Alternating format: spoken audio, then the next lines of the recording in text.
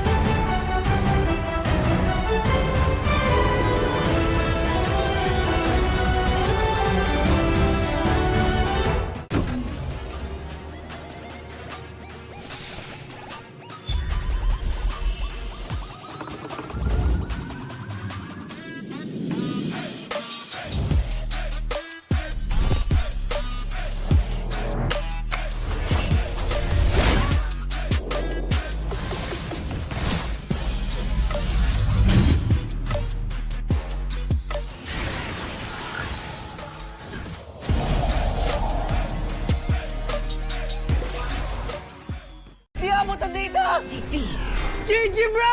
Don't worry. Be only with Smart Power All 99. Hindi bitin with 10 gig data to power your games plus only Facebook or only TikTok. Load now. Foul! You know your scalp can get up to 5 times more dandruff? Get triple anti-dandruff power. Supercharged with Clear. Hey, you, did you know men have 1.4 times weaker scalp? Get a shampoo that's 100% made for men. Supercharged with Clear. Enemy alert. Your scalp gets 1.5 times greasier, causing dandruff.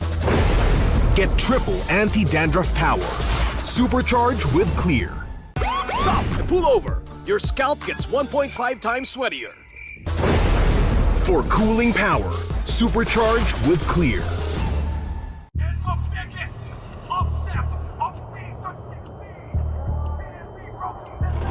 Paano ko kaya sila masusuportahan ngayon ng mas maayos? Kailangan ko ba magpalit ng strategies?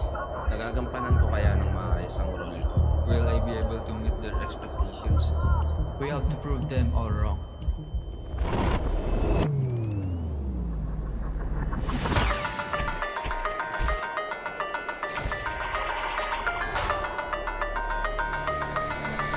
Time to win.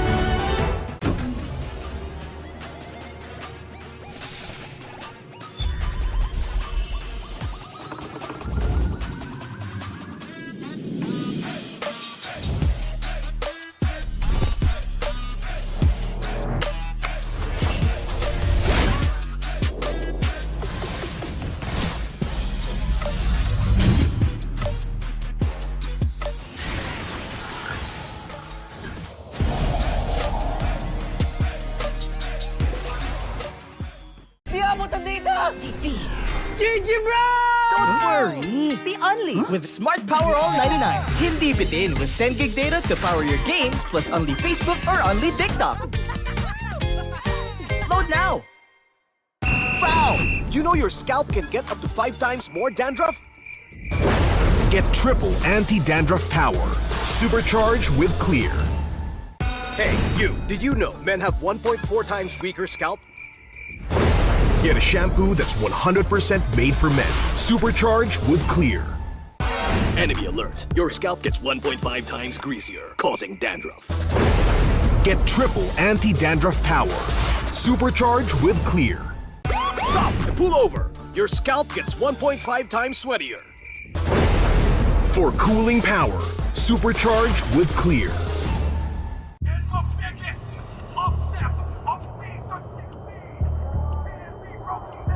Paano ko kaya sila masusuportahan ngayon ng mas maayos? Kailangan ko ba magpalit ng strategist? Nagagampanan ko kaya ng maayos ang role ko? Will I be able to meet their expectations? We have to prove them all wrong.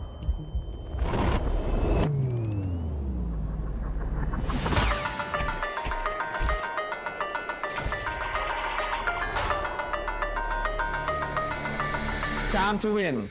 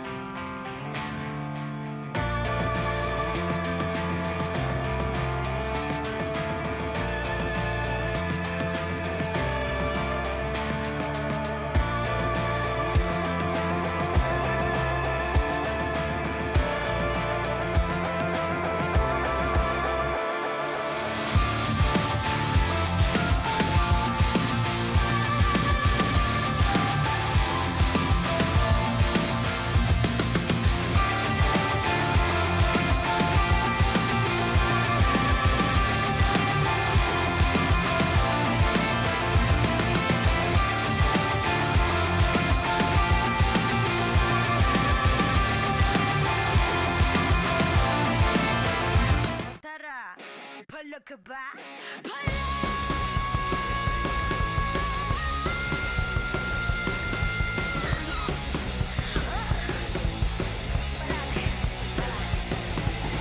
Handa sa laban, sandata sa aking kamay.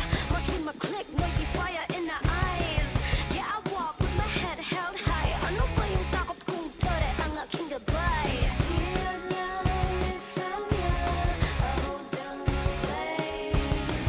Ako ang kabuuan, when we bring our name to the game. Eyes on the prize, be lost, cause it's our time. Palag na to, me again, you already know. Automatic ka lang na Pilipino. Work is when we steal the show. Automatic ka lang na Pilipino. Lakas ng Pinas.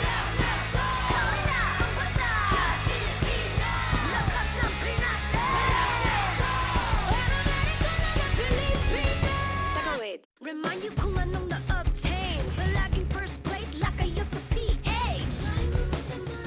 ain't no Superman. I'm here cause I got God, my team is super fan. Eyes on the prize, been lost, cause it's our time. Palag na to, me again, you already know.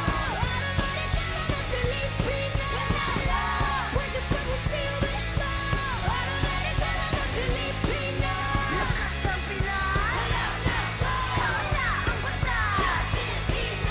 Lakas ng Pinas. Automatic ka lang na Pilipino.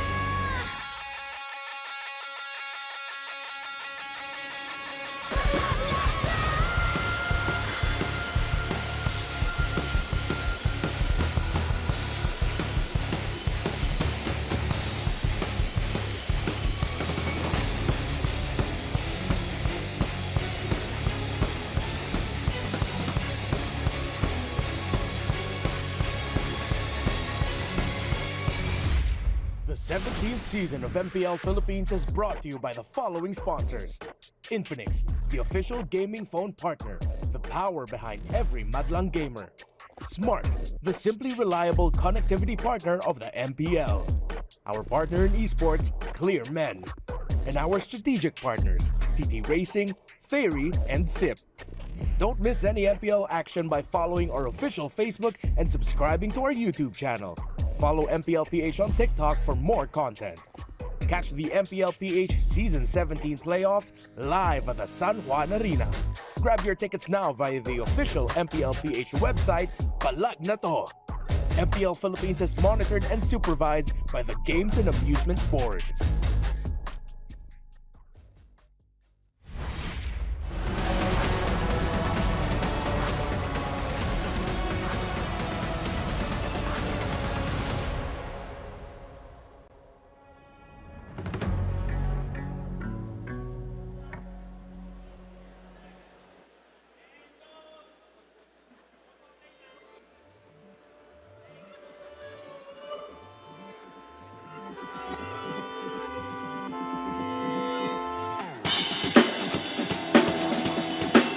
MPL, make some noise!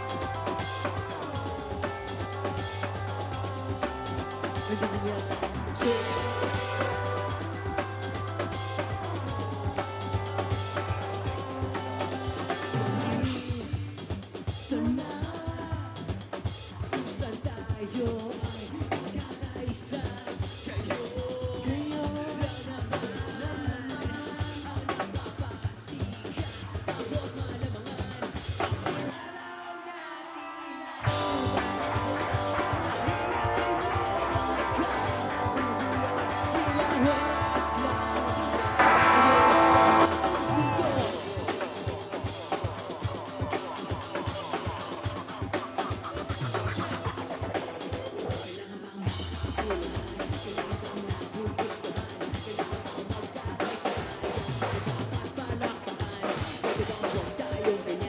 Pwede bang simplehan mo lang? Pwede bang huwag ka nang matakot sa di mo maintindihan? Di ba lang di makapuluhan? Di ba lang di nagugustuhan? Di ba lang gusto ng iba? At ika'y naiilang? Di ba lang di makapuluhan? Di ba lang di nagugustuhan? Kung magtataray-tarayan, di bahala ka na dyan. Peace sign in the air! Huwag kalimutan, hindi kailangan ng magalit. Huwag kalimutan, wala ng bad trip, iparang jeep at matutunan. Yan na lang nasa paligid. Huwag kalimutan, wala ng bad trip, iparang jeep, kanya-kanyang trip.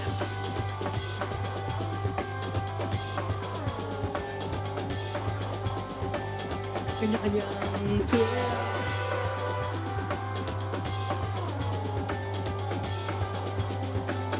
Kanya-kanyang trip. Everybody make some noise!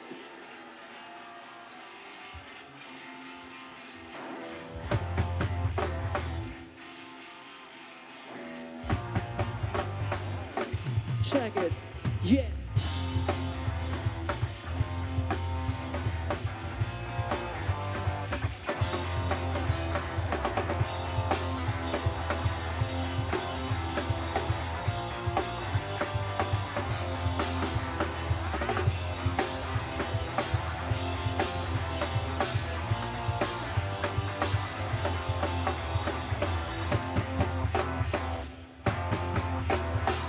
All right.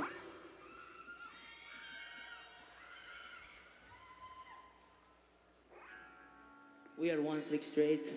That song was called Trip Lang. This one is called Telepono. Dedicated to you all. Maraming salamat. Let's go.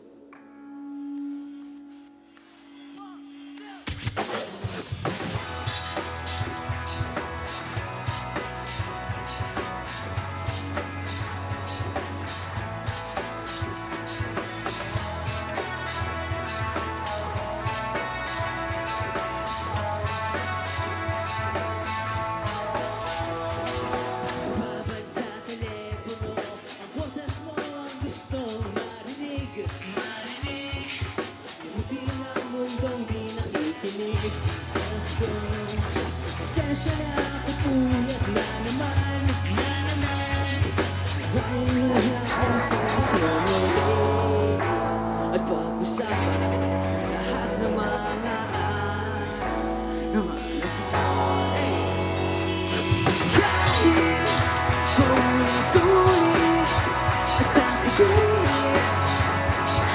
ikaw lang ang gustong kausap. Lagi kaya amin nasasabihin na ikaw lang ang gustong kausap. Tulog pa ang mundo, sumisilip na araw sa dilim. Panaginip ko na kay Putin, alas 6. Di makahintay nang umuwi para marinig lang boses mo muli. At mag-usapan lahat ng mga araw at panahon. Dahil paulit-ulit nasasabihin ikaw lang ang gustong kausap. Lagi may aaminin sasabihin na ikaw lang ang gustong kausap. Kahit saan mapadpad, kahit saan pa mapunta, ikaw palagi ang una sasabihin.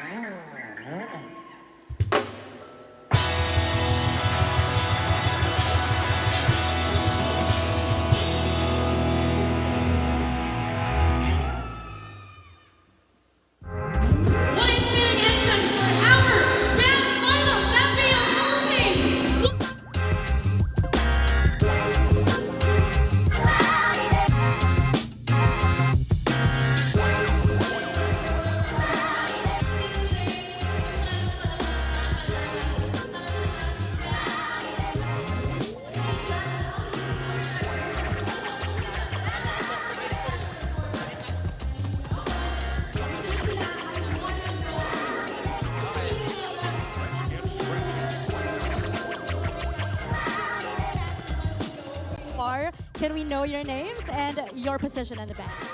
Hello, ako si Sam. I sing and play guitar. This is Tim Marquez, drummer. J Papi, guitar. Big Bro T on bass, and we are One Click Straight. Yay! Welcome to the Champions Arena, One Yes. Click Straight. Alam nyo na electrify lahat, nabuhay ang mga dugo namin. And how about you guys? Kumusta ba ang feeling na kapag-perform kayo live sa harap ng crowd ng MPL Philippines? Exhilarating! Flabbergasted! Feeling namin champion na kami kahit hindi pa tapos yung finals. Yay! Yes. And guys, earlier we heard you perform your original songs. Ano ba yung naging hugot o inspiration para dun sa mga pagsulat ng kanta na yon? Yung first song na tinugtog namin, trip lang, dedicated yun sa lahat sa atin kasi alam ko, important gawin yung gusto natin sa buhay. So yun. Tapos telepono, syempre, love song, Matters of the Heart. Yes. Alright, yes. Yung trip lang, para siya sa mga nasabihan na yung kaka-computer nyo yan. Parang Sa mga tao nakaka-relate na lahat ng gusto ko nag-ML encourage na totoo dahil sa kaka-computer nila, nandito sila ngayon sa finals. I agree. Oh my gosh, may hugot pala yun. May hugot pala yun. I'm excited to know more about your music. One Click Straight. Tell us saan ba namin pwedeng ma-stream yung music nyo and how can fans reach out to you? You guys can check out our music on social media platforms, Facebook, Instagram, Spotify, and subaybayan nyo rin yung mga posts namin. And we will try to chat lang tayo. Send nyo lang kami ng message, try namin mag-reply. Yes. Tsaka hanapin niyo si J Papi sa Mobile Legends, lumalaban yan. So yun, bugbugin niyo siya doon. Okay, may gamer pala tayo dito. Naglalaro din ng ML. And thank you so much for being with us today. One Click Straight. Palakpakan naman natin sila, Champions Arena! Salamat! And if you enjoyed that performance by One Click Straight, get ready for more. Dahil ngayong araw, malalaman na natin kung sino nga ba ang pinakamalakas sa tahanan ng pinakamalalakas. Nandito na tayo sa best part because it's the grand finals between Team Liquid Philippines and Team Falcons. Who will claim the Immortal Cup? Abangan natin ang lahat ng yan mamaya. Ako si Denise. And this is your host, Thea. And this is your very own Odin. At ito ang MPL Philippines Season 17, the Grand Finals. Palag na to!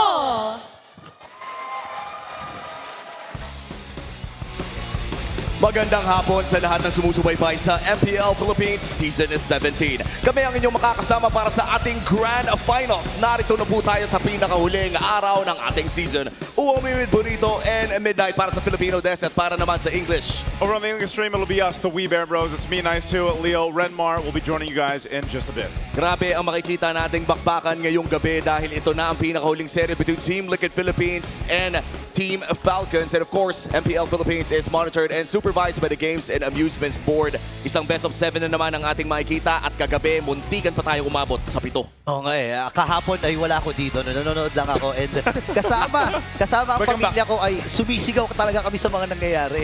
Yeah, and alam mo, maraming hopeful na makaulit dito sa Grand Final sa MPL Philippines. And ang natitira na lang ulit, actually medyo throwback para sa MPL Philippines, nandito na naman yung mga Titans. Yep, the Titans, Clash of the Titans 3.0 as we called it. And again, a chance for Team Liquid Philippines to go back-to-back-to-back championships here in the league, making history. This was the nature of the playoff bracket going through the past 4 days, and this is where we've ended up here for the grand finals. Unfortunately, it's not similar to what I said in my prediction video. I'm sure my comment section is on fire right now, but at the end, it's familiar. This is a scene we've seen, the last time in the grand finals about 2 years ago. 2 years. In SM South Mall in the Hall of Champions. I can't believe that was 2 years ago. How time flies, but the Falcons are flying again after back-to-back-to-back years of playoffs, upsets. They're finally back in the grand finals, but it's a Liquid team that is on the way to ending another very, very dominant season. Yeah,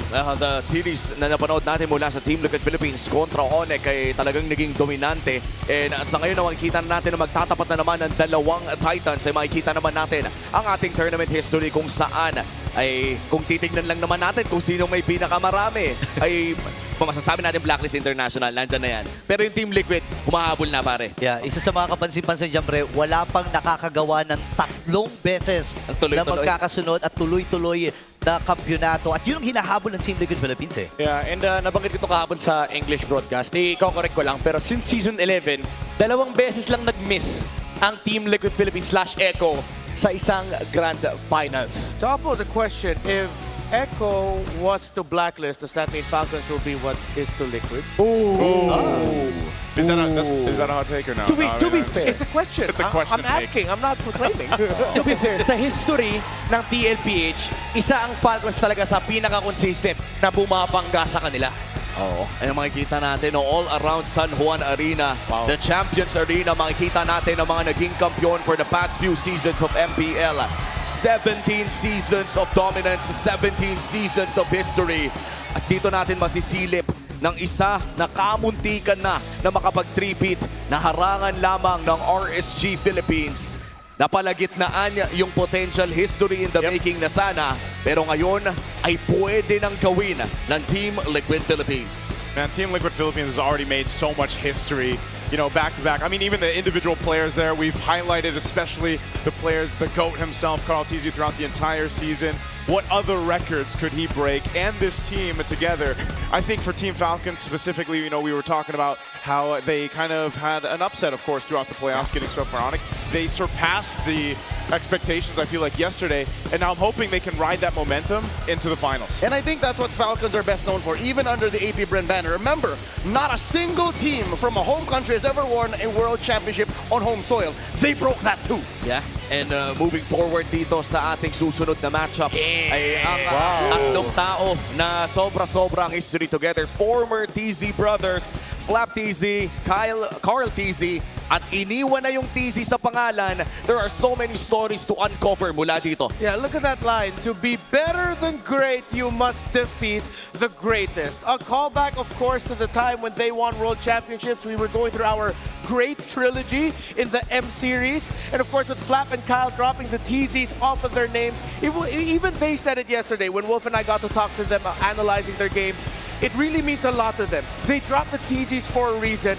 They want to be remembered as Flap, as Kyle, and the legacies they made, and other than the shadow of the man in the bottom of the screen. Yeah. And tama naman kasi kapag tignan mo ang history, actually, in fact, even yung mga legacy players natin, nandyan sila JP, nandyan si Flap, si Haji, inaaalala nila to. Kung titignan natin yung panahon 5 years ago, namumuhay pa rin tayo sa mundo ng TZ. And ngayon, hindi na lang kasi dati sinasabi lang si Carl TZ, isa sa pinakamagaling na players talaga. Ngayong 2026, you can definitely say that he is the best player in MLBB, the GOAT and the face of the game. I mean, on paper pa lamang na tinitignan natin ang mga achievements dito ni Carl TZ. Ayan, Ay masyado na atang mahaba ang papel. You have M2 World Champion, M4, MSC 2025, SEA Games 2019, SEA Games 2025, Season 6 Champion, S17.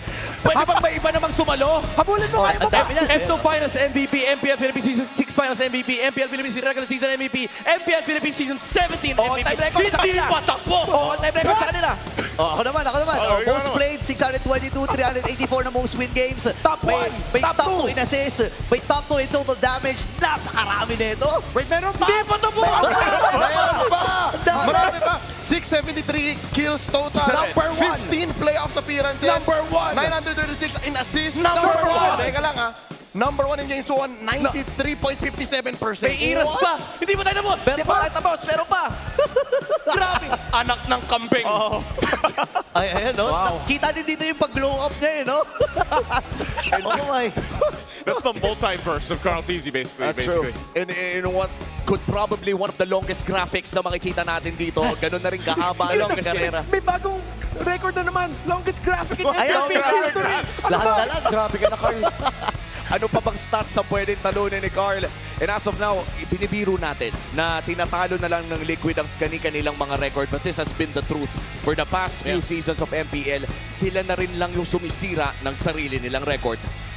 Yeah, masasabi ko na ganun talaga eh. And again, base nga doon sa, kung maaalala natin yung intro, no, nabanggit ni Carl TZ sa sa lugar na pinakamalalakas, ako ang pinakamalakas. So claim na niya talagang inaako na niya na siya talaga ang pinakamalakas Alam mo translation nun? Ano yan? So, kambing. Kung makikitan ng Falcons, if they ever beat Liquid as hard as they tried, and they did once in the regular season, what does that make Falcons? That's true. This is a big question para sa Team Falcons, a big challenge kung saan pwede tayong makakita ng potentially one of the biggest upsets as well. Grabe na ang binibigay natin na pressure dito sa Team Falcons. Kaya naman palamigin muna natin ang mga bagay-bagay with our real cooling tactics natin ng Infinix GT50 Pro. Simulan natin yan sa Team Liquid Philippines. Early aggression is key. Alam naman natin, ito ang susi sa Liquid Stampede. Kung saan kapag nakukuha nila yung early game tempo na para bang hindi na pwedeng pigilan itong team na to. Trio mid, doon nagsisimula ang lahat. Tapos dinadala nila yung pressure sa may side lanes, sumasama sila Sanford, and doon na nagsisimula yung kanilang pag-takeover ng mapa. And then also prove that they have the better goal lane. Kahapon nakita natin si Super Marco ay pinabagsak na ang the pressure. What can Teddy do here for the four horsemen of the cavalry? Kamusta naman ang ating Team Falcons, Renmar? Well, you talked about the early aggression for Team Liquid Philippines. Falcons need to take over the first turtle. That's how you stop the early aggression of Liquid. Take a page out of Onyx Philippines' book. Get those pickoffs in the center of the map. Find those pickoffs in the river. Make JP and Sanji uncomfortable. And then maybe you get a chance to take over not just Turtle 1 and then the next turtles after that. Macro-based gameplay will be the key. In the playoffs, Onyx Philippines, that's what they got over Team Falcons. Little by little, Falcons started to get their macro gameplay back. They have to continue that against Team Liquid Philippines.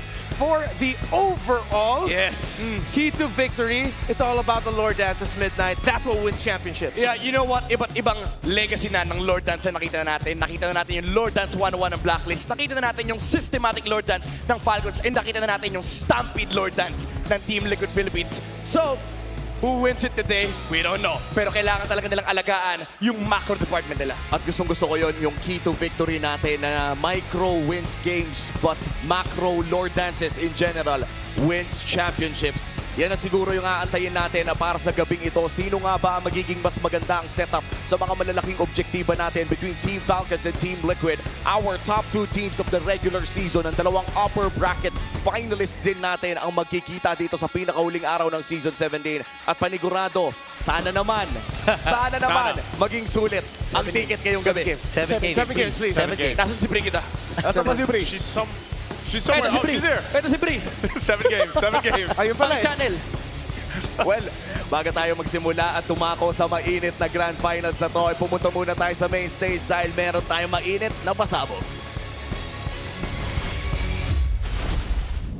Hello, MPL Superfans. This is Denise. I'm joined by Thea, and joining us are two very special guests on this grand finals day. We have Mr. Marlon Marcelo, the Executive Director of the Philippine Esports Organization, and joining him is Dr. Oliver Evangelista, the OIC of the Professional Sports and Games Development of the Games and Amusements Board. Hello, sirs, and welcome to the Champions Arena. Now, Dr. Oliver, we now have representatives for the Asian Games, the 20th Asian Games, as well as the MSC and the MWI at the EWC 2026. Now, how important is it that we have players representing the Philippines on the global stage? Yes, it's very important, no?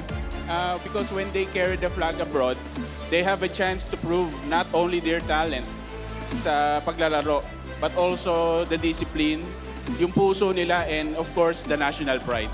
At hindi nga tayo nagkukulang ng national pride because, Mr. Marlon, marami na tayong napadalang esports athletes internationally and they prove that they can dominate.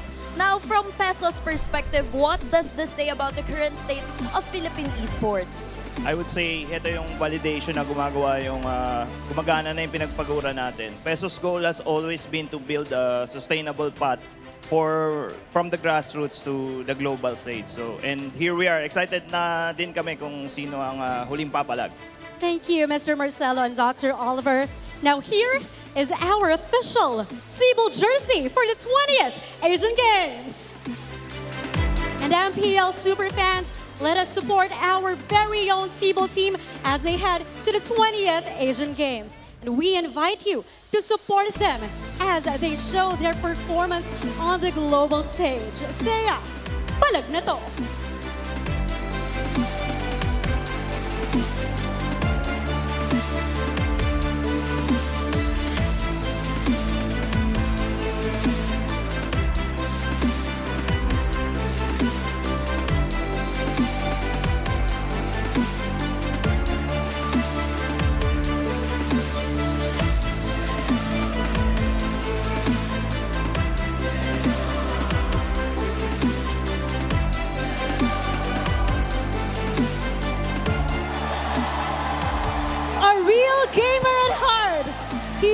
recognize the immense potential of Filipino talent in the global arena. Ang kuya ng esports industry, please welcome Senator Bam Aquino.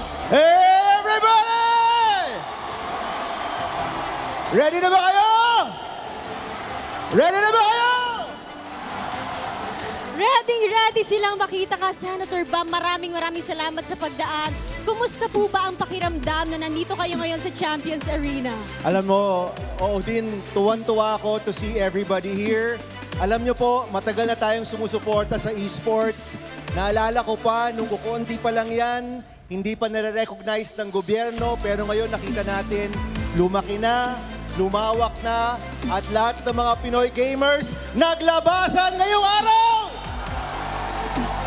Nakita natin kung paano lumaki ang esports sa ating bansa. Napakaraming pagkakataon ang nabigay sa napakaraming Pilipino. Whether you're playing, you're behind the scenes, you're a content creator, or doon ka sa mga related industries, napakaraming nabibigyan ng pagkakataon ng esports sa ating bansa. At paano po sa tingin niyo, Senator, na nakakatulong to sa Filipino youth natin? Paano ba natin sila mabibigyan ng pag-asa dito sa MLBB? Alam mo, Odin, ang esports, isa to sa mga larangan sa ating bansa na tayo ang best in the world! Pagdating sa paglalaro, pagdating sa production, pagdating sa iba't ibang konektadong negosyo at industriya sa esports, ang Pilipino ang best in the world. Kaya sa mga kabataan po dyan, kung sa esports ang gusto nyong career, whether as a player, or as a host, or as a caster, or a content creator, or in game development, or in production, ang payo ko lang, let's continue to be the best in the world. Let's continue to be excellent. At ituloy natin ang pagtaas ng watawat ng Pilipinas sa buong mundo ng esports! Maraming salamat, Senator Bam. Bilang long supporter na ng esports and gaming industry, it's such an honor to have you in the Champions Arena. And with that, sabay po natin bigkasin ang ating linya. Sabay-sabay tayo. 1, 2, 3! Lakas ng Pinas! Palag na to!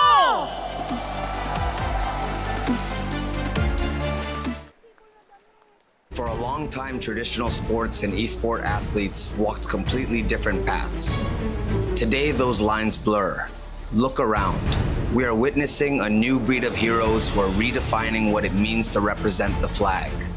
At the forefront is Carl TZ, the most decorated player in history, leading the charge to prove once again that the Philippines is the home of MLBB champions. Step forward onto Asia's grandest stage, Lakas ng Pinas at Palag Na To.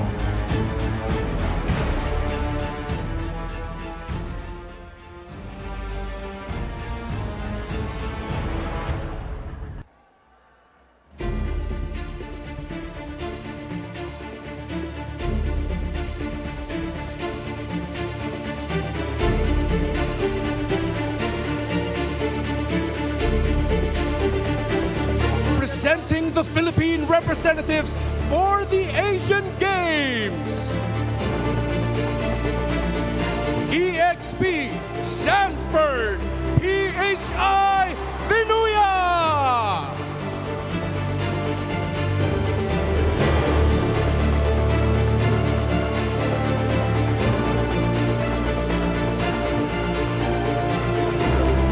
Jungle, Carl TZ, PHI Nepomuceno.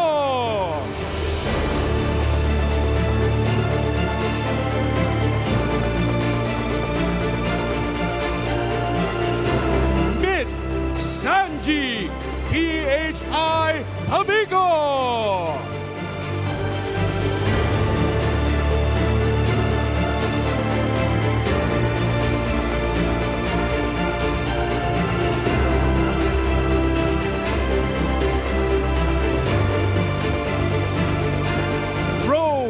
JP, PHI De La Cruz.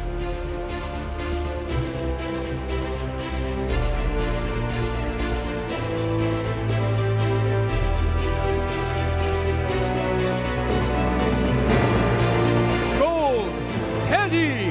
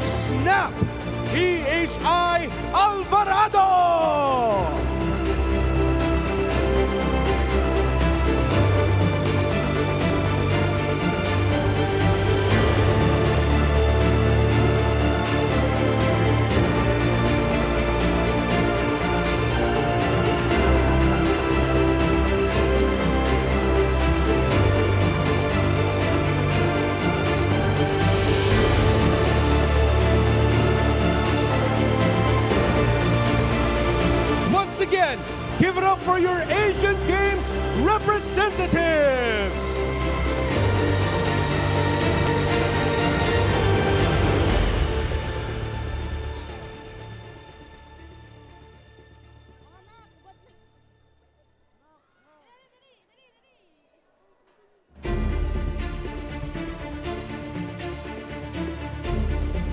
And now, may we present our representatives in the Esports World Cup.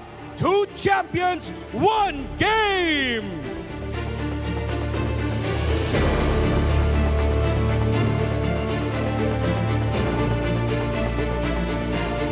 Champions Arena, please make some noise for our MWI representatives, Navi Philippines!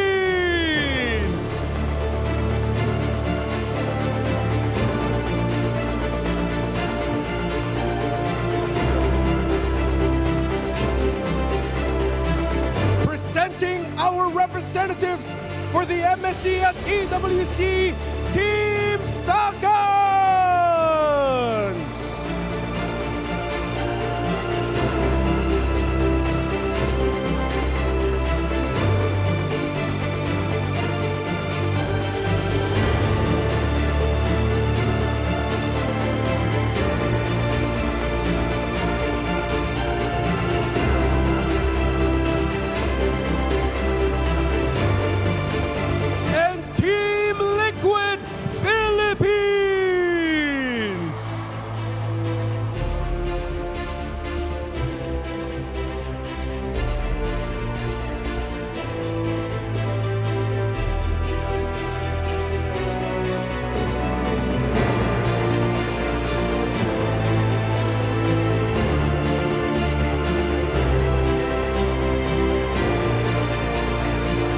Again, Champions Arena, make some noise for your EWC 2026 representatives.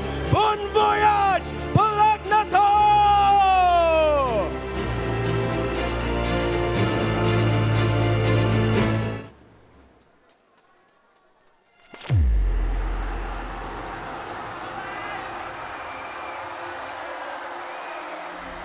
I can definitely see that the esports scene, especially for MLBB, it'll just keep getting bigger and bigger. Ay, tingin ko kasi sobrang laki ng community ng ML, lalo ngayon kasi grabe na yung mga community ng fans eh. Iba yung feeling, lalo-lalo na sa amin. Tuwing uuwi kami, makikita namin yung mga Pilipino sobrang proud sa amin. Magiging part na ng buhay nila na manood ng arena sa mga susunod pang araw. Hindi lang siya tumitigil sa laro.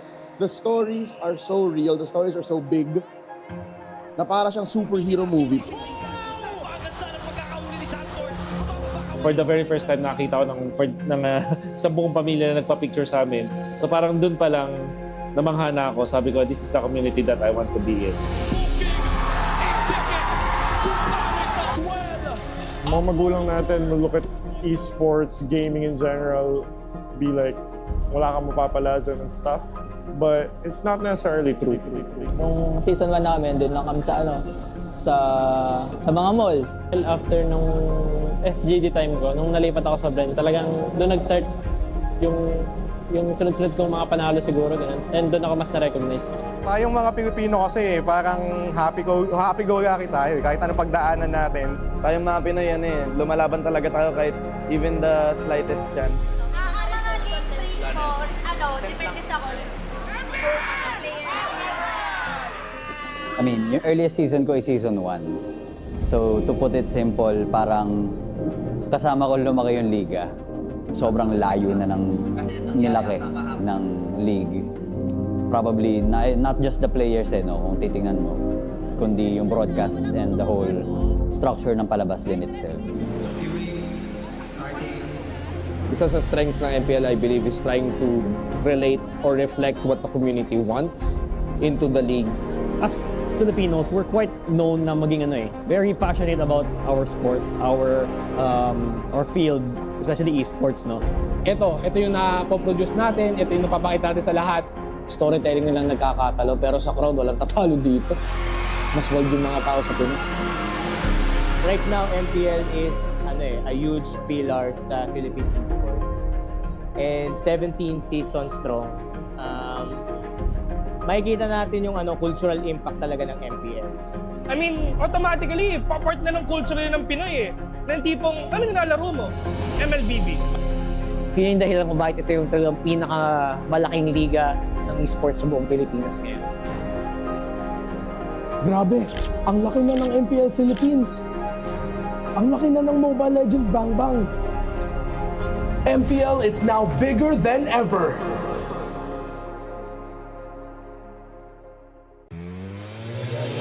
Tonight, they settle the score once and for all. It's Team Liquid Philippines versus Team Falcons.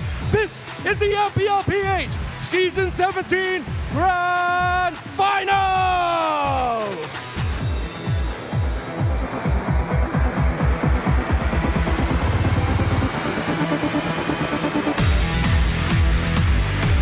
In the EXP lane, it's clear legend, Raging Sanford versus the Filipino cannon, Flap.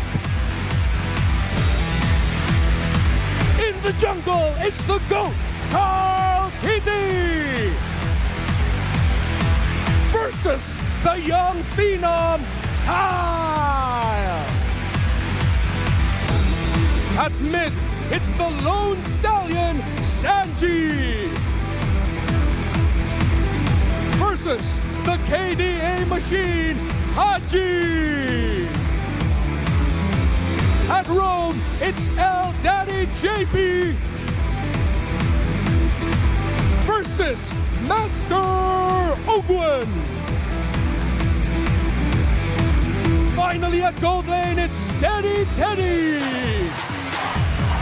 versus the bulletproof Super Marco.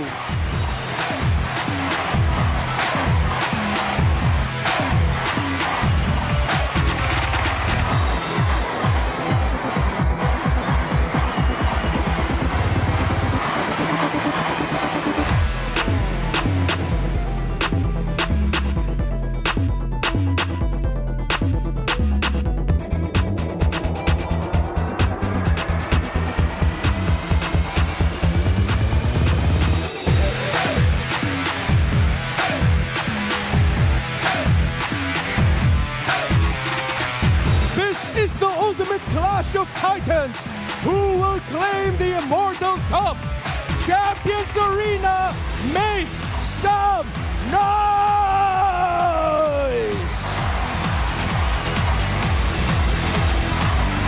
And here we go, the Clash of the Titans. Season 17's Grand Finals leads us to this rivalry once again. Joseph, do you know how storied this rivalry is? Do you know where the story of the Clash of Titans began? Remind me. The far-flung lands of Kazakhstan in Almaty. I was standing in the middle of a huge international event, and this guy, he could barely speak English, came up to me and said, Liquid, Falcons, they're the Titans of MLBB, and that's where it all began. That's where it all began? So it's a man from Kazakhstan? What? That's a lore drop I think our international viewers don't even know about. I wish I would be making this up, but that's how far away the influence of these two teams have. That was 2 years ago. Their reach in global MLBB is titanic. For tournament after tournament, whether it's local and international, they faced off against each other in the grand finals. It's been a while, but it's good to see them back. It's good to see them back, man. Again, I think this was almost fated in a way. The way we were going through the regular season, some of the struggles that we saw with Team Falcons, so to speak, but the only team to give that, that taste of a loss to a team like Team Liquid is something that can be said for where they are now in the grand finals. It's poetic, Joseph. Think about this. Who can make a Titan feel human? A Falcon. Well, yes, but also a Titan. There you go. There's someone who is just as big, someone as colossal. And yes, Falcons did struggle, lost one more match, again to a team that was an up-and-coming, white-hot Barangay Omega. But still, you can see how Falcons continues to redefine and reinvent macro gameplay. This is going to be a titanic task for them to take down a fellow Titan. multiple Grand Finals appearances for the members, the very first Grand Finals appearance for Team Falcons. Remember, there was at one point Falcons AP Bren, but the Falcons org as a whole with their own legacy, this is their first. It's been way too long since we've seen Haji, of all people, in a Grand Finals, and he is back against his rival. So excited to see him as well in the international stage once again. Haji, you know, the rest of Team Falcons getting that point. But ahead of them is, of course, Team Liquid. Look at all their appearances. Again, as a team, the 6th Grand Final appearance. Carl Teasy, 7th appearance throughout this. Real quick, I don't think we put enough attention and bearing on the mental state of the man in the lower right corner of your screens. Teddy, he's literally been playing with this team for less than a quarter of a year. Yeah. About 3 months since he started to play with the team we introduced earlier to be representing us in the Asian Games. What could be going on in Teddy's mind? He's literally amongst titans. I hope it's not what Carl Teasy said about him in an episode of the AG podcast minisode where Carl Teasy said, I feel like he's could show off a little bit more. It's still somewhat lacking. I am also now wondering, Teddy, it's your first Grand Finals. His playoff performances, they've been all right. But if he wants to take the next step, he needs to be better than great. I'll add this as we see our first map's going to be Flying Clouds here. I will say Teddy has showed a little more grit, you know, especially towards the end of the regular season. He started to be a little more aggressive in the goal lane against his matchups. He started to show a little more spunk, you know, in the way he was approaching those fights. And yes, he's been steady, but I also feel like a couple times we've thrown out, man, that's deadly Teddy, right? Because he went from that more steady mode, especially in the early weeks of the regular season, to this point where now we see him being a little more aggressive. And I think that is what the rest of the 4 horsemen or the members of Team Liquid were looking for. And they got that. And some of that aura that they have, I feel like has definitely influenced Teddy's playstyle now. If it does come down to it, and if they do trump Falcons here tonight, then I think it's safe to redefine what Liquid is made of. It's now the 4 horsemen with Teddy one of them, and the GOAT. And the GOAT. That's true. Yeah, I mean, unless something else happens, Team Falcons definitely can take us somewhere else. Hopefully, I'm just hoping, man. 6 games at least. 6 quality cinematic games is what I'm hoping for. Here's what I predicted. That's what you did? Yeah. Redmar, what'd you predict? Oh, Game 7. Game 7? Yes, sir. I didn't predict it all. All right, let's jump into the draft here. Again, 91% for Team Liquid over here on this blue side. 16-0. Again, this is their map. Flying Clouds. No one has taken them down off it. Maybe Team Falcons. Maybe the flight will help them in this one. They like to fight. They like to fight and flight. That's what basically this says for Liquid as they take out the Kalea, the Guinevere, and the Suyo. Oh my God, that ladder pick is something that the Phenom Kyle has been kicking butt with all throughout the season. I'm surprised why teams still give it to him. I love that Coach Snap and Coach Aeon respect that. Are we going to end up with a Leomord Harley priority here? You're probably not going to first pick the Harley for Team Liquid Philippines within the presence of the Leomord, but they can get their signature pick for Teddy right away. I wouldn't be so surprised if they just lock in the Claude right now, put some confidence on a young man, his first Grand Finals game, but he said, no, we still want to keep blocking Falcons picks. They pick up the Marcel, and this has been the approach so far for Liquid in the draft. Just a lot of blocks. Yep, the Marcel's great because, again, you can do a whole lot with this. You can build a composition that's going to highlight this. Again, Vigorda has been making waves throughout the meta right now. This ends up working out really well with the Marcel if they decide to go and put that in the hands of Sanji. We'll see if that happens. Team Falcons on the other side can most likely pick up the Claude now. Pick up the Claude, take that away from Teddy. It has to be. But the problem with that is, yes, you pick up the Claude, but then the Harith with the Marcel actually does very well. Against the Marcel, bad. So I think our Harith is going to be coming in for TLPH later. For Falcons, maybe see if you can pick away a mid or EXP. And it is a mid. Haji on this Valentino was key and instrumental to their victory against Onyx PH yesterday. Considering that the Ju Sin could be a pickup for Team Liquid Philippines, the Eve is good. And that might force them to go for Valentina. Okay. Valentina, probably the Harith. I don't know if they'll decide if they just wait for the jungle pick here, especially given the fact that one or two of the top most picked junglers are banned out right now. The Harley Leomord trade is still up. Yeah. If ever it's going to be the Harley Leomord trade, if Liquid want to block maybe a utility-style jungler from Falcons, that would be good. Because the Fredrin is still an option. But Liquid keeps playing defense on their drafts. Oh. By taking away some of the best picks of Falcons. Okay, so are we saying they're playing defense in the draft so that they can have all the offense in game? Yes. Because when you have a roam jungle duo such as the Marcel and the Fredrin has a lot of space to potentially invade because you're constantly getting information with the Marcel. While of course the Paquito now, Falcons has to consider, number one, picking up the Esmeralda early, but kind of awkward. Then the other option is they rush a Benedetta, one of the few heroes that can match what Paquito does right now in terms of the fast wave clear and fast rotates. And then in conjunction, you lose out on Kyle's picks. Yes. Yeah. There's been a lot of Esmeralda though too, with the chance that this is also probably a Herod. Yeah. So I don't know if they're gonna go that way. They'll lock in their jungler, Leo Mord. You mentioned it earlier. So they lock it in. This is first phase, solid on both sides. There's a clear plan here. I do like what Team Falcons is doing because this goes ahead and it gives them that box. We mentioned this yesterday. It was pivotal in their matchup against Onyx. They needed to go in and fight into that box, and that just happens to be the real-world manipulation with the Eve here. Yeah, the difficult thing about the Falcons combination is with the Leomord, you want to be able to get early wins. Well, let's see. We're going to throw it over to the on-ground panel to break it down a little further. Thank you so much to our casters. And over here at the on-ground panel would be me, Brigida, together with Wolf, our analyst for today. And kanina nakita na natin, isang kagulat-gulat na pag-prioritize ng Team Falcons on the Eve in the first phase. Ano masasabi natin tungkol dito? I think, Briggs, ito ay parang deny pick as well as parang naging comfort na rin nila na-develop throughout the playoffs. Nakita natin yesterday, the reason why they won against Onyx is nung ginamit nila Eve up against the Jushin na happens to be open pa rin up until this point. So, I doubt na mapipili yung Jushin dito. Alam mo, laging contested yung hero na yon. But in this grand final, baka mag-decide ang dalawang teams na hindi na. Kaya nga, Gord nga yung binaban nila dito not the Jushin for TLPH. So they will be willing to leave that open.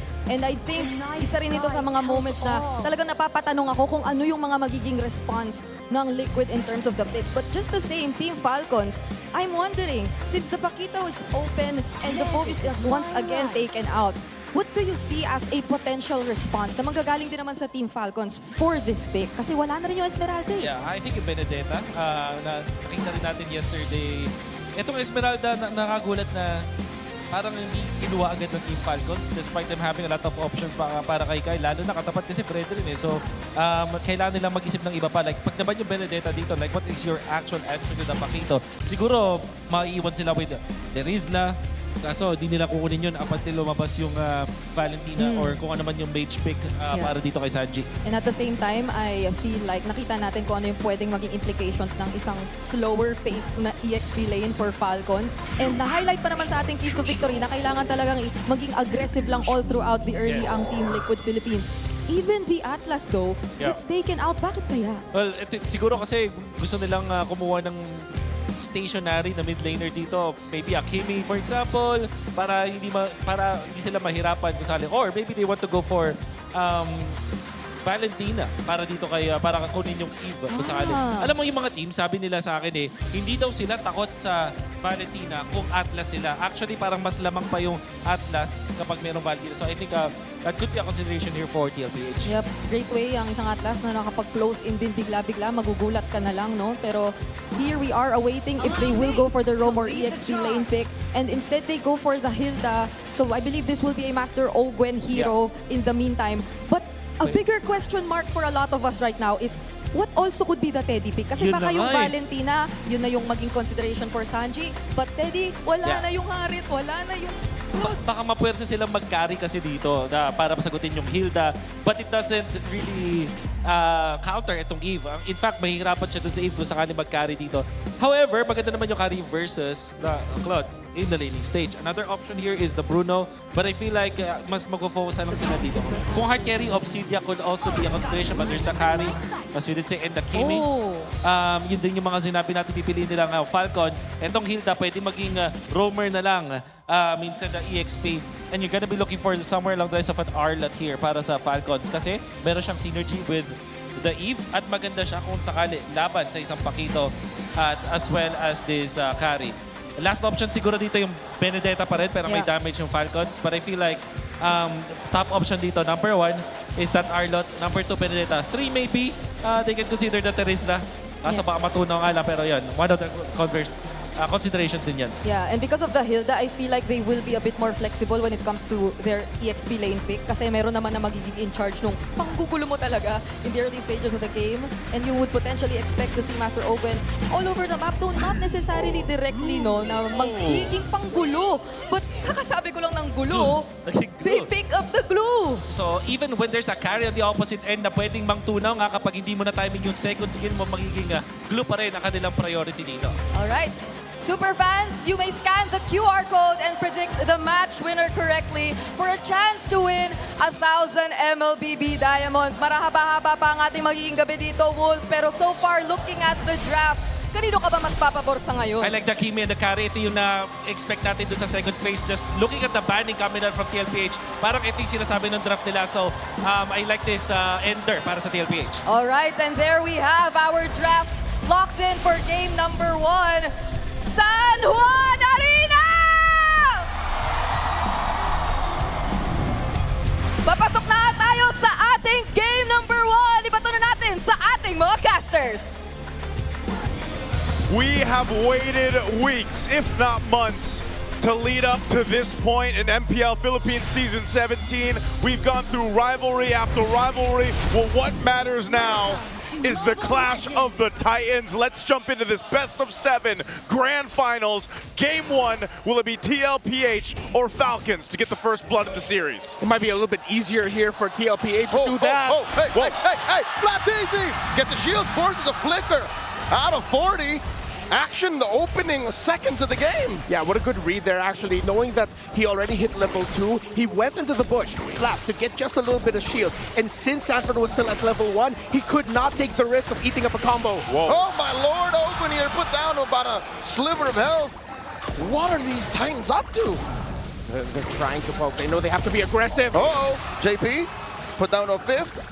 And Falcons are just checking. Yeah, so as I was saying, it really might be easier for TLPH to get first bloods. And Falcons know this, so they're upping the tempo, they're continuing their invade. As I mentioned earlier, they are taking pages off of Onyx's book with the early game rotations, with the suddens where we thought that maybe that glue would go into the Roam, or excuse me, the EXP, but then they switched it up, which makes it a little bit easier to manage the Paquito as the Hilda. So instead of looking at the center, they look to the side and the presence of the Paquito. So interesting because, you know, how many times have we seen Ogwin now pick up this glue pick?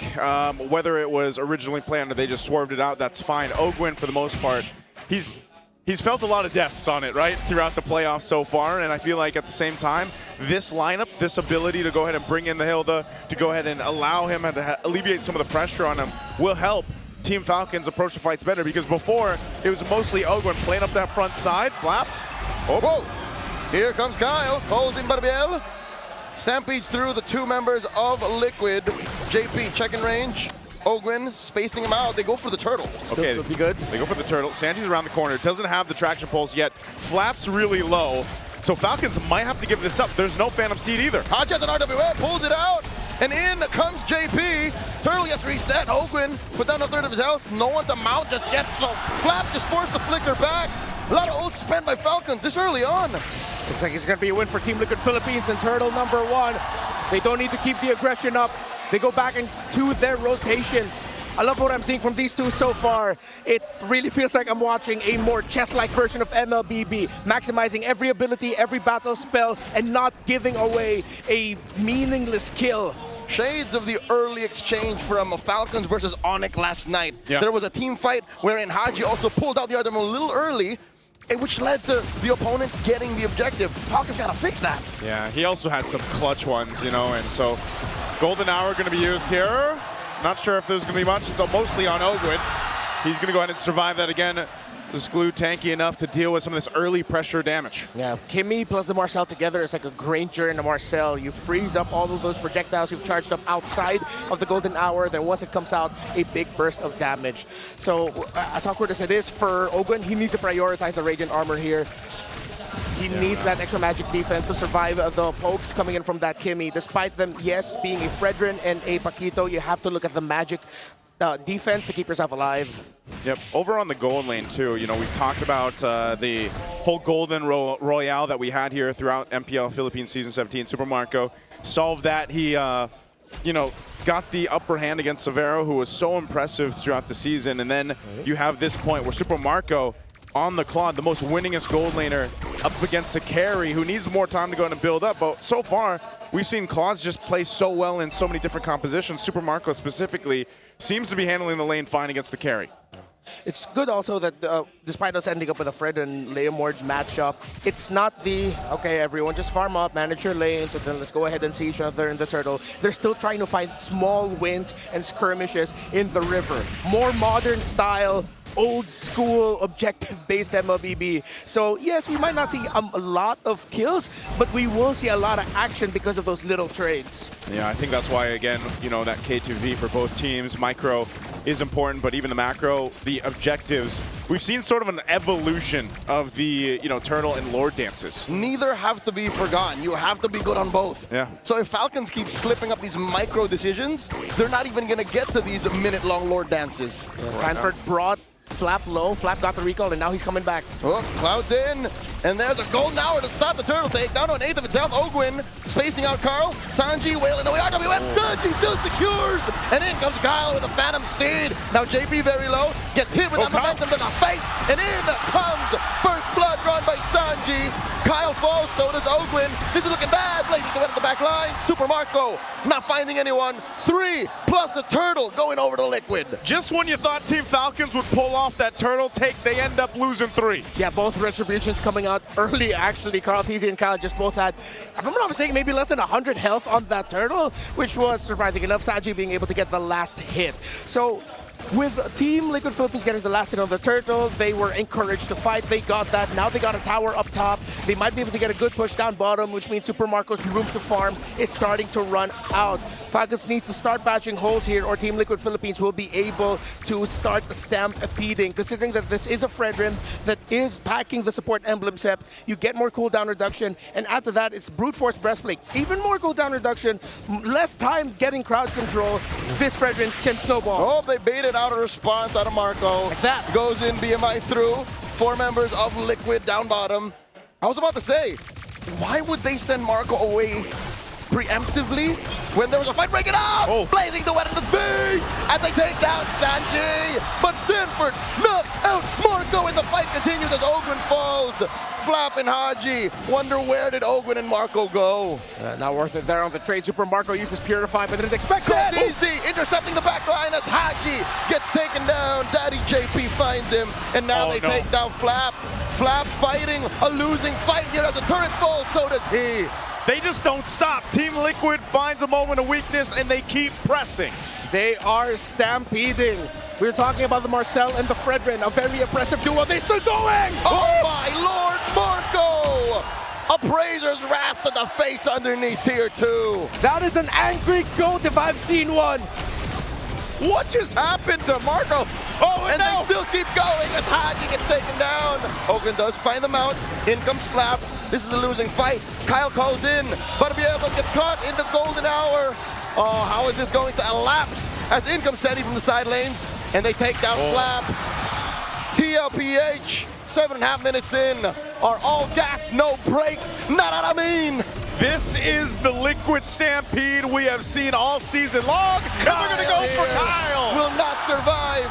Sanford's packing dynamite in his hands. Way too quickly. After that turtle loss, Liquid did everything perfectly with how they managed the map, with Falcon sending Marco to bot.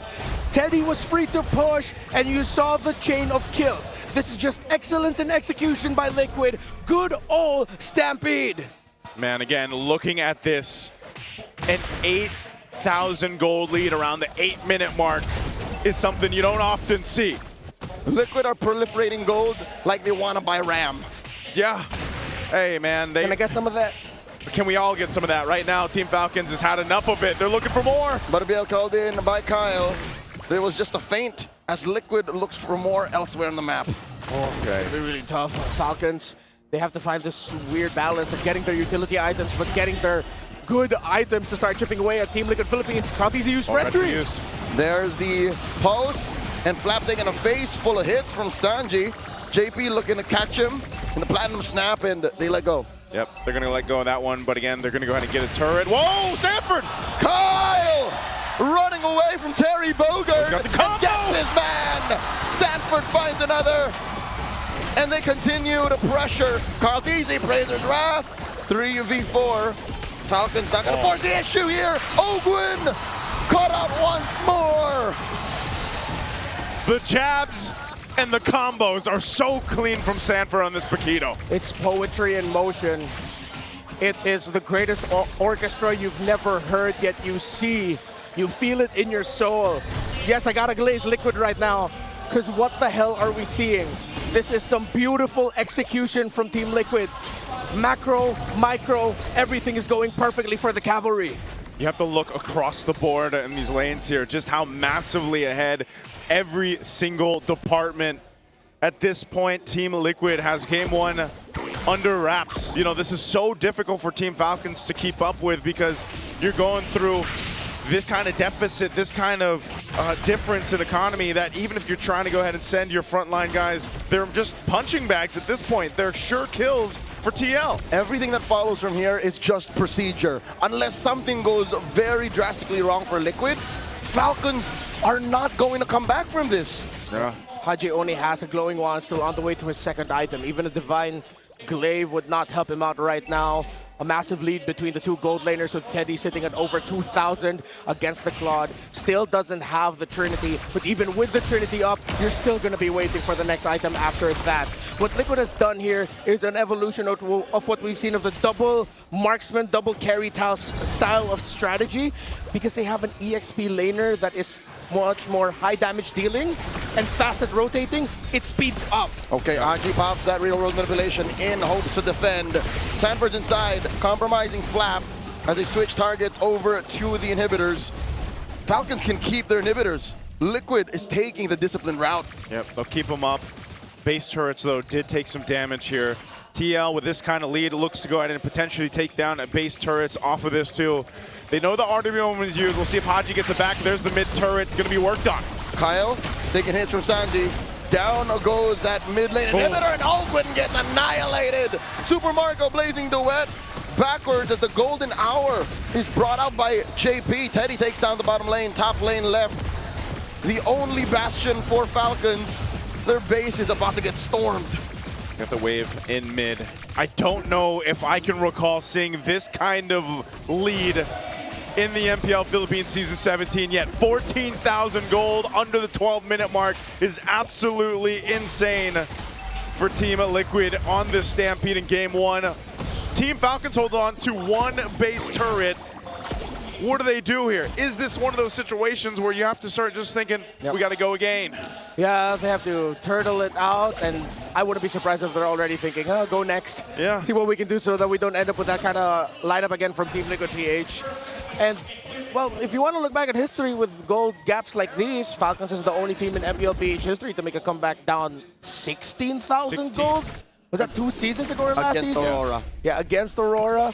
Do they have another DNA, but then this Liquid team is just different, man. This lineup, it's way too difficult to make a comeback through. Again, it's a double carry with a somewhat carrying the EXP. Oh, RWM trying to put down JP. Ogwin gets the mount, they pick off Daddy JP. Flap gets taken down by Teddy, and Super Marco barely survives. One for one. They just want to chase Ogwin down. At least that move right there buys Team Falcons some time in the game. Oh, there's the pulse thrown out to cancel the conceal. Ogwin with the split. Oh, just Ogwin. wasting time here. Yeah. Throws out the gluling. Krabby Patty sits, and he's already wasted more than a minute of Liquid's time. I think this is mission accomplished for Ogwin. Hey, one more! Ogwin does the impossible! A 1-for-1 trade! Where the hell did that come from? That's only the 3rd kill. They're probably not going to get a lot of it. But holy crap, Ogwin, that was pretty cool. That was the most Patrick Star thing I've seen so far. Uh-oh, Flap. Another pulse thrown out. Flap just scrambling to get into a bit of brush there. I'm still not over how he did that. Hey. There are Falcons to my right and then behind us laughing. Yes. They're probably thinking we're still probably going to lose this game, but at least we got that. At least we got to see that. Hey, maybe this is brings it to a point. Could Team Falcons go for just the Hail Mary play and try to take out the Lord in a retry steal? Hey, they shaved off 3K. They did. Small baby step. Gotta mean something. Small Patrick step in the right direction, man. Imagine what if that is the turning point of a comeback? I mean, probably not, but cool. Falcons can't even get any opening of the map because Liquid are still taking care of their map.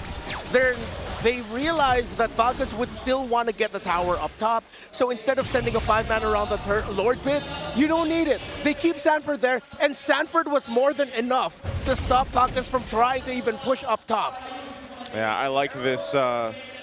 Of course, the build that Sanford's going, because we've seen a couple different versions of the Paquito right now. So he's just got the wings, the Oracle for some defense, but he's able to go ahead and pump out enough damage too, just because of the damage items he got. In hindsight, most Paquitos just build the same way at the end. Yeah. It's just what you prioritize first. And here, Sanford said, you know, I'm going for knockouts. He started to build damage first. Now, Liquid looking to siege that tier 3 up top. Count Easy very low.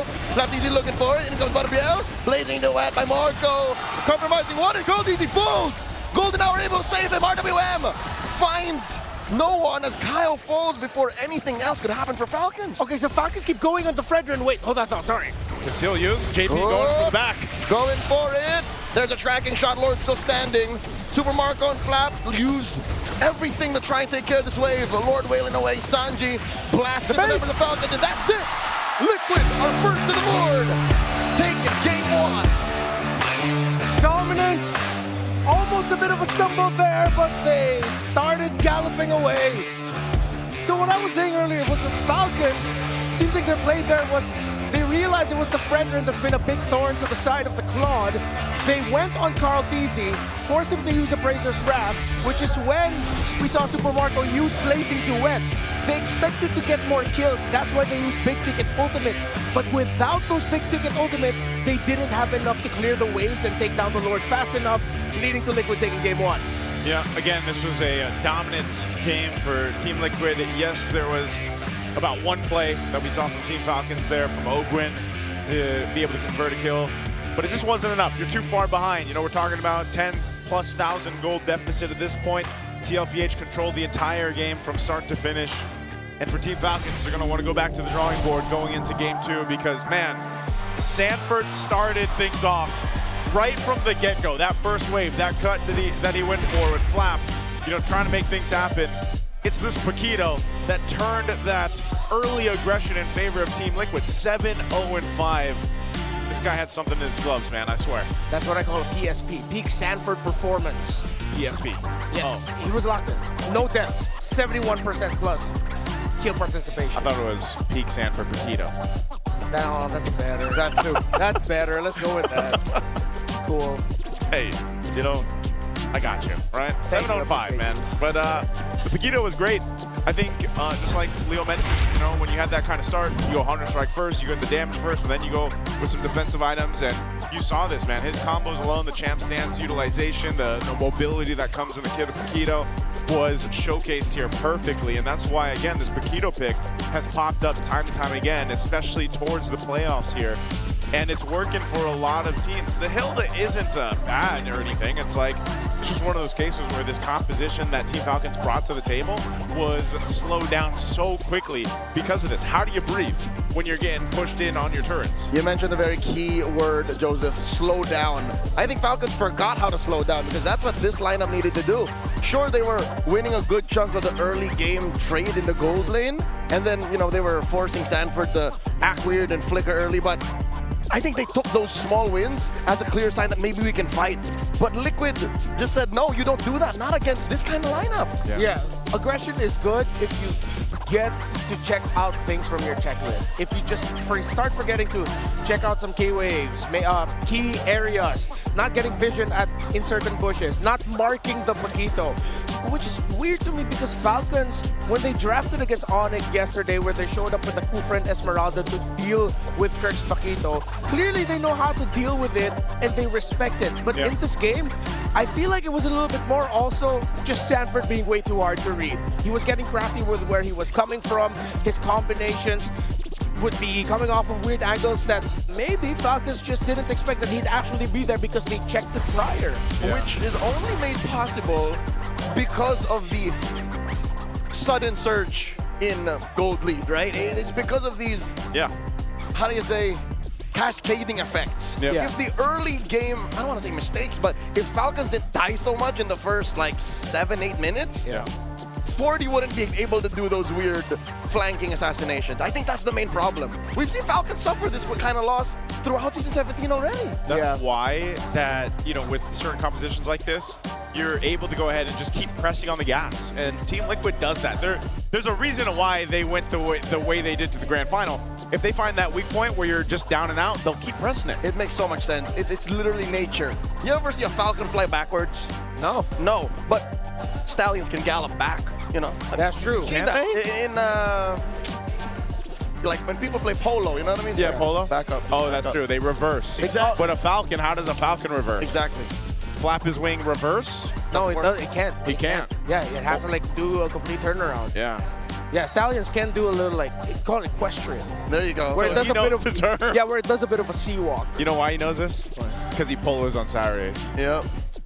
Oh, Sir, man. it's on Sundays. Sorry, my bad. Golf is on Saturdays. My bad. It's after yacht mornings on Sunday.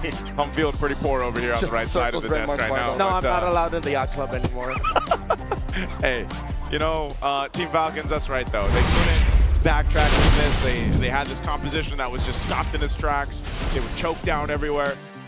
Again, Team Liquid does this, man. We've been watching this all season long, even before this season. This is what they do. So hopefully they can take a breather right now with the Infinix GT Watch 5 Pro on your wrist, his wrist right there, GT 5 buds in your ears, and the GT 50 Pro in your hands. You can now unleash the liquid cooling beast. Powered by the Hydro Flow liquid cooling and 144 FPS MLBB certified performance.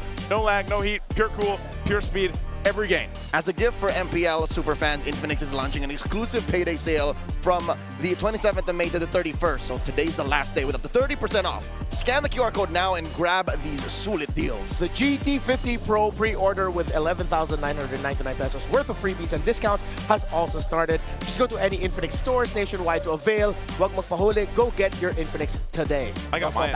I got mine yesterday. Did you get yours? Yeah. Oh wait, is this one? Yeah. I want one. Leo, get it. We got to get Leo one, right? This is also, maybe you can use this, Leo, to dominate the land of Dawn if you want to. With that Infinix, you can get the connections that you need from scouting the rotations to tracking the pros, stay online, and in that zone. Yep, you do it with Smart Power All 99. Get 10 gigs of data for MLBB and your favorite apps, plus unlimited FB calls and texts. Share every GG moment with Smart, the simply reliable partner of the MPL. There we go. So hopefully you get your Infinix GT 50 Pro. They are amazing. But, you know, I'm wondering what the players here, especially for Team Liquid, did to prep for that match to have that kind of game one. Let's go ahead and listen in our Smart 5G ping test to see exactly how they prepped for it. Okay, let's go, bro. All right. Bring it on, bro.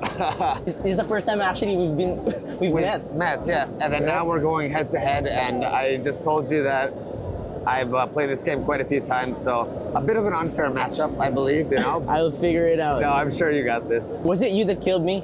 Yeah. It was, Message namin sa Liquid, good luck sa atin, bigyan natin ng magandang laban yung fans, tapos huwag nyo kaming i-4-0. Mag-enjoy lang tayo kasi tayo na naman yung nagkatapat. Sobrang saya ko. Tsaka na-miss namin kayo kalaban sa mga international. Mga unstoppable na sila, guys. Carl, pengi ako isa sa trophy mo, Carl. Para dalawa na sa akin. Message ko sa palikod, galingan nila kasi nag-ready din kami and bigyan natin ng magandang laban yung mga fans, mga tol. Ako sabi ko sa mga fans, sobrang salamat kasi sobrang sarap paglaro dahil sa inyo. See you sa MSC! Paris, sumanda na kayo! See you sa Paris! See you at MSC! Paris, sumanda na kayo! Carl, gusto ko sa Paris, picture tayo pre sa Eiffel Tower. 5 sa tip. Ako din. City of Love. Sabi nga, ikaw nga sa Picture Paris. kayo ni Dol. Sa Eiffel Tower. Picture daw sila ni Dol, guys, sa Eiffel Tower. Pre, daming fans oh. Welcome back, MPL Superfans. This is Denise. I'm with Thea. And let me introduce an iconic player in the MMA fighting scene. We have Mr. Mark Mugen Striegel. Thank you. Happy to be here. Thanks for having me, everybody. Hi, Mark, and welcome to the Champions Arena. I think you're very overwhelmed right now. with what's happening. I've never seen anything like this. I didn't realize how big the support and everything and the fan base is. So it's pretty overwhelming, but it's awesome to see. It's awesome. I think you have a lot of fans here also. And we're very happy to have you here. Earlier, you carried on the torch, you walked the red carpet, you went here, and you flamed that light. How big or how are you feeling that you were able to take part of that very special moment for the esports team? I've never done a torch bearing before, so that was a really cool experience. And yeah, it was. I feel honored to be here and send off these guys to their next competition. And Mark, you mentioned that it was a very big crowd. And you know, gaming was known as just a hobby, but now it's part of the Asian Games, along with traditional sports. Now, can you summarize what does this mean for the entire sports world? Oh, this is huge. This is groundbreaking that esports are included in the Asian Games. So it's really exciting moving forward, and I'm just happy that our Filipino athletes and champions get more outlets to show their caliber and how good they are. And I'm sure they're going to do well in the Asian Games. You know, Mark, we know you're a pro in this scene and you've had so much experience already as a sports guy, you know. So to those, our players who's going to be in the 20th Asian Games and the global stage, what message can you give to them? Go all out, fight hard, and, you know, just leave it all out there and go for the gold, you know. Fight with pride and, yeah, represent. And of course, Mark, we can't let you go without talking about your recent stint in Netflix, Physical Asia. Now, when you reflect about your journey over there, what was the most challenging part? Honestly, everything on that show was challenging. It was a grueling, wild experience, and I can't say specifically what was the most challenging, but maybe the death match with Sunny, the over the ball in the mud pit, just because he's such a big guy. But everything was hard. Korea was a crazy experience. Korea, and you know, we also heard earlier in the Smart Ping test that you were able to play a bit of MLBB, so you're also an MLBB player, that's right? Yes, I play Mobile Legends. I love it. I play two characters mainly, Val and Terizla. So I can't play too many characters, but I am Mythic, and I play Val and Terizla the most. We love it. I know the fans are loving it right now that they also are hearing you're also a player and a fan of the MPL scene. And you know, Mark, here in the MPL, we have the Wall of Fame where we award various Filipinos who are experts in their field. And of course, we want the honor of you signing this plaque. Thank you so much. Awesome.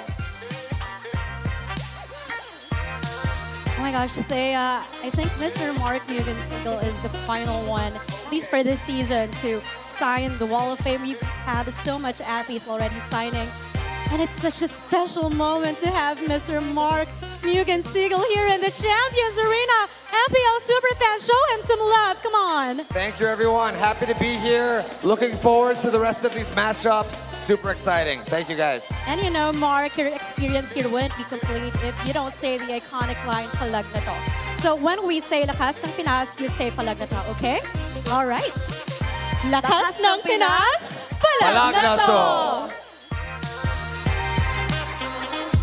Grabe talaga yung mga kasama natin ngayon sa Champions Arena. Thank you so much to our host. At nagbabalik tayo, this time, Brigida and Wolf, na nasa side ng Cavalry! Okay, ramdam nating buhay na buhay sila, Wolf, ha? Nga eh. Palalong panalo eh, kanina eh. Ang ganda naman kasi nung start para dito sa Team Liquid Philippines. At alam natin din na ito yung expertise nila kapag nag-snowball sila. So I want to show a clip actually breaks about yun. Kasi nakita natin din sa second and turtle, pumapalag ang Team Falcons pero nagawa ng paraan ang TLPH. Alam mo naman, pag ang TLPH ay nakahawak na ng early game, hindi na nakakabawi, kadalasan yung kanila nakatapat. So, ang mga naging crucial dun sa team fight na yun is going to be itong first pick na Marcel na makikita natin is important dahil siya yung magpapap ng golden hour para magulo itong pagka-turtle ng Team Falcons. Tandaan, medyo even pa yung game na to.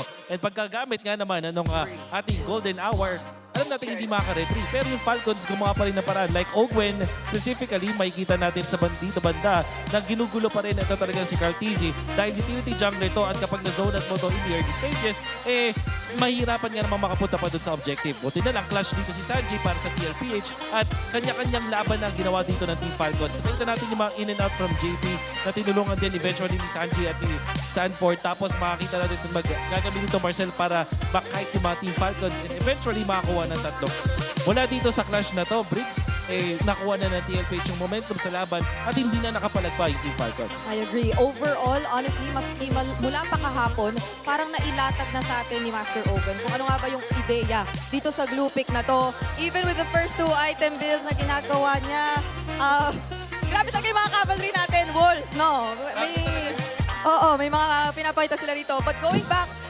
ito yung kanina katabi ko si Hans Galleria. Kilala mo ba yun? Oo naman, si Idol. Isa siya sa mga pinakamalupit na glue users dyan at naging masaya siya na itong build na ito ay katanggap-tanggap na. Oo, na ginagamit At habang sinusubukan ni Brigida na mag-stay on topic habang Okay. siya. Tapos na. Lapit Dapat ganun, okay. Dapat meron tayo nung camera yung pagdidikitin yung ganun. Pwede ba? Okay lang ba sa'yo yun? Ba't wala na yung camera Kidding aside, mapunta na tayo sa ating game number 2, Briggs. At ang importanteng malaman dito is meron bang nakahanda ang team of Falcons with this kind of composition para sa Team Liquid, yung mga utility junglers. Like, the Fredrin was picked up and we know for sure that Team Liquid really likes and can really utilize itong Fredrin in a masterful way. Marami na silang championship na naipanalo with this Fredrin. So, paano nga ba sasagutin ng Falcons to? Hindi ako satisfied, Briggs, dun sa Leomord. Kay third pick na Leomord, I don't think it was the answer. Lalo na hindi rin napigilan yung Pakito. So, this has to be different para sa side ng Team Falcons. Kung hindi ako nagkakamali, meron kang isang suggestion for that third pick kanina na mas prefer mo sana maging priority na lang nila. But then they still went for the Leomord. At ngayon naman, tingnan natin kung meron nga ba magiging significant changes because Team Falcons, I believe they chose red side. Tama ba ako? Okay, so kung sakaling red side ang kanilang pinili, hindi natin ma sure. Pero kung sakaling red side, it means na yung third pick yung kailangan nilang ayusin ulit. Kung sakaling Fredrin ulit ang second pick nila ng team ng Team Liquid Philippines, kailangan nilang sagutin ng ibang hero yon like Esmeralda for example. At syempre, not just Teddy. Ito si Teddy. Tingnan mo naman, number 1 pala siya sa overall ranking at lane ranking ng KDA. So, natalo na niya si Cartesi sa overall ranking ng KDA natin across all the players. Tapos, dun sa mismong lane, sa lahat ng gold laners, number 1 din siya.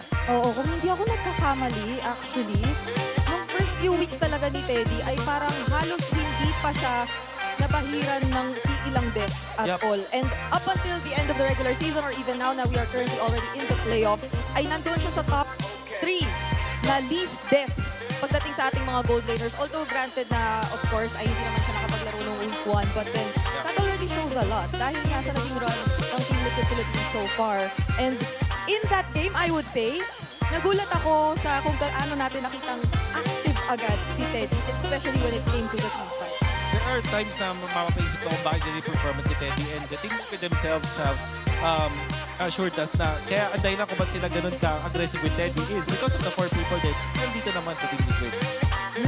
May nakikita tayo ngayon dito at kani-kanina lang ay nagkaroon tayo ng opening. Medyo send-off na rin siya para sa ating mga upcoming Asian Games representatives, which is mostly, of course, Team Liquid again. So, Bri, ang Asian Games representatives natin na represent na also having a lot of 5 of the members of Team Liquid Philippines ay makakatapat yung potentially. Wala, 100% sure kasi baka hindi sila magkatapat sa bracket but they're in the same tournament. Alter Ego that defeated Team Liquid Philippines will be there for that tournament. That's why makikita natin na pwede magkaroon ng bawi ang Team Liquid of Philippines. Oo. Hindi ako nagkakamali, hindi pa tayo sure sa bracketing, pero sure tayong iisang group sila.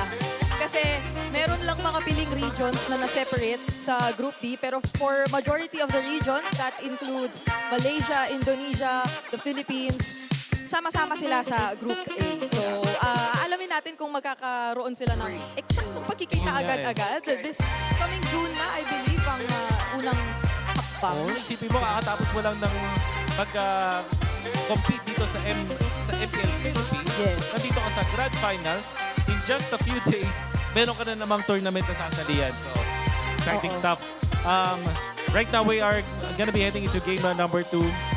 Tignan natin kung ano yung magiging handa ng dalawang teams natin. But like I said, we are challenging Team Falcons dun sa idea na meron ba kayong sagot doon sa Frederick. With how the bands have shaped up with the ban on the Guinevere coming out from Team Liquid Philippines, it just means na merong napakataas ng tsansa na hindi makakuha ng utility jungler ang Team Falcons na gusto nila unless they want to show us something different. Oo. Grabe yung pakiramdam na nandito na tayo sa Clash of Titans 3.0 pero Fredrin pa rin. Fredrin pa rin. Ilang taon na. Fredrin pa rin ang nakikita natin nagiging isa sa mga pinakamalaking problema o hadlang. And just the same, I think I also mentioned to you off-cam, no, na parang, wow, iba rin to sa usual tayo na nakikita na approach ng Liquid when it comes to the first phase bans. Kasi literal na, even up against Falcons, okay lang na ma-open sa kanilang final. I believe in their previous series nitong playoffs ay talagang auto-ban yan alongside the Kalea. But now it was mostly the Kalea and then they've been changing it a bit in terms of the other 2 bans na they decide to prioritize. So, eto na tayo. Papasok na sa pangalawang game draft for this series. Kinakailangan pang ibawi ng Falcons at ipantay ito. But Liquid so far have shown great momentum in the start. At makukumpirma na nga natin, Wolf, yes, Falcons will be on the red side. Expanding Rivers. Pakito, first pick para sa TLPH. Falcons, wow. What is your answer? So, ban pa rin ng Guinevere. With the Pakito being banned, being first pick here by TLPH, pwedeng nakawin ng Falcons yung Claude or, again, the Eve is an option. Pwede rin naman yung Esmeralda as the third pick. I'm thinking Suyu and Eve ang sagot ng Falcons sa mga ganitong scenario. Suyu, Eve.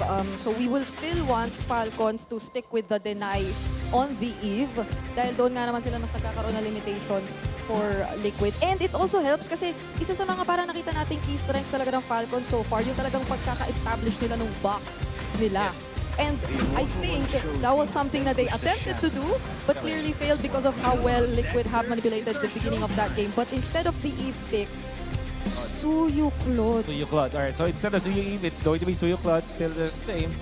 And will Sanji pick up the Eve? That's the question. Meron pa rin chance na kumuha ng Fredrin dito ang TLPH, knowing na damage na rin kasi yung EXP nila. But this will be under the impression na may third pick na Esmeralda. Harith and Fredrin na kanilang kukunin. Talaga dinidare nilang mag-Esmeralda ang Falcons. I really think this should be an Esmeralda third pick para sa Falcons. But if they do go for the Esmeralda pick, hindi ba ito something na na-foresee ng Liquid? And wala na silang gold laner. They could not potentially pick up the carry anymore. If any, ay na-encourage pa nga nila again, as you said, because of the Harith pick, yung Esmeralda pickup. Yeah. So where else could they really expect that damage to deal with the Esmeralda? Yeah. Or, diba? Tama ka doon. Kasi parang ang idea doon ay magkaanap ka na ng mga malakas talaga mga tunaw like the Lunox for example or even the Kimi. So siguro doon manggagaling yung kanilang sagot. But apart from that, just because of the fact na parang kinwestiyon na agad natin, there is the Esmeralda as we did expect.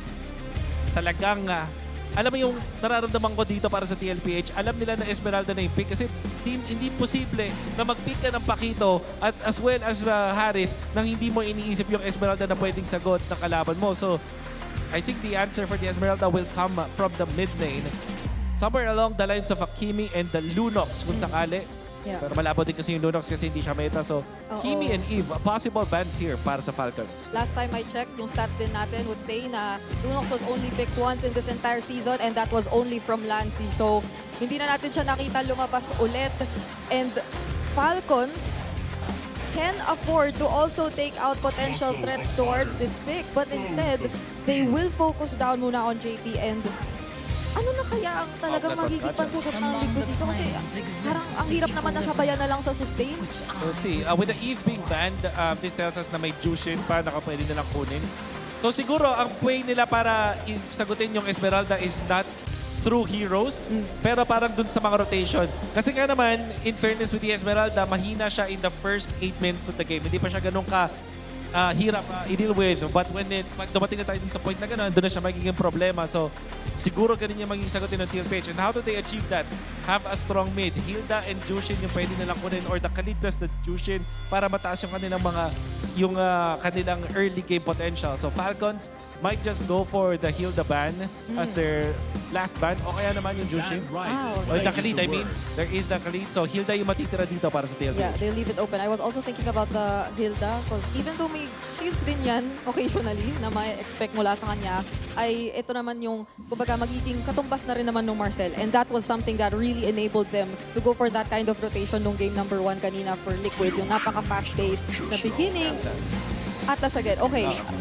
So I think this is Kimi and Hilda na kung ganito yung banning. Pero meron ding angulo nung Selena or Mr. Sanji.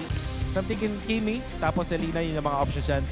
There is still the argument for the Zushin. However, Falcons gonna be looking for a flex pick dito. Pwede sila yung mag-Hilda, actually. Para nakawin nila dito.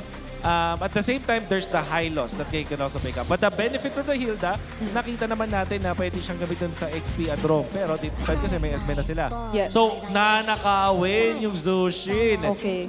Now I'm thinking if willing din sila na hayaan na lang ang Hilda, the glue option for Ogun is also still available. So I think that will also be a potentially great response if ever they do proceed with the Hilda. I think Hylos Kimi yung best answer dito para sa TLPH. So what you achieve from the Hylos is yung Glorious Pathway, so hindi kayo masuslow down, makakapiglas kayo dun sa Zushin.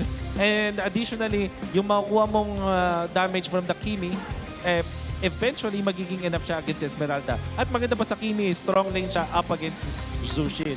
Right? So I feel like this is the answer for TLPH. Siguro yung outlier dito is Hylos plus the Selena. And the glue as well. Oh, they get the glue. And the Gord pa rin. Interesting.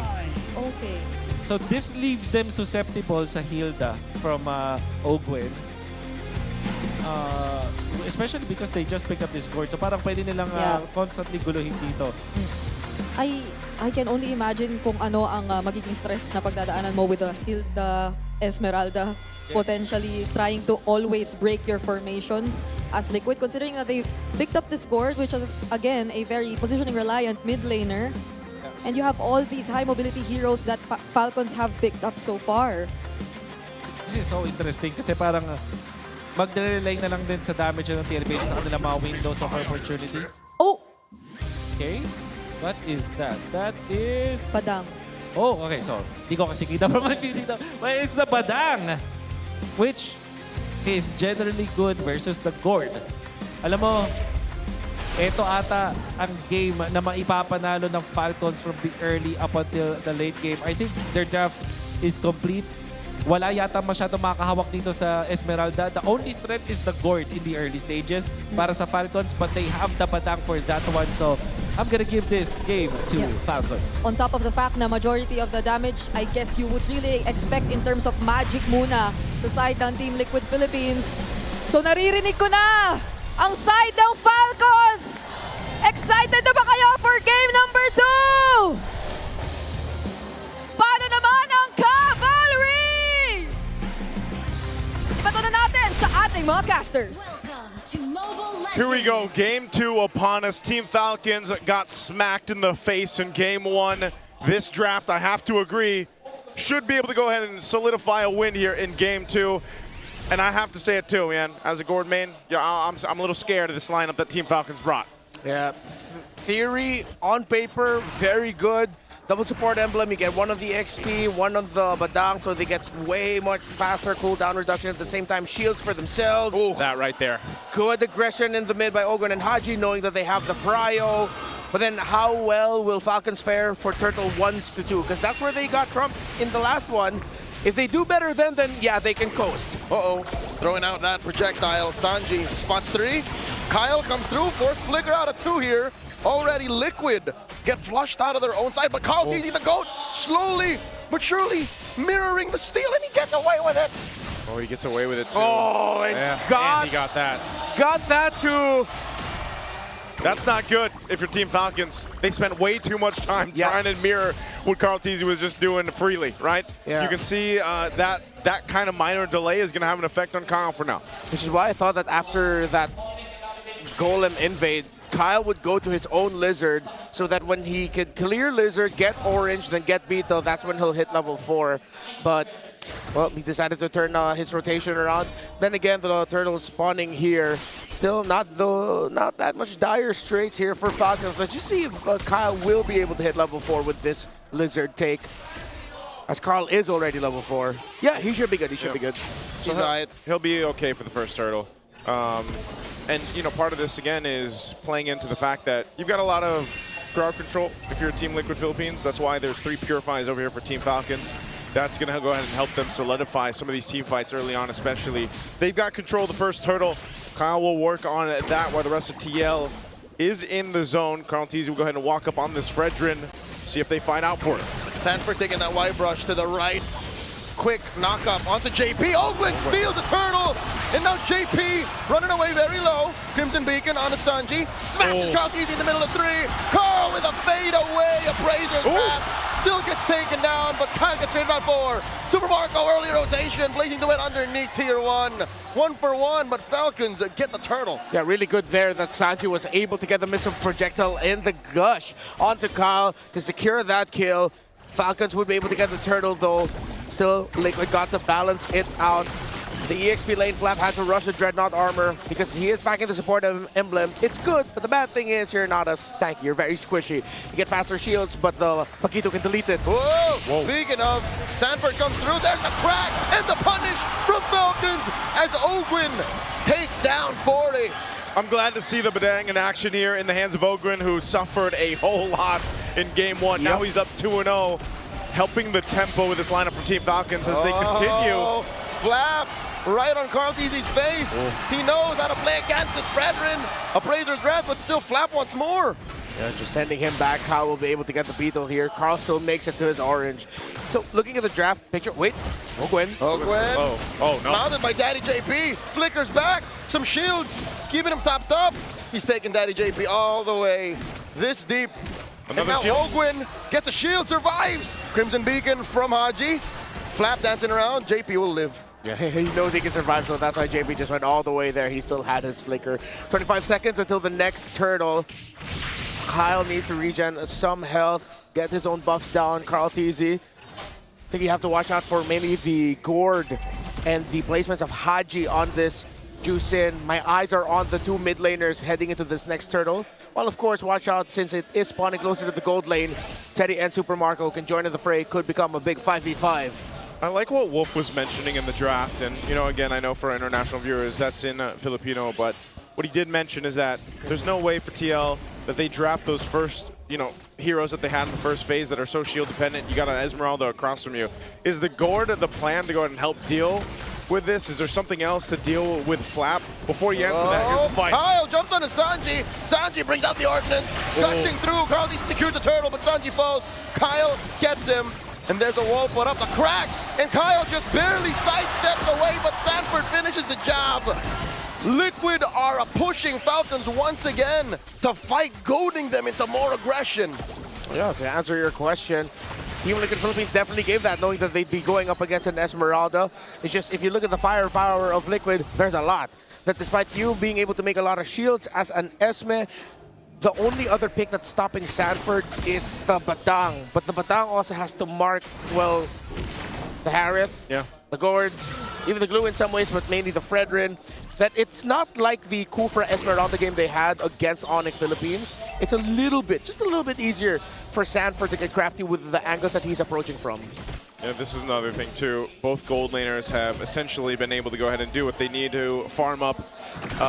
They got an assist, of course, throughout that last team fight, but still they're neck and neck in terms of farm here. We'll see how they play in part here, because especially for Super Marco, you know, he's got his DHS. He can be there for the next turtle. Both gold laners can, as we see this breakout. But another thing too for Team Falcons is this is that lineup, similar to what we were saying, where that lineup in game 1, they should have played, you know, maybe a little bit slow, but they just didn't get a chance to. Well, this, I feel like they're keeping the pace under control against Team Liquid. And that's the best case scenario for them with this kind of lineup. It's just more so also, Kyle gets caught up, and in Perfect. goes Ogwin to save him. And now Haji responds as well. Carl Teasy put down to a third. Crimson Beacon. Carl Teasy dashes back. Close call.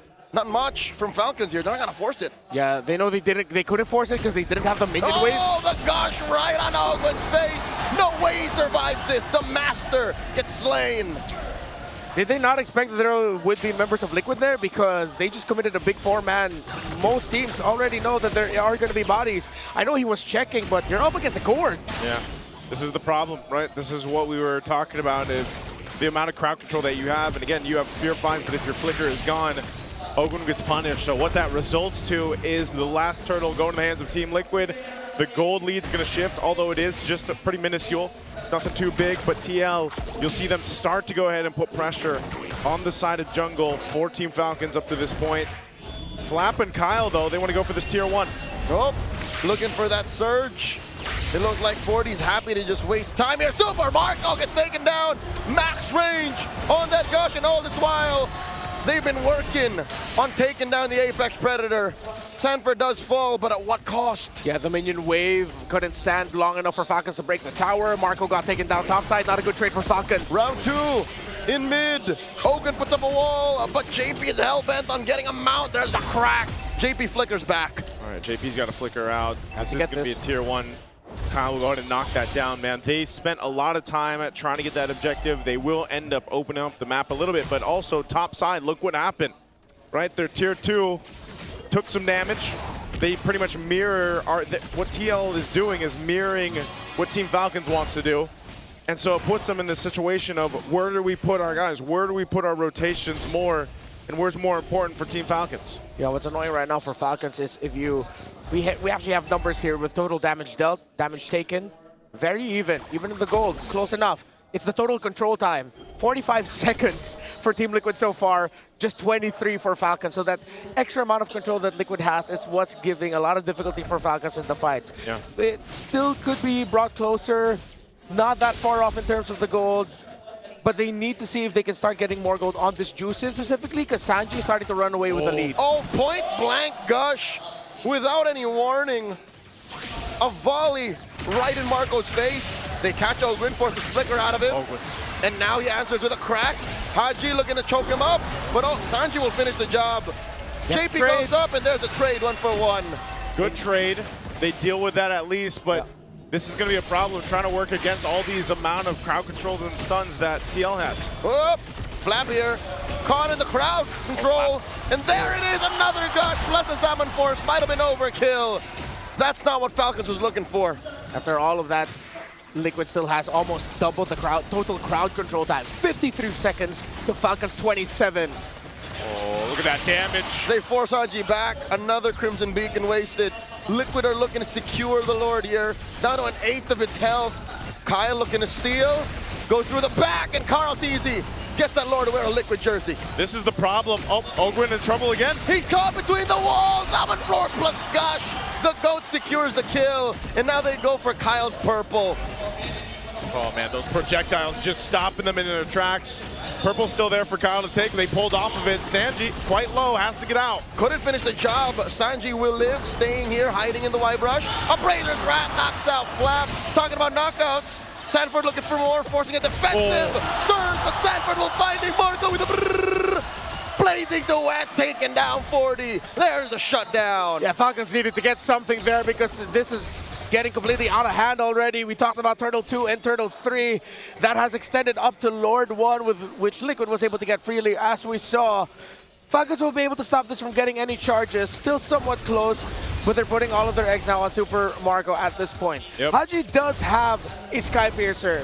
Don't believe the graphic. That's only supposed to be one Sky Piercer. We're okay here. Don't worry. That's not two. There's not a new build you don't know about. But it seems like the drafting philosophy of Liquid for this series is just pack a lot of crowd control against a team that has a really good team fight. They've respected Falcons' ability to fight, what they showed off against Onyx, and they realized we can just bring back an old favorite. Spam Fredrin, pair it up with even more crowd control, damage EXP, old school favorite in the Paquito, and which is why this was an important match for Falcons to, a game for Falcons to win. Because if they want this, then they're thinking already, okay, we still have an answer to Paquito. If even after the Esmeralda, even after the Badang, they still cannot take out the Paquito, then they have to start committing bans to take it away from Sanford. Yeah, they won't want to take that away. They're trying to hold on to what they can in their base here. But this is the thing. Now you got a Divine Glaive. Another projection plus gush combo puts Flap at half. Yeah, that Divine Glaive last pickup is enough. You know, it's been the Glowing Wand and the Lightning Tranchant, and Sanji's already capped up 5 kills. So what more now? And it's so surprising to see, again, you know, Carl Teasy picking up the Fredrin back-to-back after what we saw even in the last games. We saw, oh, hold on. Another gush comes through, taking down Ogwin, just like that. Kyle Teasy can't even sniff his purple. And Ogwin knew that he didn't need to commit his ultimate there to try and salvage that. It would have been too difficult for Falcons to take that fight. Marco, ouch. All right, shield's gonna pop here. Down on that bottom side, again, TL now, it's 4,000 ahead for them. And it seems like Team Falcons is in that same situation that they were in Game 1, where it's like they just have to respond to TL, you know, putting the pressure wherever they decide to. How do you get around these projectiles? How do you get around those little mini crowd controls that this lineup that TL has? Oh, it's even tough to say because you already have the Purifies. But then even if you Purify, there's already a good chance Sanji is blasting you. It's a cop-out, but play better. Out-execute them. Liquid are just really executing. Falcons, theoretically, we said it, have all the tools that they need. It's just how do you execute that when the other team is just so good at it? Kyle is so far off. I don't think he can make it back in time. They've already picked a fight with Flap and Haji. Oh, Flap here, gonna get taken down very, very quickly. Crimson Beacon by Haji. 40 versus 2, Kyle and Ogwin. There's no way. There's no way. Sanford flickers back. Sanford buys enough time in the 1v2 while TL took out Flap. Oh my lord, another gush, Crimson Beacon. Teddy helps Sanji finish the job. And just like that, another message sent and received. This lord belongs to Liquid. Go next, Sanford, perfect placement. Put himself in right bush mid. Waited for Ogwin and Kyle. Liquid read their rotations. This is a Liquid that just knows everything that's going on.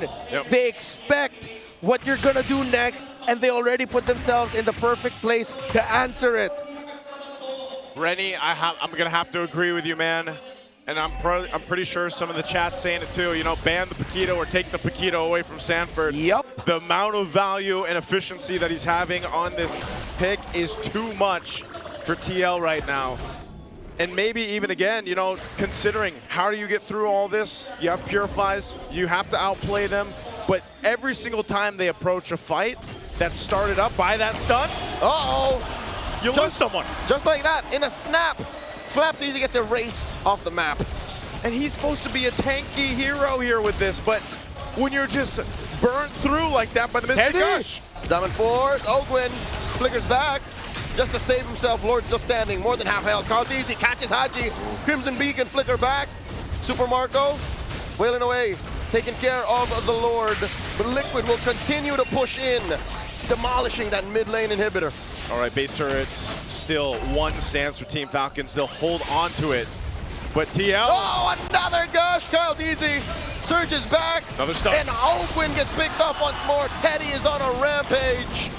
Boom!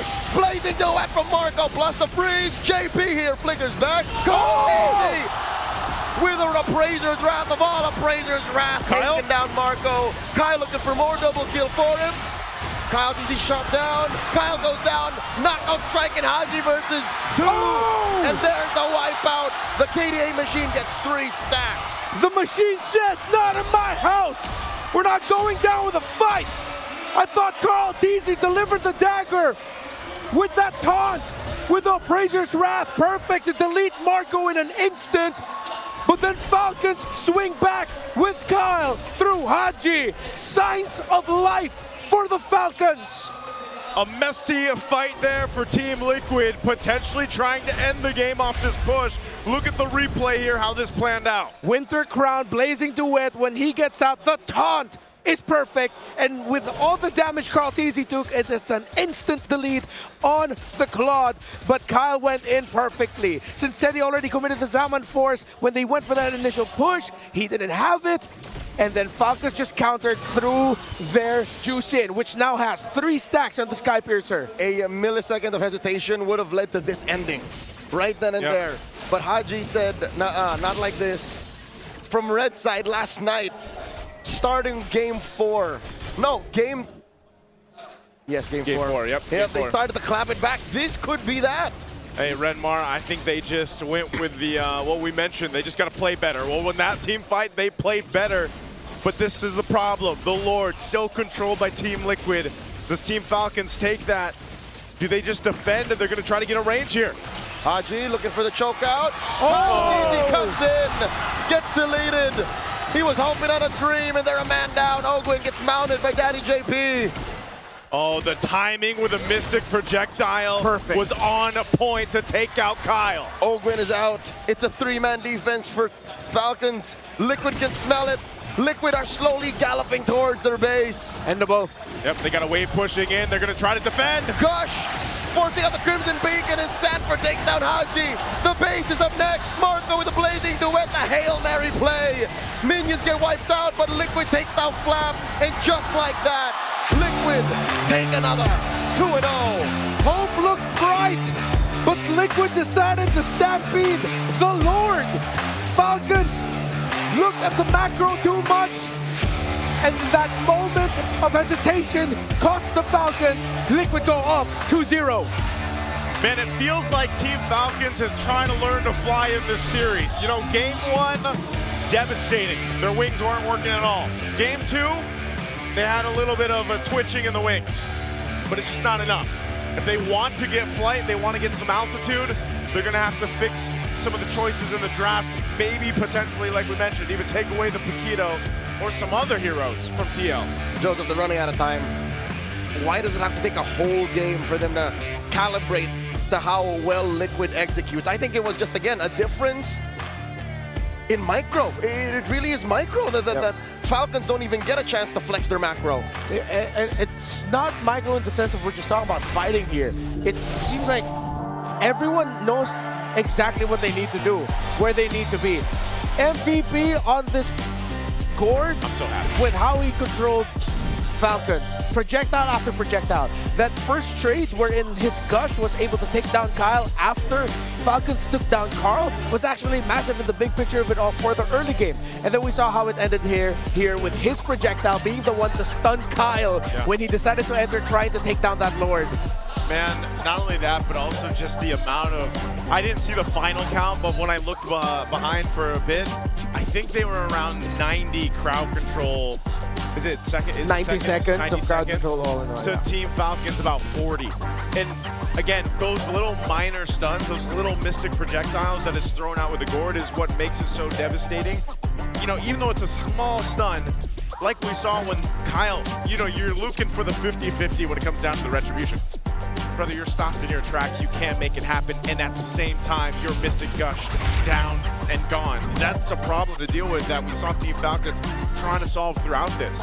And it was really good positioning from Sandy. Yeah, the best Gords that we've seen this season are the ones who played like a Farsa. Not afraid to use that feathered airstrike, whether it's the clear lane or just poke, set yourself an advantage. Well, for Sanji, it was get that kill. My advantage is I'm dropping a body. I am stopping a body, and no one's gonna get to me. Yeah, he just played this Gord game so well in game number 2. In hindsight, the way Gord fits into the metagame now is like getting a Farsa with a bit of Selena in it.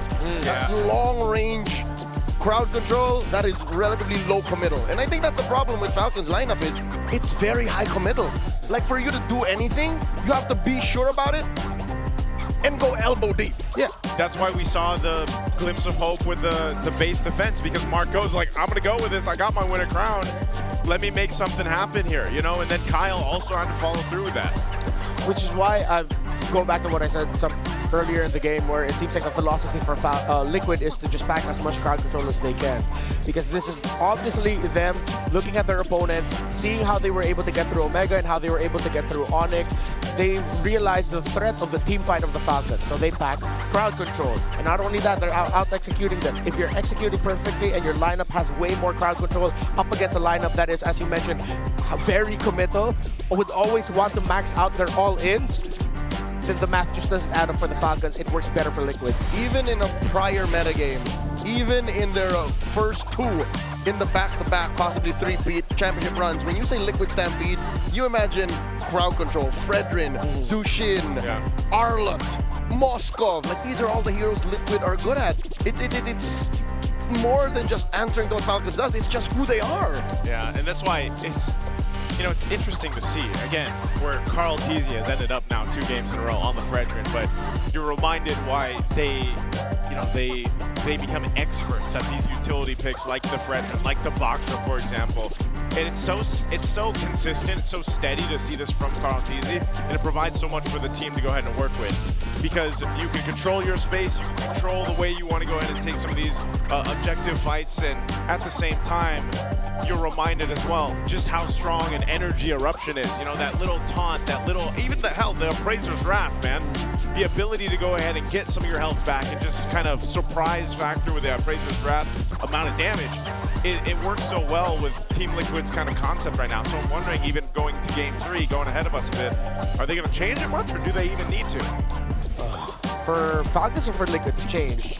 Oh, Falcons for sure. Falcons, they need to change. Liquid, honestly, if we end up seeing a full sweep here and it's just 4 games of Carl Teasy playing the Fredrin, that's what. How are you gonna feel? How will you feel?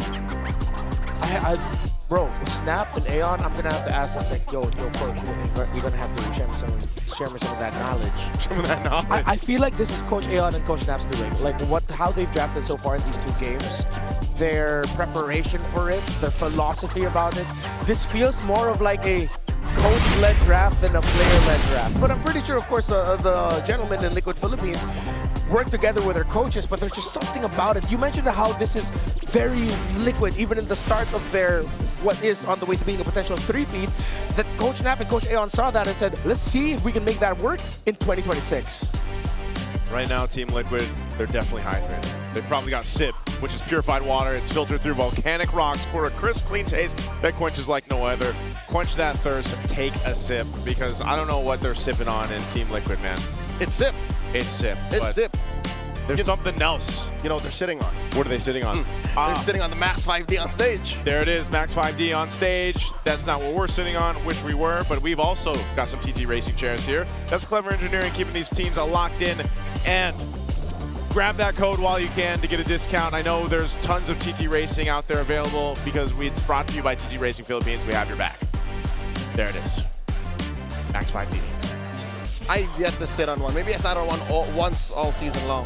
Hey, you know what? History's also in the making here right now, not just with this match, but also the first ever MCGG Crew Clash has officially kicked off, and the competition is heating up. That's right. Your favorite KOLs are locking in their crews right now and clashing head-on for the ultimate bragging rights. You too can get in on all the action. There's a QR code on your screen. Scan that to support your favorite KOLs and get a chance to score massive rewards. Let's go. If you guys haven't joined in on MCGG yet, you're falling behind. Magic Chess, Go-Go. Magic Chess, Go-Go. It's so fun. And you can also play it on your PC. I've been telling that too to people because they didn't know that they don't have to emulate it anymore. Like, you know, you got its own software there. Now, also the Smart Power Pose. We got Sanji here, the MVP on the gourd. Go ahead, bring your game face on for your Smart Power Pose. You know what I noticed too in the audience? There is a lot of people that bought the Liquid jackets. They have to be sold out. It's a racing jacket. It's a racing jacket? Yep, it's cloth. I thought it was a windbreaker. Oh man, I thought it was a windbreaker too. It's not. So is it kind of light in the, you know, the hot air, or no? It's heavy. It's heavy? Yeah. Well, they were thinking ahead. They were. Even before Paris was announced. Yeah. They knew. They had an inkling. Those jackets will be so ice cold. Like, you know that saying, ice cold in Paris? Like, they're gonna look clean. It is. They will. Ice cold. You know what else, super fans? Did you know men are 5 times more prone to dandruff? Don't let your flakes ruin your focus. Power up with Clear, man. It's triple cooling power. Gives you 100% dandruff-free hair for that ultimate fresh feeling. Supercharged with Clear. Look at this dashing gentleman in that quarter zip. I thought he would actually start shampooing his hair. I would have given him all the Clear in the world to do that. He's got 2 bottles out, man. That's the best, by the way. Hey, that's the best Clear men we've had on stage, showcasing us how to use it. Give that guy some extra Clear. He's got double bottles too. Yeah, he doubled that. He double bottled. Please put some heroes on that, by the way, Clear. You know, if you're with us next season, hopefully you are. And also, of course, I think there's a whole lot of action happening out there. I missed some of it because we've got the super fan Satay outside. Did you guys get a chance to see? I went out once. Yeah? Maybe twice. Did you guys, what was the coolest thing you saw out there? Merch. Food stalls. Food stalls? Yeah. What kind of food do they have? Dude, there's like 3 food stalls that are just competing shawarma stalls. Like they're all, they're all shawarma? Yeah. No, but each one of them have variations of what other extra stuff they sell. But it's clearly shawarma. You know what? I'm going to have to go check that out. But right now, we're going to check this out. Let's go ahead and take a watch at this video with Infinix.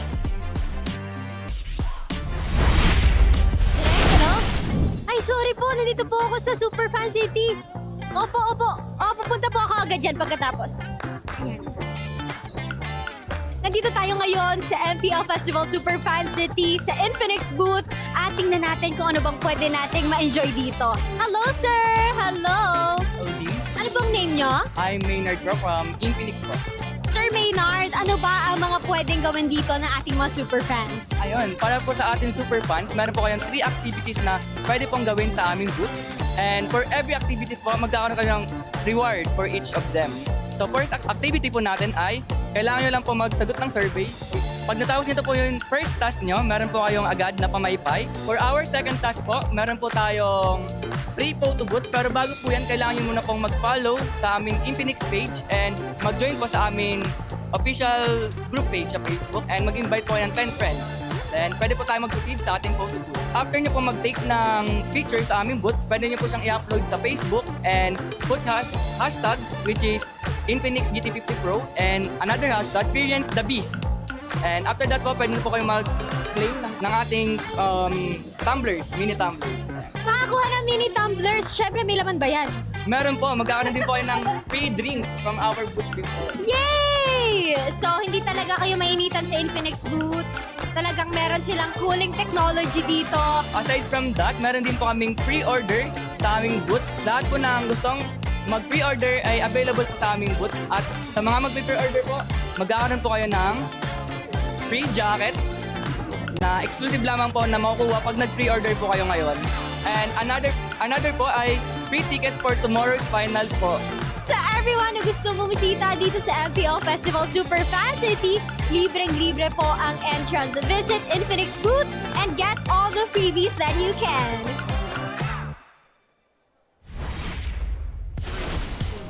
At yan ang nakita natin sa labas ng MPL Festival Superfan City. And right here with us is the champion of Infinix Fancy Klaban, Sonics! Hello, welcome here on stage. Ipakilala nyo naman ang mga members ng inyong team, your IGN and your roles.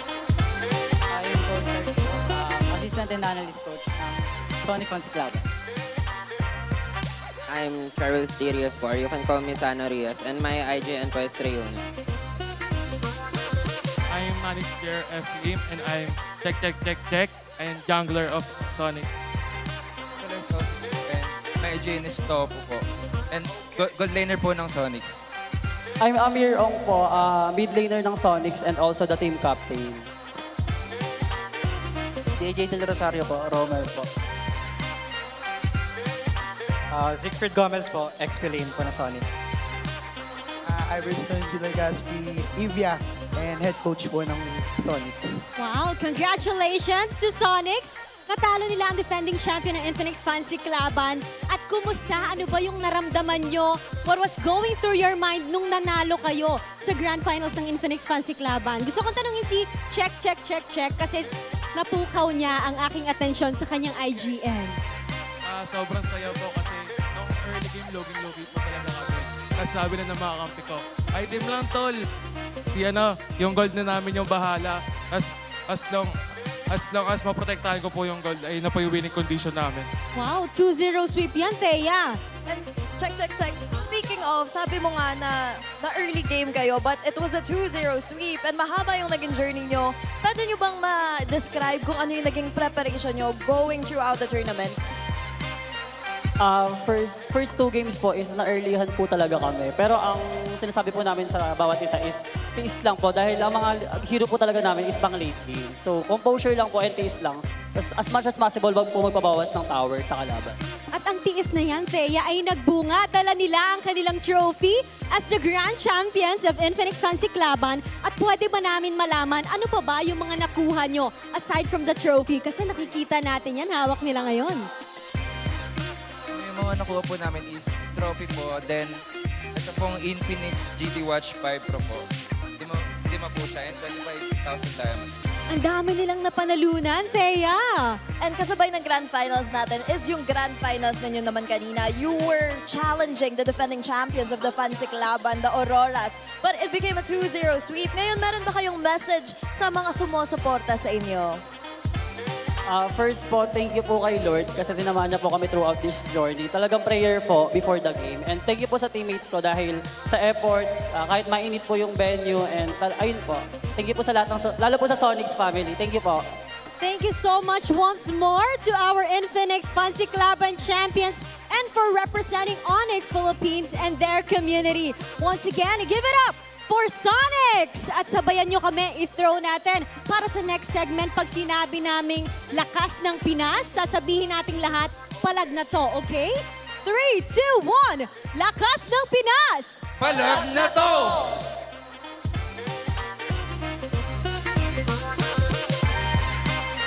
Palag na talaga kami dito at meron tayong makakasama bago tayo tumalon sa ating game number 3 together with us. Wolf, pwede ka bang magpakilala para sa mga hindi nakakakilala? Ako nga po pala si Dian, dating player ng Echo noong season 11. Season 11. So, Coach Wolf, mga ilang taon na po ang nakaraan? Oy, 4. Apat. 4 na tama. Mga Tama, 4 4. years na. 4. 4, pero tingnan nyo. 4 na taon na nakalipas, andito pa rin siya. Todo bigay suporta para sa Cavalry. And ngayon, ano bang pinagkakaabalahan mo recently? Matagal-tagal ka na namin hindi nakita eh. Wala naman, nag-aaral lang ako. Nag-aaral. Bumalik lang ako sa school. Bumalik sa school. Alam mo, Bri, engineering student. Para tong si Gian. So, matalino talaga to. So, ano naman yung pakiramdam na bumalik ka sa pag-aaral after ng isang malupit na career sa esports? Actually, na-stop ako nung season 11. Season 11. Tapos, na-delay ako ng almost 2 years. Pero yun, masaya naman. Nakapag-aaral na ulit. Oo. Pakiramdam ko yung transition talagang medyo nakapaninibago kapag bumalik ka. Pero, I believe sumusubaybay ka pa din sa eksena. Tama ba? Para lagi kita nakikita sa Facebook, nakakapag-share ka pa ng mga memes at yung mga joke ba? Tama. So, ngayon, nakita mo rin ang mga nakaganapan sa playoffs natin so far. Nagulat ka ba o medyo expected mo ang mga nangyari? Medyo expected, pero magaling kasi silang dalawa yung TL tsaka Falcon. So parang palitan na lang sila ng hero tsaka sa pindutan na lang. Nung nakasama mo itong mga Echo player, or dati sa Echo, tapos eventually naging Team Liquid na players, gaano ba talaga kasipag tong mga to? Kasi lalo na nung mga time na nandun ka, mga bata pa sila nun. So medyo hindi pa ganun ka mature as now, di ba? Makukulit pa rin. So paano ba sila sa bootcamp? Sobrang sipag ng mga players na yan na kahit tapos na yung practice. Minsan kahit break time, hindi ko makaya, nag-RG lang talaga para mga practice. So iba gumigising ng maaga. Dati kasi may call time kami. Kaso yung iba hindi sumusunod sa call time, gumigising ng maaga para makapag-practice. Masingit pa yung practice, kumbaga. Okay, masipag pala ang Team Liquid. Noong kapanahunan na yun. Pero occasionally ba ay nakakasama mo pa rin sila recently o nakakausap? Nakakasama pa naman. Tsaka pag nag-gym, nakakasama sila. Sa bagay nga naman, Coach Wolf. Neta nga naman, no? Tsaka mahilig na sa mga kotse itong mga tropa natin sa, diba, sa Team Liquid eh. So, nakakabanding mo ba sila over sa ganong bagay? Yung mga editor lang. Motor. Sa motor naman. Okay. Sa motor kasi nakakasama.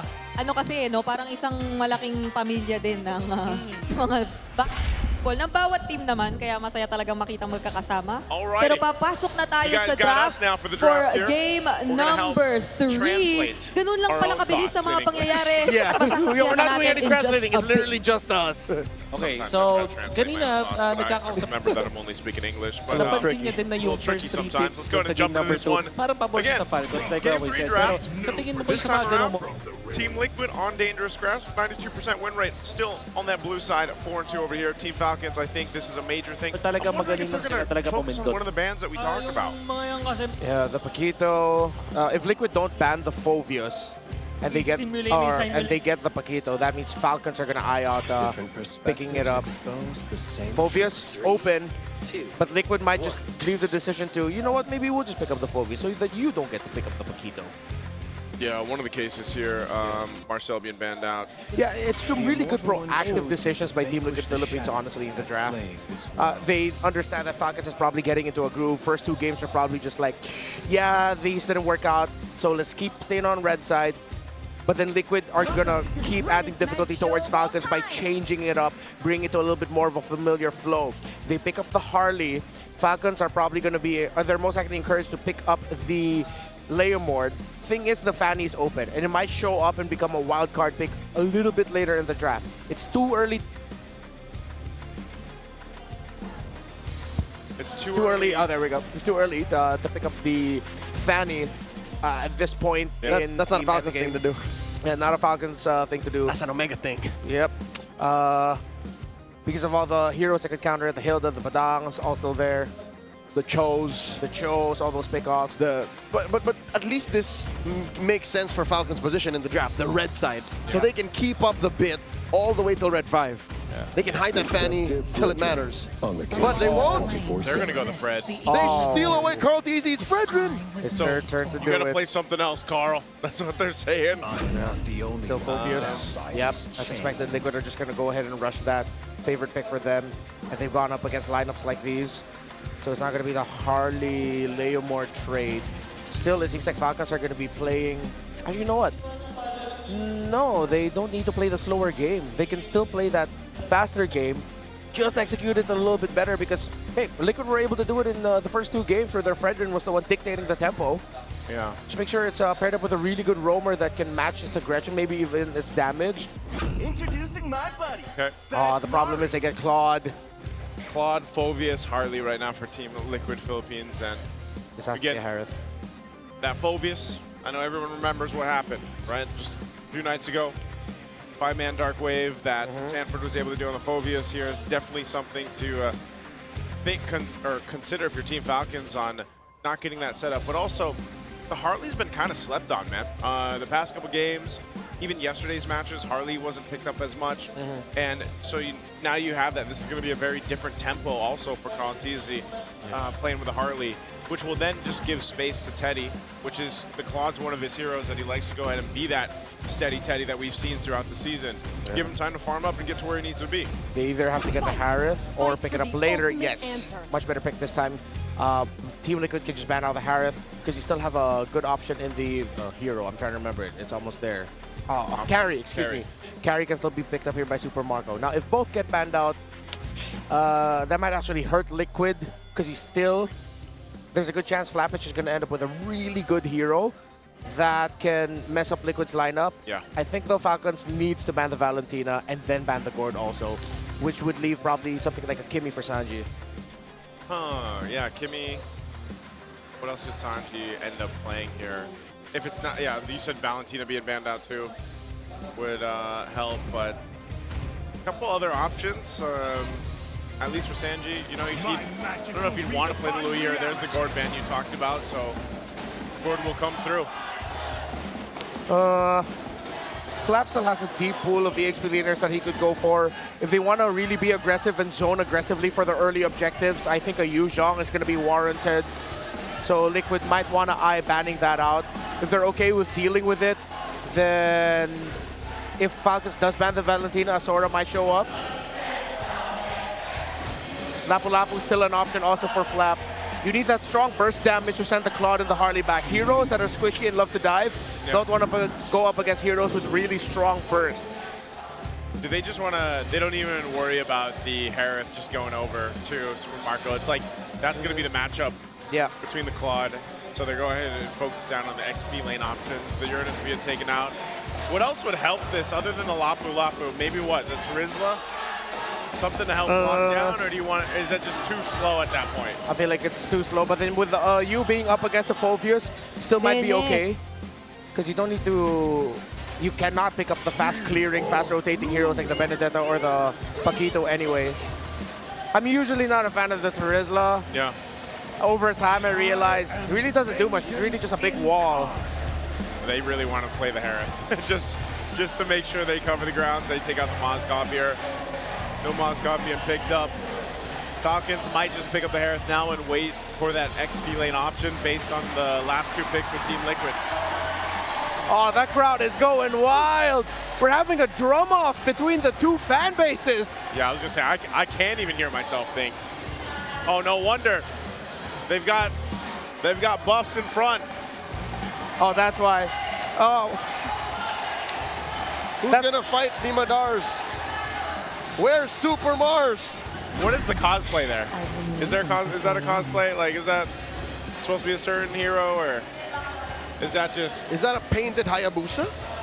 Oh, that very well could be. That's my best guess. Yeah. There's the carry. Yep. Good Carry pickup. gets picked up. A very tight box, good formation. Yu Zhang to round out the draft. The thing is, the Valentina is most likely going to get through, but Liquid are also thinking about the Kimmy. Tough choices here for Liquid, but they go Juicin and Hylos together. Sanji looked very happy with the trade that they got in the center. This is, I think they're very well capable of, because of these picks, fighting into the real world manipulation if they want to. Alice actually still open. There's either the Alice or Yu Zhang for me. I just, for Falcons, they need big AoE, really good dive. Oh, even the Sora's open if they want even more damage. With no threat of a Valentina. Yeah, with no threat of a Valentina over there. Still, some players are not that fond of picking up the Sora against the Phobius. That's right, I was just gonna say so. I prefer the other 2. I would rather Alice or Yu Zhang. Just clear straight lines through the back. Yeah. Unless that Hilda's already going EXP, but up against the Phobius.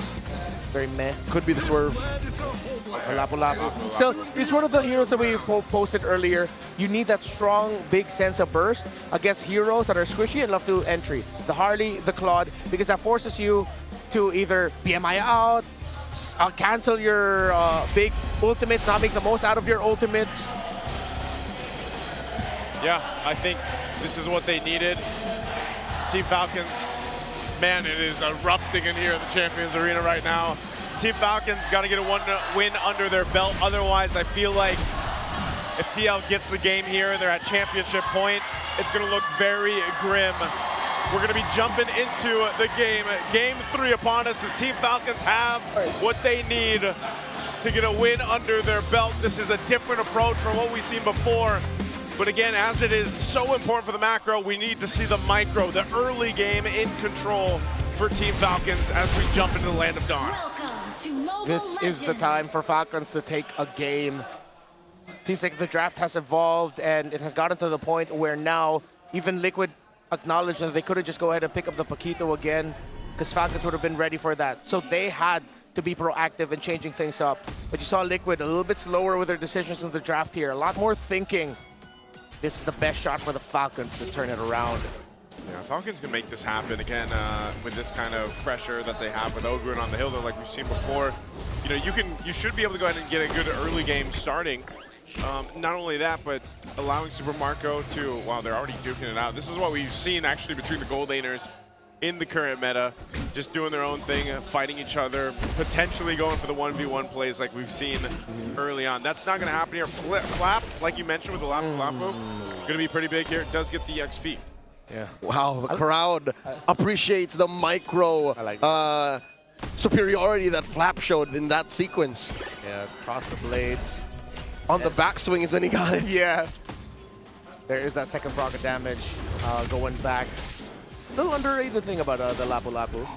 I also like the little micro capability showing from Sanji. The fact that he got the lift on the Hilda but decided not to bring it closer to them because it would have messed up the Juicing and the high loss together. Yep. Just kept it up there, you know?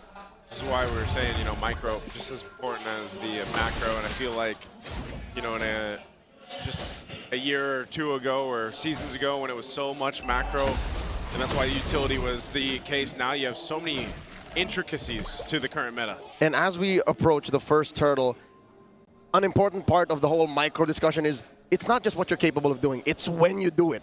And Liquid have always been doing it in the right timing, so much better than Falcons in this series alone. Turtle started up. Turtles here, half health already. Team Falcons has clear control of this one. And in comes Slap, diving in. RWM by Haji, swipe it away. Immaculate timing. Down goes JP. 40 foes as well. And Sanji just barely gets away the flicker from Haji. The machine, but off camera. How the hell did Carl Teasy steal the turtle? Haji finds the hamster mage, but still, what was that steal? Falcons did everything right, but Kyle just couldn't win the retry against Carl. Carl, what the hell are you made of? Goat milk, it looks like. Okay, man, he's made of using this, the real cooling beast moves. Our Infinix hand cam for the GT50 Pro. Helps him secure it, but also part of this, again, this is the elusiveness of a Harley. You're able to go ahead and even if your team fight is not there, you have a chance to go ahead and space on time through, get that retry off, make it happen. He's so sly, he's so cunning. Yeah. He didn't even die. He didn't die. Since the cooldowns were kind of off, it seems like Kyle uses Retribution way after the fact. So I was thinking that maybe Falcons just said, don't try to retry the turtle, maybe try to last hit it through your skills, but then use your retry to slow down Carl and try to take him down instead. Which is, in hindsight, a micro mistake. Yeah. Like they just should have kept it for the big one. Yeah, I think they were a little bit too greedy in making sure that they could get a kill on that Harley to stop the tempo. Is it devastating to the point where they've lost the early game? No, they're still in control and they will still have the same result and advantage for the next turtle since they spawns in the bottom side. Yeah. Whoop. In comes Kyle, compromising JP. There's a taunt. RWM coming up. JP goes down. Lazy whip by Teddy. But Marco does not back down, and Marco might get taken down here. Oh, the flicker back. Marco barely lives. Good use of the flicker there to stay alive. Great rotation from Team Falcons to make a move up top. Yeah, the important thing there was JP eating up all the damage. Because Falcons used their combo to take the high loss down, I believe the taunt coming in from the Fredrin was just not available. They didn't even have enough abilities to chip away at Teddy, and he gets away scot-free. Turtle number 2. Yeah, just again with this like Haji on the eve, so on point so far. Second turtle gonna be up. Oh, Flap round 2. Dives in with the Brave Spider. Looking for one. Already used a Crimson Beacon on Sanji. And finally the retribution is good for Falcons. We'll secure the objective, looking for a fight here. There's the Glorious Pathway. JP disincentivizing forward momentum from Falcons. Up top though, there's a duel. Carl Teasy dropping that deadly magics on Marco. Marco holding his ground. Oh, the river is up. Carl Teasy will have a space escape, but Hilda's there. Oh, I thought that Haji would be going with him. Falcons have slowed things down to a pace that TLPH are probably a little bit uncomfy with. It's this Hilda pickup on Ogwen. Massive effect on the rotations for JP and Sanji. Yeah, good picks here happening for Team Falcons. Good space control around the map too. This is one of the things that they can go ahead and work with right now for Carl Teasy specifically. Oh, up top, Teddy. Teddy wanted to be the focus. He gets out with the BMI. So he's safe for now. Now Team Falcons, this is the first time in this series that they've had this kind of lead. Let's see if they can maintain it across the board. Let's look at the items falling into place. Yeah, Radiant there for Fredrin and a Hilda. So the damage and pokes coming out of Cartesi's Harley that just got the Genius one 5 minutes and 40 seconds later. Super Marco will be able to get the tower up top. What a turnaround for Falcons after all of the ish that they had to go through this series. Yeah. To see them now with a perfect lead so far, let's just respect the fact that the first turtle went to Carl. Yep. But they got the gold, and it's looking good for the Falcons. This is exactly what they needed throughout the series. They got to maintain this though. They've got to maintain the lead. We've seen TL before, play this way, and that's why the second turtle there was no contest. Carl Teasy decided to be on the opposite end of the map. We might even see them potentially give up the third and just prepare for the first Lord as Super Marco will knock down another turret down bot. Side to side. And Flap needs to hold strong here, but it's only one siege minion. They are going to go for the cut. They're not going to get that. Turtle 3 will be very determinant for the result of the series. The entry there by Flap. Kyle with the toss. He's immune. He jumped forward. JP able to get away with the glorious pathway with the real world manipulation. Takes down the high loss. Kyle and Flap now trying to go after Sanford while he's trying to hold on. He jumps up in the air. Dark Wave. He's buying time. He's dealing damage, but it's just too much. And this is the case that we're talking about with the lineup that Team Falcons have. They're able to go ahead and set up around the box of Haji, the real world manipulation, and just come out swinging. And there's no way for Team Liquid to fight against it currently. They're too far behind up to this point. The last turtle goes in the hands of Team Falcons. Kyle, Haji, and Ogwin have controlled the center perfectly, Naisu and Leo. How they've been able to just stop the aggressive maneuvers. JP and Sanji were happy with this juice into the high loss pick, but they were probably thinking about it also from a sense of a counter perspective. How do we counter this Hilda, the aggressive rotations? There's just so much peel right now for Haji's Eve and for Super Marco's carry. It's a strong front by Falcons. Which is allowing them to make smarter decisions in the times that it matters. Because in the first couple of games, by this point, they were already down 5K. Now it's the other way around. So I think Falcons just need a little bit of space, a little bit of time to out-mechanic and out-maneuver Liquid. And now look, they're threatening the purple. In comes Kyle. Ogwin up to the front, and the retribution is good. Kyle takes it. Taking resources away. Continue to put pressure like TL has done against Team Falcons in the previous 2 games. This is exactly how they have to play it. Team Falcons, with this kind of advantage, you should be able to go ahead and secure that first Lord. You should be able to go ahead and start marching towards the base of Team Liquid here. Now for TL, they try to make things happen in the mid. Oh, JP already used the ghost pathway. RWM, they trap Sanford, looking for more damage. Today comes in, but Marco's been pushing up top. And Sanji with the Crimson Beacon takes down Flap. That's 1 down, 4 Falcons, and now Liquid 1 more. Kyle dashing back, Carl Deasy wants him, and Sanford finds him. Make that a 2 for 1, a 2 for 2, and today takes down Marco. Haji will not survive this.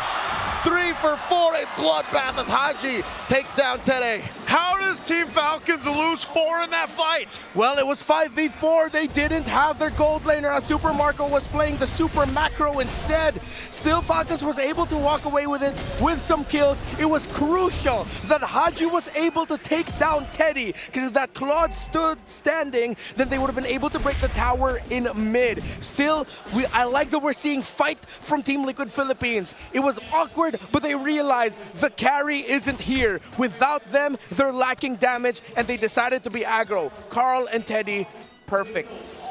Look, onto Kyle. Sanford, also, great entry with the flicker forward. Yeah, and Super Marco just not being there for that fight, gave that little bit of advantage in the timing for TL to win that. So Lord is up. Team Falcons, despite losing some 3,000 gold, they'll fight for it. Majority of them have no flickers. So this is very weird for Falcons to take. They are flipping the coin right now. Lord at a 5th of its health gets reset. Carl Teasy is 1 level ahead of Kyle. His threshold just a little bit better. Nope. And there's the IWM answered by a glorious pathway. Sanji, Crimson Beacon back, and Flap is just doing his darndest. As Super Marco wails away at 40. He gets them. Massive Appraiser's Rat sends Carl Teasy and Teddy back. That keeps them in check. Lord is going to reset. Team Falcons did lose Flap in the exchange, but it's both XP laners that go down. So now we go for the reset. It's going to be a 4v4 for this Lord. It's sitting at half health here with Kyle in control. Down to an 8. And that is Marco down very low. JP gets taken down. Ogwin controlling the perimeter, and Kyle secures Retribution in check. Super Marco dashed forward just to add that little bit of extra security that Liquid wouldn't be able to get close. And since they saw the carry was standing right in front of them, Carl Teasy and Teddy, I believe it was also Saji as well, just decided, yeah, let's just go ahead and give that. Yeah, they're better off just defending on this one. Again, they're not massively behind or anything like that, so Team Falcons still gonna respect this base push with this Lord. They will take down the tier 1 in the mid lane, working on the tier 2 next. They've got everything they need. Super Marco is locked and loaded, and that is also Haji locking in his Trinity. So, total control time actually in this game is still almost double for Team Liquid Philippines, around 44 to closer to 29 for Falcons, 28.5 seconds. But you see here the effect, the lead in damage. Liquid has dealt almost 60,000 damage more. Oakwind just took a face full of everything. Deadly magics and all. Oh, man. Keeping Carl Teasy at bay. And that'll stop Liquid from defending with their full force up top. RWM by Haji, compromising Sanji from the flank here. Sanji just looking to clear the waves and knock up. Haji's not going anywhere. As long as the RWM is up, and they do defend successfully. Carl's still there too. He knows he can win this fight against a Hilda. Yeah. He's got his ult back up, but he just wanted to go ahead and push into that turret. Falcons also full committed on the tower up top, not being able to get a push in despite them having the minion wave for the turret in the mid lane. So maybe that's a little bit of an off decision there for Falcons. While Liquid, they played the map really well there. Carl Teasy knew that he could continue marking and keeping Ogwen from even joining them. So again, the proactivity of Liquid has been a theme for this series, and it shows even with them behind for the first time in this best of 7. Yeah, this is, like I said, for Team Falcons to go ahead and cap out this win here. They're going to go ahead and focus down this tier 2 bottom side. They'll be able to get this converted. Carl Teasy has just been pushing on the opposite end of the map, and that's exactly what you're going to expect with the mobility that the Harley provides for this. So Falcons have taken care of the lower quarter of the map, unfettered, with impunity, and they'll continue to take control. This Lord coming up next. The long lane is going to be tough. Yeah. Purple here. I think Down. Carl secured. Yep, Carl's good. Carl's got it. Kyle even committed the retry there to try and steal it away. It would be important to deal with this Harley. So Falcons have to be careful. Good chance of a Team Liquid Philippines turnaround with how they've been fighting through Teddy, through Sanji. The surprise turnaround and re-entry. Call it the re-engage coming in from the Phobius of Sanford. I love what they're doing though. Just Super Marco's buffed out of his mind. He's got all the items he needs. You know, he's working on that very last one, but he's double buffed up. This is perfect territory for Super Marco to make moves around this Lord take. He's gonna start hitting home runs like Barry Bonds. I think I just showed my age there, but I don't care. Dude, hockey's amazing. Yeah, I love football. Whoa! All right. Falcons with the Dons. Flap takes a good amount of hits from Tede. Keep an eye on Super Marco. He's so pivotal for this. Ogun flushes out the LBM, and there is JP and Sanji in there pushing them out. The Lord still standing, gets reset. If Marco falls, the rest of Falcons fall with him. Unless it's some insane heroics through Kyle, Haji, working together, maximizing taunts, Appraiser's Wrath, and of course the pokes for Eve. Void Blasts are going to start deleting members of Liquid as well. It's already a trinity of core items for Haji up to the Spine Glaive. Sanji's aware of what's in the LBM. Falcons move out their pieces. Haji and Ogwin out. Lord here at a third of its health. JP and Sanji know how dire this is. Ogwin and Flap holding their ground. In comes the Glorious Pathway. RWS coming through. Easy with the steal. Sanji. And here comes the Stampede as Sanji runs through him. Marco takes out JP. Kyle goes in as well. Sanford goes down. And now Tede's going to be up next as he BMIs through. 2 kills for the Lord. They don't get the Lord, but that was a terrific response by Falcons in what could have been a big Liquid win. As Sanji Crimson Beacon forward and used the sprint to be way more difficult to take down. Marco! Daisy gets taken down by the Bulletproof. Oh man, Super Marco, we said he's going to be pivotal for this win for Team Falcons. Well, that is a huge kill for momentum for Team Falcons to deal with this Lord. Leo, Marco read that, man. Marco knew that's where Carl wanted to go. He was using the orange as bait. He knows what the GOAT wants. Oh, that just deals with that Lord easy peasy for Team Falcons. We may have just witnessed the awakening of bloodthirsty Marco. It's like we're back in Saudi. It's like we're back in Rizal.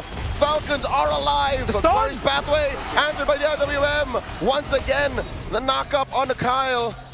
No push is going to happen yet while, excuse me, Ogun's taking care of top lane. There was a slow push by Liquid. Yeah, it was a massive minion wave that needed to be answered because Falcons cannot give up that tower up top because Liquid have been holding and defending their base turrets with every inch of their life. And with those base turrets is hope for Liquid because they've been handling macro really well. Again, Falcons play around the box. And with a Harley, good chance that you can open up the map through split pushes. similar to Teddy, which is why the Claude is now getting protected by the San duo as he opens up the map. JP even shadowing multiple units ahead of the others just to mark rotations of Falcons. Now who seek to invade the purple of Liquid. Going for the purple here, it's going to come down to it. Retribution's used. Carl T's will be able to get his purple. No. So it's Team Falcons playing around the objective, playing around the fact that they've got this ability to go ahead and clump up together, put pressure where they want to. It's also part of a bit of a cat and mouse game, honestly. Like, depending on where Carl T's going on the Harley, you might be able to go ahead and catch him, you might not, but it's also control. Like, can we control not getting pushed in on cross-map play with this Lord coming up here? At least it's on that top side for Team Falcons where they can center around it. They also don't have to worry about that side lane push. You know, here's the difference maker. Teddy now has the Winter Crown, which should be deadlier for Haji and Super Marco. But let's see, Haji, he also has his Winter Crown. So it should cancel each other out and they should be okay. Haji's position, has been terrific, by the way. And the man marking for Falcons to actually protect whoever tries to go after Marco and Haji has been sublime. Yeah, that protection, the peel that they can provide for Haji, for Marco, has been another major thing. Ooh. This Lord is going to be a big one. Team Falcon starts it up. TLPH has their eyes set on it. They rotate up here. They'll go ahead and show face, but this is most likely just going to be delayed out for now. Wind of Nature being picked up, swapped in. Super Marco's got that. He's going to go in for this potential. Excuse me, the Lord is very low. 16th of Patel coming in. Kyle with a retribution. Immortality bump into JP. Glowing finally already used up. And Winter Crown combo coming through for Teddy. RWM by Haji. He knows that the core on the other side is already used up. And double kill for Bulletproof. Down goes 40. And Super Marco gets the Immortality bomb. Open. Find Teddy. 3 for 1 plus the Lord. Falcons are soaring in. Called easy finds Marco. It's not endable just yet, but maybe the minion waves are big enough. Maybe Haji and Flap have enough damage in them to try and end it here. No turrets left in mid. Lord could crash into the base. Sanji with the bait, with the kite to the side. Carl DJ Sanji defending. They're getting away with it. Minions have already spawned. They got the minions out. Sanji's gonna go down though. Oakland with the execution. Lord gets taken care of. The base turret down bottom is down. Falcons are slowing it down. Carl TZ with the pickoff onto Marco. His immortality was popped, but Carl committed to the play to take down the carry, which is why, despite Falcons getting the Lord, they still can't end, and Carl still got his own purple buff. Oh man, we got to take a look at the replay here. This fight broke out. It was all centered around this Lord. JP goes down really quickly, but centered together, Team Falcons are susceptible to the Blazing Duet, the beacon from Sanji, Sanford setting things through. This could have gone way worse. A whole lot of immortalities were popped here in this fight. And yes, as you mentioned, the fact that Super Marco was there but then gets taken out by Carl TZ was the reason why TL is still in this game. Yeah. Ogwen, also massive pick onto Teddy. Deathless is the Hilda. It's the roamer that hasn't gone down yet for Falcons. 2-0 and 12. That's ridiculous. He's not even carrying a... is he? No, there's no casual Fury Hammer. Nope. It's a full tank Hilda. Full tank. He knows he has it in his kit already to be a big nuisance to Teddy. With Teddy committing a Winter Crown, I think Ogwen's just man-marking the Claude over and over again, while Flap, Kyle, and Ogwen are like... Flap and Kyle are the main tanks for Haji and Marco, the main source of peel for the two backliners. Haji's timings of the real-world manipulation have been great. The people probably thinking he could have used that sooner, but no, he was also looking for the Blazing Duet. He used it when he saw the threat of that was gone, because now there's a good chance Liquid are playing into a RWM that favors Falcons. Belly magic thrown out on Haji. So Team Falcons bringing this Lord here. It is an evolved one. They'll go ahead and bit of a reset. Sanford waiting patiently up in the brush. They're still going to go back and forth for this. Keep an eye on Ogwen. He's been a nuisance to Team Liquid. Makes his way for it. Quarter health on this Lord here. Now an 8th, a 10th RWM. Flap with the preemptive use of it, and Kyle secures JP. Very low Blazing Duet coming through. Same spot. Consistency. Marco from Teddy. Marco in the middle of 3. Magic goes down, and winner crown out of Stanford. Marco still lives. Dark Wave, and in comes the rest of them. Open is picking dudes off left and right. But Marco still lives. Marco versus Teddy. And Marco and Teddy trade 3 for 2. Crowd easy getting hunted down. The Master wants him. The Master needs him. Forcing him into the base. And there's still a wave down bottom. In comes Ogren and the Lord.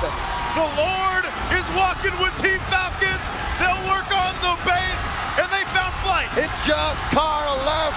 He gets popped, and Falcons on the board. Game 3 goes to green. San Juan Arena shakes as there's turbulence in the air. But the Falcons' flight is steady. They take a point. Team Falcons, like we said, from game 1 to game 2, their wings were trying to flap. Well, now finally, in game 3, it happens here. They had to work for it, man. And they make this composition work. Carl Teasy had them looking all over the place. There were some moments where it looked like they would have been enough to get TL another win, but hell, Team Falcons wasn't having it. Falcons brought back something that brought them success in the world stage. Up against a team known for their micro, their explosive gameplay to shock and awe you. Back then, that team was on it. Falcons might have just needed to channel their old AP brand identity through their new missing piece, their heart in Haji once again. His Eve has been clutch. Void Blast after Void Blast. Real world after real world. 8-1 and 13 for the KDA machine right here, man. And you've seen shades and shades of why he was originally called that and still is up to this point. His Eve is something to watch out for, as if the Paquito is for Sanford on the other side. You gotta watch out for Haji's Eve. This Eve just does too much for Falcons. It is the perfect mix of the macro utility that a team like Falcons needs and the micro intensity that an athlete like Haji needs. This is just, it enhances combat instinct so much. You can't just count the first 2 steps that he's about to take. You have to consider where he'll be after the RWM, where he was prior to that, and what the rest of Falcons are doing to complement that. Haji would not have gotten the success that he got if it wasn't, whether it was his calls or his teammates' calls. Flap and Kyle, early on it was Ogwen, but then as the game got longer, Ogwen was now just marked onto Teddy or potentially Carl. It was Flap and Kyle over and over again, being the main tanks for the back line. You saw how many times they were able to break the formation of Falcons, but then Liquid are just wondering, why the hell are these two still here? We can't get to the Eve. That's what happened to Severo last night, remember? I mean, they were just man-marking Severo with a Hilda pick, and this is what they did against Teddy. Not just Teddy, like he felt that pressure through this, but as you pointed out, Ogwen didn't die the majority of the game. He was everywhere he needed to be. And also, Super Marco, man. He was locked in on this carry. He was just, this was the bulletproof that we have seen before that worked so well. The amount of damage he was able to throw put out. Super Marco has a ranked game stats. Yeah. 10-2 and 4. Yeah. That's the kind of a ranked game top global carries would have. Basically so, you know? It's just one of those things where, again, also why Haji ends up getting the MVP here, because it really did help when these picks were picked up in the first phase of the draft. It was the idea, the concept that we talked about. Team Falcons fights really good in the box. Give them that moment, give them that space and opportunity to work with. Eve does that great. And it's not just like a small box. We've taught this to the graduated students of the Talent Academy. The box can be as big as the whole map. How well do you take care of your lanes? How well do you take care of the river? And this presence of Eve translated the little box that they had in fights into big control. Ogwen, Haji, Kyle did a great job of controlling the river. And I think that's what Falcons needed throughout this whole series. Game 1 and 2, they were checking how much control they can assert onto Liquid. And they learned the hard way that not so much, sir, not so fast. And with this kind of lineup, they're able to slow it down enough to the point where Liquid is the one who's forcing these engagements and trying to fight out of their breath. So if this is a turning point, game 3, so be it. Maybe we'll see slower games moving forward. I hope everyone's ready. Yeah, 21 minutes, almost the 22-minute mark. You saw how much damage Haji had done. He did even more damage than Super Marco, of course, but I think, you know, down to those moments for Super Marco, you see if you're just stuck a little bit too far, especially when he picked up the malefic gun, like, your life kind of flashes before your eyes with the amount of damage a late game carry can do to you. And when you're also getting trapped in the real world manipulation, not able to move, that all, again, complements Super Marco on here. So it was really good responses. Kyle as well. Like, Kyle was able to lock down objectives. You know, maybe it felt the reason of, oh, yeah, okay, I see why Carl Teasy had that for Edge in game 1 and 2. You know, that he was able to lock down objectives, stay around there. Flap, man. Flap had some amazing stuns on the last lap. He was able to provide a lot of space for the team. So that's what we're looking for from Team Falcons. They make it happen in game 3. So we've got a series on our hands, right? Now, if you guys think you have what it takes, by the way, to run the show, with E-Project, Esports for everyone, we're giving you the power to bring the MPL energy all the way from here to your own home. That's right. Participants get exclusive access to tournament modes, free in-game items, and even diamonds. Just head on over to, type this down, ph-mpl.com/e-project to start your application. Time to turn that passion into action. Visit our website for more info. Scan the QR code on your screen. That's your favorite. That's my favorite. Passion and action. You know what else is my favorite? This one right here. All the community out there, because super fans stay updated on all things MPL Philippines and connect with the most passionate community in esports. Join the MPL Philippines official Facebook group, Superfan channel. Don't forget the MLBB official Discord. Get your all-access passes, exclusive content, the latest news and community discussions, lead the conversation, and have a chance to be featured as our Superfan of the Month. Just be part of the MPLPH family. Scan the QR code on your screens now and join the conversation. We'll see you there. We will see you there. There's been a whole lot of community talk and, you know, a whole lot of things being talked about. Just the playoffs alone, man. I feel like we've seen so many good things, great things, but also just history made in itself. And I love always kind of after broadcast going and looking at all what the community's saying and kind of, I don't, you know, I'm more of a lurker, but I like to get to see the community discussions. Now let's take a look at the Clash of Titans here. This is the history from seasons 13 to 17. That's how much these guys have clashed it out on the stage. 2 years. There was a time, especially around the MSC 2024 era, where it seems like AP Brand just kept getting Liquid's number after Liquid swept them in the grand finals of MPLPH season 13. It's just a streak of Falcons AP Brand wins up until the turnaround point of season 15, where we started to see the trend of Team Liquid getting over and getting the revenge against their rivals in the Falcons, and that continued all the way until, well, today. So far, yeah. So far today, you know. Again, 17 MPL Philippines season 17 regular season. We saw Team Falcons be that one and only team to give a true test over to Team Liquid, and they've done that over the course of history, and there's a reason why the Clash of Titans is such a big matchup for people tuning in from around the world.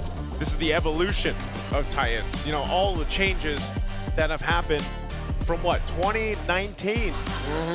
Those seeds were planted when Haji and Carlo Octadeshar said, for the next few years, you and I, we're gonna do this. Yeah.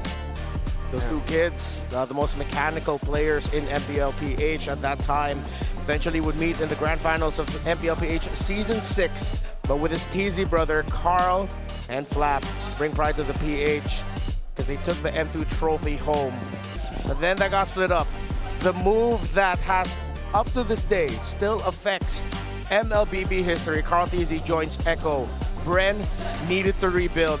Carl TZ eventually ended up becoming a member of Liquid as Liquid entered the MLBB scene. But before that, AP Bren returns to glory and greatness through their win in M5, the Titans and MSC 2024 and their World Tour. Yep. And of course, last year, the attempt of TLPH for the Golden Road, of course, falling short in the M7 World Championship. Yeah, and now that leads us to this year. Titans in Paris. We're pushing this a little further out. We are, man. Even past where this all started, even past East Asia and a little bit of the ECA in Kazakhstan, we're going to take it all the way to Europe. I'm excited to see that, man. I'm excited to see that. Titans in Paris. Good luck to all the teams that are right now currently, you know, qualifying, of course, for either the wild card stage or the main stage. Sounds like a warning, Joseph. Hey, I'm not warning anybody, right? Just can't wait to see you guys out there. But before we move on to our next match, we're gonna have to go throw it over to the host. We've got an interview with, I believe it's Coach Zen. Getting wild inside the land of dawn. That's 1 point for Team Falcons against TLPH with 2 points in the match. And just a proof that they're not going to give up the title of being the champions. And right here with us is also a champion of ML Master Series Season 1 all the way from India, the coach of True Rippers, Coach Zen. Welcome to the Philippines. Thank you po. Hello. Welcome. Maligayang pagbabalik sa Pilipinas. Kumusta ba ang experience mo dito sa Champions Arena? Napakaraming tao. First time ko po ngayon manood ng live. Ng live? Opo. After a long time? Or Opo. first time talaga? First time talaga. Na MPL Philippines. So, para sa kaalaman ng lahat, Pinoy coach po si Coach Zen at dumiretso ka talaga ng international. Tell us about your background. Saan ka ba nag-coach? Para alam lang din ng ating mga super fans. Nag-coach po ako sa MPL Cambodia for 3 seasons. And SEA Games 2023, national coach ng Cambodia. And MSL Myanmar noong 2025. At nakakatuwa lang din na first season sa India na nagkaroon ng ML Master Series and you are the coach of a whole Indian team. How is the experience coaching there? Ano ba yung difference ng play style here in the Philippines and there in India? Siguro mas kailangan maging technical kapag nagko-coach dito sa Pilipinas kasi expected na sobrang lalakas ng mga player kumpara sa ibang region.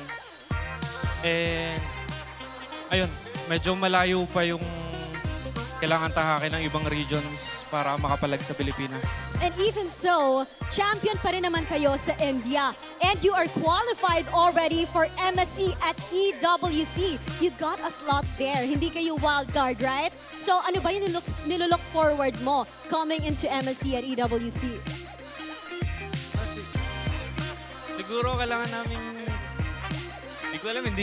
hindi ko sigurado kung kaya namin pumalag sa Pilipinas. Pero gagalingan namin para mabigyan namin ng magandang laban lahat ng makakalaban namin. Of course, alam naman natin na hindi mo pababayaan ang iyong buong team. And watching here with TLPH and Team Falcons, ano ba ang prediction mo for the Grand Finals?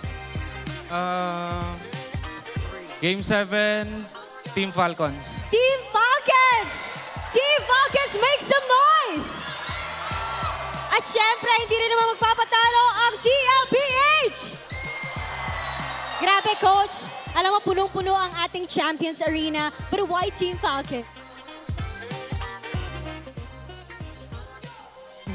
Pero ang tanong kasi, ang hirap kasi talunin ng TLPH. Pero buong-buo yung suporta ko. Siyempre kay Coach Bren, kay Flap TC, and sa buong papunan ng Team Falcons. You were together with them in SEA Games before. So maraming salamat, Coach Zen. Ano ba ang mensahe mo sa lahat ng mga super fans na nanonood and even your team who's watching MPL Philippines right now? Gusto ko lang i-shout out yung team ko sa India, True Rippers, Kimi, Kyle, Asuna, Rehansha, and Ians, and to all my managers, Akash, and my boss. Nalimutan ko yung pangalan. Okay lang yan. Maraming salamat, Coach Zen. Once again, sabayan nyo ako pag sinabi kong lakas ng Pinas, sabay tayo. Sabihin natin palag na to, okay? 1, 2, 3, lakas ng Pinas! Palag na to! Alam mo, Odin, tama ka dyan eh. Ang dami-dami nating kasama ngayon sa Champions Arena. Wolf, tingnan mo naman. Hi. Eto, nakapagitna sa atin. I believe his name is Christian. Hello, Christian. Christian? Hello. Yeah, and we have with us here RJ. So Christian is a basketball player and RJ is a battle rapper according to them, no? So Christian, how's the experience so far watching here in the Champions Arena? You know what, honestly, it's kind of pretty fun. You know, I got to see a bunch more, enjoying. There are even people, you know, celebrating their birthdays somewhere over there. Shout out to my boy Pabida. I hope you have a really good one. But Yeah, it's pretty cool, and I hope Naisu's proud of me, man. He really has a big buff, you know. Okay, I believe he will be very proud of you. How about you, RJ? How's the experience? Yeah, it's so fun. Yeah, it's so fun. Meron akong question sa kanila. Okay. Pwede nyo mahawakan to kasi analyze natin yung laro. Papakita natin kung isang magandang play na makikita natin dito sa ating laban. Christian, okay? So, ang gustong gawin dito ng Team Liquid Philippines, si Team Falcons ay buuin yung kanilang box. Sa ganitong moment ay mukha siyang diamond. Tapos ang goal naman ng Team Liquid ay pumunta dun sa may bandang likuran at tingnan natin kung makakuha sila ng backline access with Carl TZ going to the backlines kung saan hahanapin nila kung saan si Super Marco para patayin. Pero syempre mapipigilan niya ng Team Liquid dahil ang ginagawa ng Team Liquid ay gumawa ng in and out. Buti na lang talaga para sa side ng Falcons, napaka-solid ng retry ni Kyle dito sa ganitong moment. At nung nag-collapse na nga ang side ng Falcons, naghahanap na si Carl TZ ng angulo dun sa mga backlines. In fairness with Carl TZ, the GOAT, nakahanap pa rin siya ng angulo para guluhin yung mga nasa likuran. But in the end, etong na-achieve ng Team Falcons by getting the objective was already enough. Ogwen was able to get the kill to Teddy at na-salvage pa nga. However, ito si Carl TZ, eventually, mahanap niya itong si Super Marco that actually allowed TLPH to defend. Pero, dahil dito sa play na ipinakita natin, yung Falcons, magbabago yung last Lord take nila. So, ang lesson learned para sa Falcons ay protektahan yung kanilang backlines kahit nakapag-box sila up against TLPH at nung huling Lord fight na nakita natin, dun na sila nanalo. Yep, very commendable. Nakita natin for Team Liquid Philippines, there was a clear attempt and I think they were very decisive kasi they also tried to burst down the objective countless times. Thank you, Christian. Thank you, RJ. We're happy na nag-enjoy kayo dito. But just the same, grabe din ang ipinamalas doon ng Team Falcons. May Wait lang, parang alam ko namang pogi naman si Christian at si RJ, pero parang may nakita rin dito sa side, parang international. Pogi din. Pogi din. Sino yan? Okay. Isa sa mga favorite ata ng mga viewers natin. Okay. Lipat tayo, Wolf. Lipat tayo dito. Hello. Can you guys hear me? Yes. Yes, I think the whole arena can hear you. Naririnig niyo ba siya?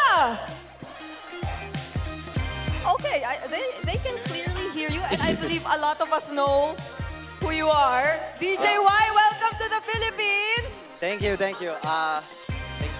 Yeah, okay. So, Can you introduce your friend to us as well? yeah. Diehard geek, but you can also call me Daddy. Nah, just kidding. Yeah, just call me Geek. Okay. All right, so he's geek, but you can call him Daddy sometimes. All right. Okay, so we have DJY and Geek, and so let me just ask you real quick. So how's the experience so far watching here in MPL? I got invited to MPL PH like yesterday, right? And then, when I came here, I didn't expect to get recognized by a lot of people, so I'm actually really happy that I came here. I wasn't supposed to go here and just watch at home, but I'm glad I made a decision to come here. All right, so what's the difference now? Because you've been watching MPL Malaysia, right? Now you can feel the energy, but also the quality of the game. So far, wow, how's the experience and what are the main differences that you noticed? I think the difference is in MPL PH, the fans are way more supportive, like with the dances like they do. And I get recognized more here compared to Malaysia. But still, both regions are pretty cool, actually. But, I appreciate both the regions. Okay. I think I just got to ask your friend as well, because Geek, yes, I heard previously you introduced yourself as the EXP laner, right? Yes. So, what do you think about the games that you've been seeing so far here in the Grand Finals, especially from your perspective as an EXP laner? I was shouting so much. Like, Sanford was doing so exceptionally well. And also, Carl TZ, you are so good! Oh my God! Like, exceptional. Like, he's not dying. Like, when he's about to die, he's not dying. It's just way too perfect, his gameplay. Okay. Right. So I believe that DJY and Geek here will help us with the upcoming draft. So far, there is something in the Philippines where if TLPH plays in the Grand Finals, all of a sudden, Fredrin comes up. And DJY here is a jungler as well. Why do you think is the Fredrin all of a sudden the priorities here for both teams? Why is Fredrin the priority? Yeah. Why is Fredrin the priority? Because I think right now damage junglers are just way too much risk. You have to make too much risky plays. and the plays you make are more like flip points. But Fredrin, you can just play safe, and then even if you make risky plays, it won't really be like a 50-50 as well. Do we expect the utility junglers again, like Fredrin, to appear in game number 4? Do you expect utility junglers to show up again, like the Fredrin in game number 4? Or would you expect to see utility junglers again? Or is there a chance that you feel there might be assassins sometime? Yeah, but I hate utility jungle so much. So, but I think it's still gonna come out, especially Fredrin. It's great to hear from our fans of the crowd. That DJY guy looks pretty familiar. You know, I feel like I've seen him a lot. He looked a little different from when I last saw him. Oh, yeah? That's the uncanny bit. Oh. He looks stronger now. Ah. He looks like 100 stars strong now. Oh, of course. Always great to see DJY around here. Welcome back. We're now in the draft for game number 4. Ooh. You tend to lose track in yeah, epic like this. Yeah, it was a 20-plus minute game in the last one, too. I feel like we went through 2 games when it was just one really long one. All right, Falcons. They open up the Phobius now with the draft, which means Paquito is probably out of the picture. Eve getting taken away by the Falcons instead of giving it to Sanji. Jushin and Claude are open. Detective Frederick on the Whoa. case 24/7. Oh! I was just about to ask, before this Fredrin first pick comes up, given their success in Game 3 with the slowing down of the gameplay and just having a little bit more macro-centric tempo, are we gonna go? Are we returning to that world? It seems like it, but again, it's perplexing to me because the Freya was also open and they didn't pick it up. The Jushin, they prioritized the Fredrin out of all heroes. Falcons need to cook up a crazy draft here or they're gonna get flamed, man. Yeah, because still, say what you will and consider everything that's happened in series so far. Yep. Absolute truths. You gotta mention, Freya is still nuts.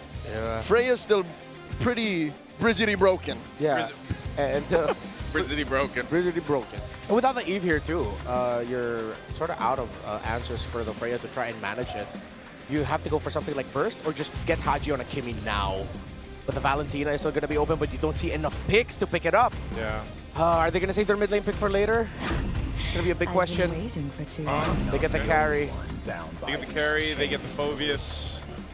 Is this enough to deal with the Brizzity broken Freya? Oh, wait, no, yeah. That's what I forgot. Something that completely goes over my head from time to time is the Phobius is one of the best lane counterparts you can back against the Freya. She doesn't really dominate. Whoa. Most Phobius can manage it really well. Liquid, surprise, Yi Sun-shin. They're going deep. Yeah. Not a Leomore, not a Harley. When have we seen this? When was the last time we saw a jungle YSS? But here's the thing. We don't know if this is a jungle or a gold decent shin, because even the Freya, you're not sure where that's going. Yeah, that's true. It's true.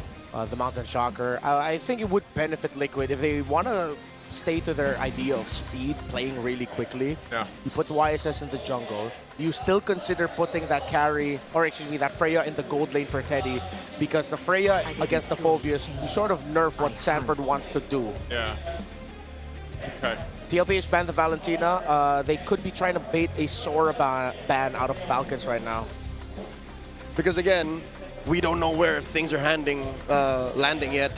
Yeah. There's also a chance that Liquid might shock with a Leomord pick, so then you put that YSS in the gold, you put that EXP Freya, Yeah. but then it's the Freya that's going to be the sort of pick that you need to help out a little bit more. So the Jushin in the mid, that pretty much secures your jungle. You can back any roamer with that, like no matter who the hell it is. With Gator, Jushin, yeah. Lahailo, you're going to be fine. That's why I think almost you have the Gataconcha available, since the Hylos is going to be one that they take out. Team Falcons will ban that out. Because I think even a Revitalize would really help them if it's going to be a Revitalize roamer for JP. Unless they end up bringing out just something else other than the Hylos, other than the Gataconcha. I'm expecting him to just pick up the Gataconcha here. I don't know, could a Cho work in this lineup though too? Against Falcons? Yeah. No. Not Even at all, worse. no? Yeah, with the Phobius around and even just generally how Falcons have been playing, I think the Cho might actually hurt them. Let's see, Liquid, who the heck is that? That looks like Aaron. Is that? Oh, is that Burrito? That's Aaron Paul Gaddy. That's Burrito. Oh, that's Burrito? Oh my God, that's APG. Burrito. Oh no, they've started it. And he can't even fight back. He's literally right here. Yeah, I'm looking at him right now. He has no idea. All right, last ban here. Are they still going to hone in on the roams for JP? Again, he could just end up with the Gatakacha. Yeah. If they take it away, then there's no more healing trifecta. If they don't take away, Liquid most likely ends up with just the only revitalized roamer. Because even Baksh is gone. What about just Khalid? Khalid, then yeah, they go damage. But they're all dive. Yeah. Yeah, it looks like it's going to be a Gatot ban. Oh no, Terizla. I thought I read the lips of Coach Moody as saying Gatot Kacha. Turns out it was Terizla. Ah, okay. Seeing the gaps of the hero in the mid and the fact that a Terizla going into the EXP lane would have meant that they have a really good option. Liquid are still kind of soft stuck into the fact that this Freya might end up in the EXP with it being uncomfortable. Still, Sora's open if they want to, but then again, with the Phovis around. Yep. Whoa, did Falcons just solve Liquid after 2 games? I mean, they still have a lot of good options. So far, it seems like they solved them in the draft. Gameplay-wise, it's still a 50-50. Yeah, for sure. But that was a big part of the problem for them, those first 2 games, was solving the draft first. There it is. TL will go ahead and grab Sanford's Yu Zhang. So now you have an idea, right? Where things are falling into place. Yep, obviously that paints the picture for us. Ain't no more tricks. Yeah. Red 4, suddenly they're honest. Yeah. Still, oh, that bodes really badly for Falcons. They have a very aggressive lineup that they're up against. All this dive, just consider picking up the Zetian now. All that crowd control should be able to temper them, but then you need a strong roam mid so that the Zetian doesn't fall behind quickly. With all of the dives, with no Valentina on the board, consider an Atlas for Ogwin. Atlas Valentina. Not the easiest combo to pull off, but you could make it work. Oh, Lilia. Oh, Lilia, okay. This is not what I was expecting. They needed to speed up a bit. They needed a little bit more reliable damage output to make sense of what they're doing on the map. Does the matchup with this, I mean, at least against the Jushin, play a similar part, or it can keep up? The glue is going to be the answer, by the way, with TLPH on the last pick.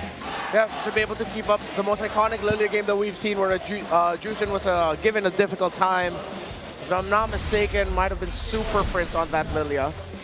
Yep, he was the pioneer in Season 17. Yeah, and he placed those glooms aggressively on the ground to make sure that the Jushin wouldn't be able to control the mid as comfortably. Okay, solid look up here for both compositions. Bunch of Purifies. Bunch of Purifies. This is going to be a slaughter fest here, I think, for both to get through to this point. There was a sticking point for Team Falcons at one point. They've managed to get through it by a little bit. Now can they equalize the series? The Champions Arena looks like there's life now on Team Falcons' side here. Hopefully they can get another game under their belt and bring us closer to that full series. All right, here we go. It's really going to be very determinant on how the Atlas and the Glue play against each other. Super Marco, again, going to be a very demanding game for him, honestly. Love the picks that you have. You forgo crowd control for damage, meaning that makes it harder for your mid laner, or excuse me, your gold laner to operate during team fights. Up against a lineup that has a lot of dive. So Haji and Ogwin need to slow down JP and Sanji as much as they can, similar to what they did in the previous game. Whoop, already a little bit of a skirmish in mid. Haji put down a third of his health. But this will send Sanji home. Yeah. Unless, oh no, he's just Brave Smiting his way to staying. Yeah, one of the advantages there, having the Brave Smite, especially with the Jushin. You know, you're constantly keeping the Lantern over someone anyway, whether that's the minions, whether that's the heroes here. JP making his way through. They have control, but this is one of the things too. Lilia, like we saw earlier in the season with Super Prince, you know, you're able to go at least kind of duel it out a little bit better from more of a safety vantage point. With Lilia, once you get the black shoes, there's something there that can be said that you can try to bait some of the resources out from TL. Oh, look at that perfect match burst out of JP and Sanji. It's a deadlock. It's been a while since we've seen almost no one budging in the mid-roam duo. Again, without an EXP laner similar to a Paquito, things do tend to slow down here. Ooh, good use of Purify. Uh-oh. Haji, but down to a 5th again. Carlteasy almost came in clutch for that engage. Yeah, both Purifies used. Super Marco not making it easy for Teddy. Here comes Ogwin. Oh, that's deep. Defensive use. Oh, the Valkyrie's descent. And Ogwin will get away with it, wasting Teddy's ult. Yeah, but that might have been enough time to go ahead and solidify TL's first turtle take. Yep. That was a bit of a distraction that Falcons had to deal with, so clean take on the turtle. We didn't get to check in on Kyle so much. How did he get so delayed? Carlteasy invade took away his Beetle. I can't recall if he took away his Golem. But Kyle, yeah, just was green camp short of being able to hit level 4. Okay, so right now it's just a battle of attrition, these small little moves that TL is making now across the map. This is interesting though too, just because we haven't seen the YSS in the jungle too much, you know, and in this case, the matchup between the YSS and the Fredrin, you know, you have back-to-back games for Carlteasy on the Fredrin from game 1 to game 2, and now you've got back-to-back for Kyle from 3 to 4. Ooh. Well, they both hurt. Lantern Flare on Haji. Refuses to press the black shoes, instead uses the regeneration. Liquid are so used to playing the slow style too. Yeah. It's slow, but it's still fast because of how fast the YSS farms. Mountain Shocker takes down Ogwin. Sanji draws first blood. That's one of the difficult things, right? When there's a blue across from you, there's always that potential to kind of cause some chaos in those team fights, and then before you know it, you're being brought back, and then you can't escape. Ogwin looked disappointed in himself that he gave away such a meaningless kill. Not to mention using the flicker. Yep. Yeah. Committed the flicker as well. Especially now that he has a level 4, he's got the Fatal Link, so there's no surprise factor for more so about a minute and a half or so for this, but they try to make a play. They do get the beacon out from Sanji, so that's one of the strengths of the Fredrin. You know, you can kind of swoop in, try to get that energy eruption off. That doesn't happen, but yes, not much happening in the early game, but despite it all, TL builds a bit of a lead. With not much happening, I'm expecting at least Kyle to have good pathing. It seems like more than once now he's gone back and forth. Yeah, it's just too fast with how Carlteasy is farming that Kyle doesn't have any room. The slight bits of counter jungling, taking away a green camp here and there. Again, so much more easier and so much faster for a YSS to farm. Now with a Hunter Strike rush by Carlteasy, this could actually be a big win for Team Liquid Philippines if Carlteasy can hit a big stun. Turtle number 2, started up by Liquid, slight pull, and it looks like Falcons are considering should they engage. Ogwin does not have a flicker just yet. Holding on to the Fatal Links. Sanford comes through from the top. And in comes the Black Dragon form. Looking for targets. Turtle very low. Into the back line. Carlteasy secures it. And they dogpile on the flap, forcing him to flicker back. Didn't even get the Dark Wave. And now Ogwin's going to be up next. Lantern Flare right into the ground. 2 for none plus the Turtle. It's all Liquid. Surprising to me that Flap still went into the backline of TLPH, went into their formation. Whether it was their bait play, Ogwin did end up getting some Fatal Links in, but they don't have the damage just yet for the rest of the members of Team Liquid Philippines. Yes, Haji is hurting Sanji, but with the glue, with the Yuzhong, it's not enough. Attempt down here. Push him off the tier 1 up top. Kyle's going to swoop in. They want to fight this one out. Looks like they're on Sanji. Is he going to be able to get away here? He doesn't have the Purify. He already used it up, and now Ogwin looking for it. Not necessary. Just the freeze. We're going to finish the job, and they put a kill on a Marco. Yeah, now they cut because JP and Teddy are forced to try and take that Flap against Carl. Uh-oh. 1v1 TZ brothers. And Flap gets on out of there. They're just saying hi, you know? Former teammates at one point. No kill secured there. Will be teammates again. Yeah, that's true. Flap, though, on this Phobius. That's the name of their team. TZ Brothers. Oh, it is TZ Brother. Yeah, that's true. Yeah. The qualifiers for ENC. ENC, right. We're saying. I was just saying, you know, Flap, big part of this on this Phobius. He's got to be that front line for this team. Obviously, a lot inside Ogwin, but I think, as we usually see with the Atlases so far, you know, not only that Fatal Links kind of being the big setup, but you've got to burn these Purifies out from Sanji and Teddy if you can. Whoa! Talking about Teddy, Valkyrie's descent right into Marco's face. Marco running through it. Sanji comes in from the flank, takes him down. 2v1, successful gank. I guess that's what we were talking about when we mentioned earlier. Carlteasy said he wanted to see a little more spunk from Teddy. Well, there it is. He's he's quite aggressive on the Freya. Yeah. Also knew that with Sanji rotating topside, there would be a sure kill for them. Great call by Liquid. And now they go straight for the turtle. Hat trick for the Cavalry. Very little from Falcons. This is such a weird pacing that we're seeing right now in this game. For right now, Kyle in trouble. JP with the mount. In comes the Black Dragon form. Kyle gets squished. Marco from the left. This is very bad underneath tier 1. JP gets taken down. Haji scores. Valkyrie's descent coming through. That triggers Flaps. Infernal Pursuit. And he goes for another one. Flap flickers back.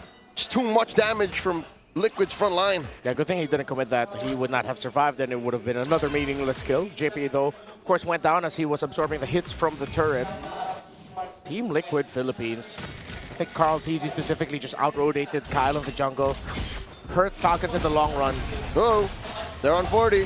Ogwin and Marco. No dragon. And Marco gets it. That's what they need.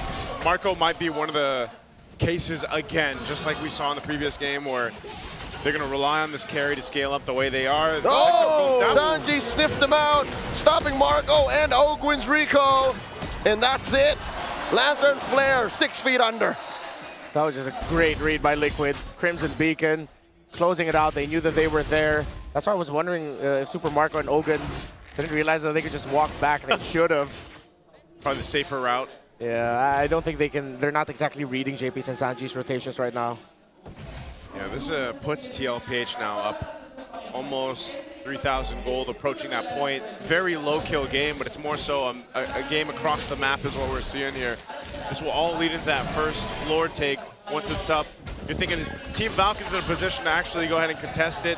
You know, you got 2 big items for Super Marco, but if he's caught out without the Purify, as we've seen, there's just a little bit too much crowd control to deal with here from Team Liquid, especially, once again, dealing with a Jushin in the hands of Sanji. Really feels like that YSS was a checkmate response to the Fredrin jungle, just with rotational speed alone. And of course, with Carl TZ being proactive. Okay, Fatal Links used, but Sanji uses Purify for that. 1 for 1. Can Falcons even use it to reposition? They pull out a Crimson Beacon out of Sanji. That's actually pretty good for Team Falcons, though. Right now, TL still has control, though. There was a push by Super Marco in it. I guess that's enough information for TL just to blitz down the Lord, and they take the tier 2 on the top side. So despite that, they look to put more pressure on the purple side of the jungle of Team Falcons. No commit, though. Yeah, no Fatal Links from Ogwin, so he couldn't try and make something happen. Just a bit of freeze and a bit of peel to send Liquid back. Ice Queen 1 for Sanji. So for the map, looks good for Liquid. Teddy's been very active. And this has just provided so much space for Carl. Teddy's applied the right amount of pressure. It's not like he's actively looking for fights. Yeah. Sometimes he just pops the form. Yeah, he's just doing what needs to be done where he goes. And that's what made the map so small for Falcons now. Oh, Mountain Shocker. Liquid are saying we want this tier 1. In comes the Black Dragon form. And then they dive in. Valkyrie's descent. Sanji gets taken down. And now there's another one in JP. Falcons are running it. Sanford very low. Glooms underneath that half dragon. Super Marco wailing away. Finds him. Double kill for Bulletproof. And that's a 3 for none. The punish on the tier 1 push. Talk about greedy. But still, the tower up top is going to get pushed in by the Lord. Carl TZ is getting chased by Kyle. Okay, they send Flat to take care of the marching pusher. And in mid, they continue. Kyle versus Carl, the man-to-man. In comes Teddy with a Valkyrie descent, Mount Shucker, Teddy, defensive use of it, and Carl gets taken down between 3 members of Falcons. Might have been too much even for the GOAT. The plan was there, but it was stopped in its tracks by Ogwin and the rest of Team Falcons. Super Marco popped his Purify so that when he would get hit by the turtle boat, and it did, he would not get stunned. He'd take the damage, but at least he still got the free hit. And of course, a momentary taunt as well coming out from Kyle was perfect.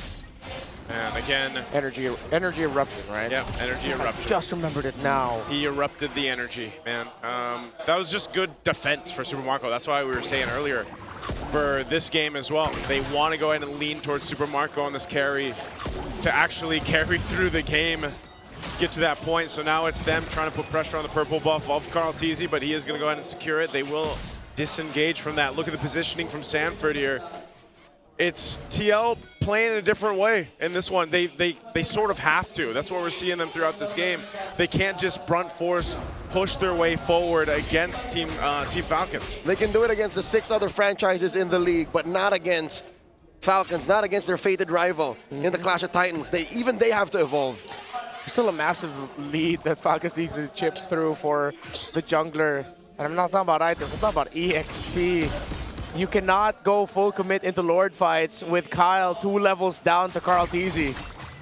That's why I think Falcons are now going to have to take the next few moments, seeing if, even though they look better on the defense, if they can get an odd pick or two, recover, recalibrate, and then try to build an advantage through there, because retro battles are just going to favor Carl TZ. Oh, are they going to go for Teddy? They're collapsing over on Teddy on the bottom side. Both Ogwin and Super Marco are there. Lord is up. Teddy wants to keep putting pressure on this side of the map, so JP goes to potentially support him, but they'll keep Teddy there. And Carl TZ will leave this chubby wave up top for Falcons to deal with, as they seem to pivot straight for the Lord push. Yeah, both side lanes being pushed. This is a clear sign for Liquid to just go. And they're going. A third of the Lord down. Mount Shocker plus Black Dragon form committed already. There's the Fatal Links. Where's the response? Carl TZ secures it, and now they collapse onto JP. Flap dancing down. Crimson Beacon out of Sanji, already used to Purify. And Marco throws out these light wheels like there's no tomorrow. Sanford backs off, 2 kills for the Lord. Again, you're seeing Team Liquid make the decision to, hey, zone them out while I secure the objective, and they want to disengage. Carl TZ compromised by Owen. Dark Wave plus the stop, serving up a kill to Super Marco. They pushed here too. Do you know what this feels like? It feels like I'm watching Haji back with Blacklist. Oh man, it's a different style of play, and now the tier 3 turret in the mid lane of the base of TL is going to go down here. Falcons demolished that inhibitor like it was nothing. It was nothing, man. They can still got to deal with the Lord, but the Lords that TL has been taking pretty much resulted in nothing. Because again, Falcons are so much better in the defense. They have a great counter punch, and they're playing around Marco. It's a Falcon-flavored ube. No healing, but it's just playing for your main core, not cores, core, with a Fredrin at the heart of it all. Yeah. Hey, it's like getting to that core of the kunafa. Yeah. What's a kunafa? It's a Saudi Arabian delicacy. Oh, is that the trending chocolate? It's the one with pistachio. It is pistachio, but yeah, it's different. One of these days, I'm going to try, what is that? Chewy cookie. The Dubai chewy that's cookie. Dubai. Isn't that the same thing? Kunafa? No. Okay, well. A few Habibis have just got, Habibi, what? I'm sorry, I need to be educated. Right now, we're being educated on how Team Falcons has been able to maintain this game on a defensive lineup to protect Super Marco. That's the game plan. And it's interesting too, because Haji, the way he's activating this playstyle on the Solilia, is he's just enough to go ahead and whittle down the health bars, and even having a lantern himself, he's hurting these tankier members of Team Liquid. Yeah, and with JP going down, Sanford going down really quick, there's not enough time for Teddy to do Teddy things on this Freya. This is one of the difficult things about the Freya come into the late game. Yeah, she really hurts, but so does the marksman that you're trying to take down. And as long as Falcons keep their formation tight and keep protecting Marco, they should be able to coast. This is going to be, again, another long game. As we've discussed, the potential of that happening over and over again with Fredrin making a big comeback for this series. And it's just poetic, because Haji also flourished in the macro-centric era. Yeah, that's why I said it feels like I'm watching Haji back with Blacklist. How many times have we seen Blacklist in the past where it's like, oh, they're losing the early game, the other team's getting everything. Yeah. Nope, you get the Lord, but we get you guys, we're getting bodies, and we get your tower and base. Then we'll play this defensive tool that for some reason you just cannot go up against. That was also Team Falcons though, like when they were even previously Falcons AP Bren, and when they were AP Bren, like they master the macro level of gameplay. You know, I think that was a big point of why they even were able to win a world championship for M5. So you can see them, they're setting up around this Lord, they've got this dance figured out. TL, do they want to approach this? Teddy is swinging up here, quarter health. Okay, Ogwin comes through, clashing with that dragon, and Kyle secures. The fight continues. flat with the winner crown, the freeze, fatal link, Super Marco still throwing him out, taking down Easy, and he takes down Sanford. It's all about Marco, baby, as he serves up a kill to Haji. Down goes Teddy, Kyle gets him, and now Ogun man-to-man defense with the Lone Stallion. How does this keep happening? It looks like Falcons have found their new code! They're inside the base. They're storming the core. Falcons even out the score, 2-2 against the defending champions. Sometimes you just gotta call back and throw it back to what got you to the top in the first place. The stampede has slowed, and Falcons are flying steady. It is now anyone's series. I absolutely love where we are going for this grand finals. Team Falcons is taking us for a flight, and now it comes down to what? The next 3 games across this. You got to think, what happened? What changed? And what stopped Team Liquid Stampede? Again, it really feels like for Liquid, you could liken them to what Onyx ID was in the M5 World Championship during that era. But then Falcons just called back to what took down a team that moves fast, that plays guerrilla-style tactics around the map. All right, we slowed them down, forced them to play our game. What a response by the Falcons, and Fredrin wins games in 2026.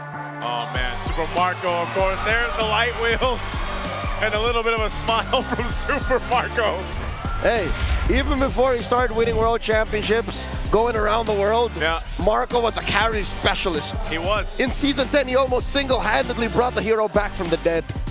Oh man, this playstyle, this ideology that we're seeing from Team Falcons of just protect Marco, it seems to be working perfectly for them so far the past 2 games. And that's usually counterproductive. Whenever you see drafts in Season 17 that go full tempo, they get punished so hard. But here for Falcons, it's so counterintuitive, it's so weird that I think even Liquid don't like it. Yeah, I think Liquid are just going up against a very annoying composition over and over again. And definitely, I can't believe there's a good chance we might just see Started getting banned. Fredrin getting banned in the first phase. In 2026. Because what the hell? He's so busted. That's why I was saying through that game, it's like, it's weird because it felt weird the way that the game pace was going. He's so busted for what he can do. Yeah. Not for what he does alone, but what he does to enable whatever the hell Falcons are onto right now. And then you back that up also with the Atlas that we saw coming. It's a tempo breaker, which is why we saw Falcons also attempted with their Batang pick out. Didn't work out so well. And we have to give this to Team Liquid Philippines. The first 2 games, we also did say, them holding on to the Fredrin, the Paquito they had, that was their flavor of controlling you while also being able to play the Stampede. Yeah. While Falcons just doubled down into controlling you. Defensive, counter punch, or we're the ones setting the tempo because we just have a lot of crowd control and it's too awkward to fight into us that you're just forced to lose the map. And then what I like about this is you have 2 contrasted styles of play and approach to the game so far that we've seen throughout the series. The very aggressive, fast-paced, offensive lineups that we saw from TL the first couple games. And then you have, okay, how do we answer that? We get a better defense. We get more defensive stats locked in on our composition. And that's what it gives Team Falcons, especially that Fredrin pick. Again, which is why I'm just saying, this will be the last time I say it. It really feels like I'm seeing Onyx ID versus AP Brand in Rizal Memorial Coliseum late 2023. And remember that time. Here's the thing, it's not for everyone. It's not for everyone. If ever this is what prevails tonight, it's what's bringing us to Paris, then everybody be prepared to watch 20-minute games again. This is literally what is showcased through the last 4 games is the evolution of the Titans themselves. Like this was a story within the story.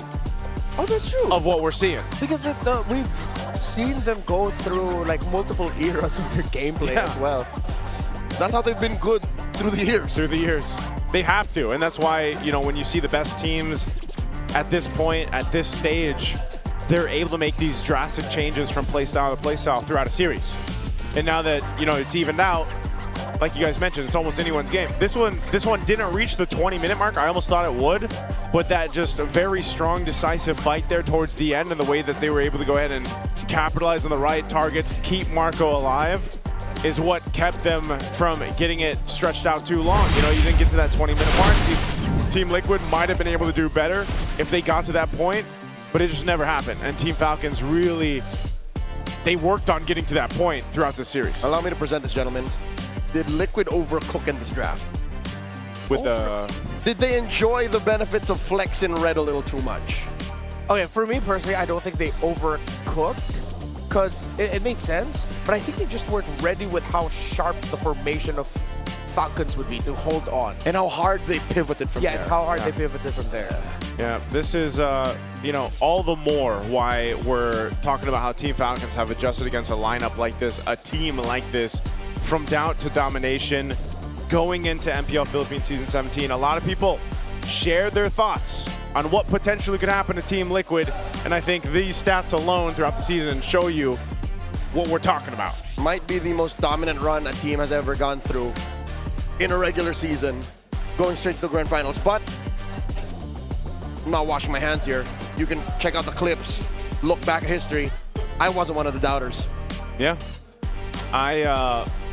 Even with Cheeky, especially with Cheeky. Yeah. I think there was just a lot of people that wanted to share their insights, not just with Team Liquid, but even like the likes of Onyx Philippines. Like that, there was a whole lot of talk about that too, you know, and right now, number 6 in early exit last season, the soaring higher is the Team Falcons after a struggle of last season. This, on the other hand, falls on the other side of the spectrum. I think all of the super fans, the whole MPL universe, we're looking at Falcons saying this might be their champion season. We put them as up there as like one of the top 2 teams. Again, it was Team Liquid Philippines that they met in the very first playoff match last season, and they got eliminated. They lost 3-1 in the opening match of Season 16. And if Haji ends up winning a championship with Falcons with this, he's not escaping the missing piece allegations. He's the perfect piece, but you just got to find the perfect team for him to complete that picture. Poof. The three-peat MPL Philippine champs never has been done. We had the back-to-back back in Season 4 and Season 5 with Sunsparks.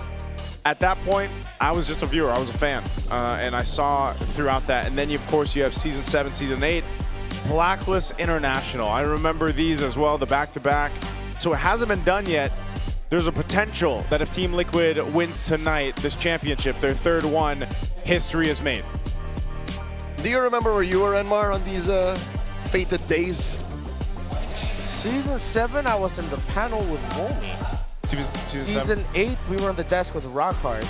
Season 4, I was on desk with Rockhard. Yeah. And Season 5, I think I was online panel during the pandemic. That was pandemic, right? Because that's the first time that I watched an online... all online production. All online production. Because before that, I had stumbled upon it in the mall in Season 1. And that was amazing. But let's go ahead and, before we head on to our next game, we have an interview with our host and a KOL out there. What's going on? Tabla na ngayon ang Team Liquid Philippines and Team Falcons. Kaya naman, buhay na buhay pa rin ang San Juan Arena! And also, right here with us ay ang mga bumubuhay din sa community ng MLBB. Welcome to the Champions Arena, our MLBB Philippines KOLs. Pakilala nyo naman ang inyong mga sarili. Sino ba? Sino muna? Ikaw muna. Ako nga pala, ang nag-iisang mabait sa larangan ng MLBB. Ako po yun, si Pabida. Ako po. Ay, huwag ka naman kunwari. Hindi ka mabait. May basher sa gilid. Okay, next. Kala ko binabash ako eh.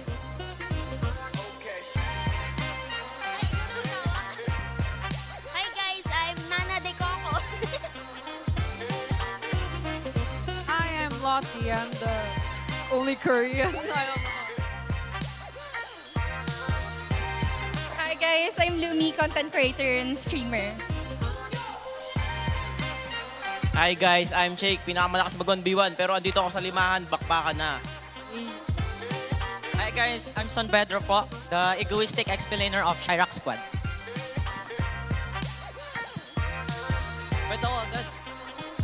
Hello po, ako po si Sight. Ako po ang Mr. Beast ng ML.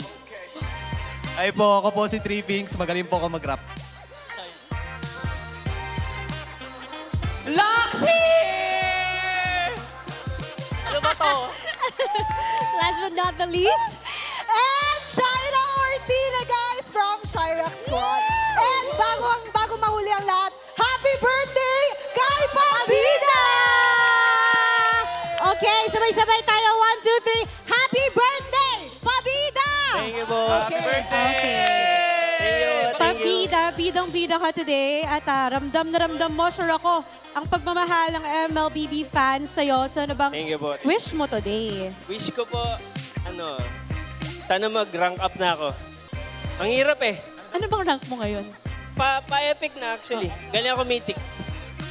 Pabalik na. Oo, alam mo, nasi-stress nga si Shaira pag nag-RG kayo, pero sana mag-rank up ka na. Wish ko rin yan Yes. para sa birthday mo. Pabida, alam mo, pagkatapos itong MPL, feel ko magra-rank up ka eh. Gayahin mo lang yung mga build ng pro players. At ngayon, si Lux naman, gusto kong tanungin si Lux bilang lagi natin nakikita sa MPL Arena nung regular season. Now you're here in the Champions Arena. Kumusta ba ang vibe nyo dito? Okay, ang na-vibe ko here is sobrang authentic. Kasi grabe, so, Grand Finals, oh my gosh. And guys, alam nyo namang Nick talaga yung sinusupport from the start. Pero since TLPH yung andito and TLPH din talaga yung una ng mga naging team kong sinusuportahan. TLPH tayo right now. At sabihin ko yung guess ko at Odin. Yes. Oh my Simulan gosh. ang prediction. Yes, actually yung prediction ko is 4-3. In favor of? For yung TLPH, 3 yung Falcon. Kasi grabe yung yung laban ng Falcon recently sa mga recent match. But the dominating is TLPH. Okay. What? That's for Lux. So, tanungin din natin ang prediction ng ating mga KOLs. Sino ang mananalo sa inyo at anong score? Quick prediction lang. O, sino daw? TLPH yan, feeling ko. Score. 4-2. Okay. Kaya yan. Sino dito ang fan ng Team Falcons? Ayan. Ako po, Falcon. Falcon Anong talaga score? ako. Since birth, Falcon. Since birth. At it's nice to have you here sa Champions Arena. Ano ba ang mensahe nyo sa buong MLBB community sa patuloy na pagsuporta sa ating laro, Shaira? Ako? Yes. Ang masasabi ko lang, guys, kung sinong manalo, congratulations! I love it! I love the energy and I can't wait kung magkatotoo nga yung prediction nila. Maya-maya lang, Odin. Pero sa tingin nyo, casters, ganito kaya ang mangyayari? Casters. And our on-ground panel, well, palag na to. Pakiramdam ko hati-hati rin tayo ng mga palagay dito kasi nasa on-ground panel tayo this time with another guest na siya lang namang esports KOL of the season Ayaw natin. naman! Grabe! Iba ka namin, Tings. KOL champion, isipin mo ang daming KOL sa mundo. Kasama kami ni Bray, di ba nadadamay kami? Pero ikaw ang the best. How does it feel? Sobrang saya kasi kahit wala na ako sa pro team, sumisupportahan pa rin ako ng mga nasa esports. And yun first naman ako kasi sinasama ko rin sila sa content and sobrang thankful kasi pumapayag sila. Oo. Guys, sana ay sinusubaybayan nyo ang hot news ni Bentings. Ang favorite kong ginagawa ni Bentings yung parang pinapakita niya kung bakit nananalo isang team, di ba? So, ikaw ba ngayon parang nafe-feel mo pa rin na pro pa rin yung outlook mo sa game? Hindi, mga ano na lang. Ano ba tawag daw ko? Mga alaala na lang. Alaala na lang. Gusto na lang mo ito. Hindi na ako sobrang updated kasi iba pa rin yung mga nag-i-scream. Mas maganda pa rin yung pwede nilang maituro. Ako puro ano na lang, yung mga dati kong natutunan. And hanggat maaari, kung pasok pa naman sa meta, i-share ko yun. O, tsaka lahat ng mga na-share mo, Bentings, ay nakatatak na po sa lahat ng mga naglalaro ata ng MLBB. Kaya naman, ang hirap-hirap na pong mag-RG ngayon. Gusto ko nga kumustahin yung mga bisita natin, sina DJY, di ba? Kung kumusta yung experience nila nung nag-RG sila dito. Kasi ang mga natutunan nila ay galing na rin dito kay Bentings. Ano nga ba ang mga, anong napansin mo pa lang ngayong season 17, Bentings? Kasi parang nag-evolve na yung mga teams. Tapos yung TL, tapos di ba sobrang lakas sila. Then Falcons nakakasabay. Bakit sa tingin mo sobrang lakas pa rin nila maglaro? Siguro yung kung pauna nilang mag-adapt sa meta. Kasi kung makikita natin talagang every week nag-iiba. Yung Pakito biglang lumabas ngayon. So, nagawa na agad ng solusyon. May nagpipick na ng Esme. Pero ganun, pabilisan na lang makapag-adapt kasi mas hindi ka takot sumubok. Mas ikaw yung makaka-advance sa meta. And then, isama mo pa yung mga nangyayari ngayong series na kahit anong hero na, basta hindi na nalulugi sa side lane, coach, kasi nagbe-burst lord na sila para mawala yung pressure. Pero bakit kaya sa tingin mo yung mga teams? Kasi isipin mo buong season, ang nilalaban natin Harley at Suyu, yung palitan, tsaka Leomord.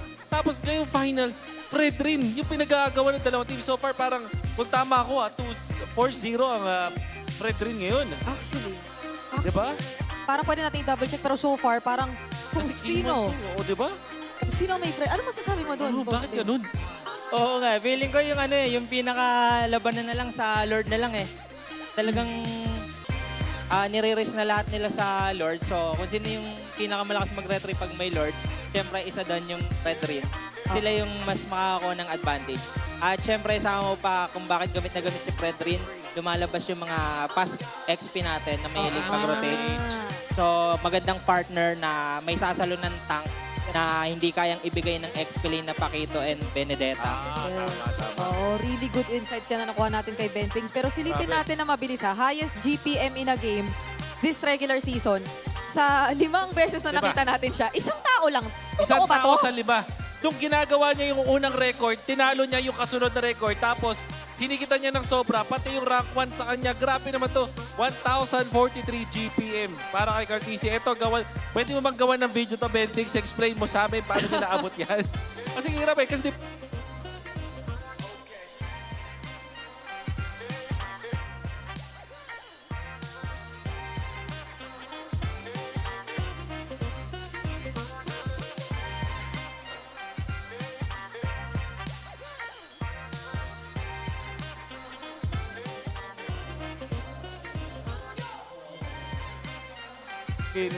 in between. Pero gaano ba ka-crucial na mabilis ka mag-level 15? Ben? Ang daming advantage pag nag-15 ka agad. Siyempre, number 1 doon, possible lock item ka na. Di mo na kailangan masyadong kumuha ng mga farm. Pwede mo ibigay sa kampi mo. So, isa advantage. Mas makakapwesto ka. And siyempre, tataas yung damage ng retry mo. Hindi ako nagkakamali. Tama. And napakahalaga nun kasi invade meta tayo ngayon eh. Ang dami nag-i-invade. So, paano ka makakapag-level 15 agad? Alrighty, welcome to the draft here. We're going to be jumping into Game 5. And this is great because either way, we're nearly there to the full series. This is what we wanted for the grand final. Team Falcons has figured something out, man. Yeah, and look at that. In 2026, Fredrin is now getting banned. First phase. Blue side. Does that mean the meta has shifted once again? Yes. Mid-series. Because of how these two gentlemen introduced the Fredrin in the first game of the series, they can't be mad. It's just... And you know what's going to happen? What? The rest of the world is going to take note of what's happening here tonight. Watch your ranked games and see how Fredrin becomes first pick again. You're going to be like, what? This is not the throwback I wanted. But that's what we're getting. Drats, the Filipinos are doing it again. Let's see, Falcons will ban out either the Freya or the Juicin. I think they're okay with the Freya, but then with the Fredrin now gone, that puts weight on the trades of Atlas, Valen, Leomord, Harley. Harley and Suyo are both open right now. Yeah, Harley Suyo. What about Jushin? Yeah, the Juicin. I think Falcons opens the Harley Suyo trade, and then they consider banning out one of the mid laners or. Yeah, it has to be a mid lane ban, it looks like. Yomord is up too. Who of the three, the prior big three, seems to be the least prio now. Okay. This is interesting. Freya's actually going to be banned out? What do we... This is game 5. This is game 5, so Liquid's choice to be blue. And it bodes well for Falcons again that they open the Harley Suyo trade. The Paquito's open. Oh, the Paquito is open. Is it like that? That Does that warrant the first pick, Paquito? Do it be like that? Yeah. I mean, we have seen first pick Paquito previously. Unless TLPH are worried that Falcons are prepared for it. Because it seems like Liquid's aggressive nature. No, they're not. Yeah, it's just a really good pick. I think Falcons would want to consider it this time, picking up a Benedetta. Instead of trying to counter it with like picks like the Esmeralda and all that, just go blow for blow with it, pick up a Benedetta for you. Gentlemen, the 2 other times it was a blue side first pick Paquito. Yeah. Onyx did it, they lose. Oh. That was game 2 and 4. 2 and 4. And then what was the response on the other side for that when they lost? Esmeralda Suyo. Esmeralda Suyo, and Kufra Eve. Yeah, the Kufra was just out of like left field. That was kind of weird, but it ended up working. This answer right now is going to be the Guinevere. So the Falcons will go Guinevere. Next pick, Eve. So this is solid, though. Solid choices for Team Falcons. It's very good. I think Liquid needs to consider just defaulting into the Claude. They most likely get the Claude, but I'd want to see them consider a Moskov, even, yes, this early in the phase, and then you pick up your Jungler alongside with it. So you're going to have to show. I think Leomord would be okay. Harley's fine too, but then you're already very offensive with the Harley Paquito. Yeah. I think Liquid have realized that they can't just go blow for blow. Claude, okay, Claude, fine. Maybe I'm just bored of Claude. Get the Leomord. I think that's a sentiment for a lot of people that have been watching throughout the playoffs. Or Claude Harley. So you're just so much more mobile. Yeah. If something goes sideways, you just get out of there. Yeah. Yeah, but then again, as I was saying, it's like so greedy. So they hold off on their jungle pick. They pick up the juice in. Marco pick, for sure. Oh, doesn't need to be. It can be a flap pick, so that they don't run out of options for it. Are they just going to Benedetta this early? Benedetta, or what? Do they want an Esmeralda? I mean, it's only the Paquito right now you have to worry about on the shields. You're not really getting shields. There's a Claude on the other side. I think the Esmeralda might be too much of an overcook. Let's go Bene. Or Hilda. Yeah, Hilda. Yeah, Bene or safe. Hilda would be good, yeah. Hilda might be the safe choice. Just go ahead, pick that up. You could still flex it if you needed to. Not sure if that'll happen, but find out what Team Falcons want to do. They're going to go with the Esmeralda. Which is likely a Purify Esmeralda. Yeah. Purify, yeah. Without even seeing what's on 4-5 blue for Liquid. 4 sources of magic damage, so you need a physical roamer unless it's either just gonna be... No, I think they still get the Hilda as their roam, and then they pick Esmeralda and the EXP. They take away heroes such as like Hylos and Gatot from Team Liquid Philippines. It's been interesting to see the Khalid kind of slept on too, you know. Hasn't been picked up throughout the series just yet. Could be something that we see here throughout this, and I wonder what Ben Things is thinking. Is that former coach Tic Tac? Yeah. Is that Tic Tac right there? Yeah. From the corner of my eye. I believe he was also here. Was it day 3? Day 3. I think I remember seeing Coach Tic Tac here.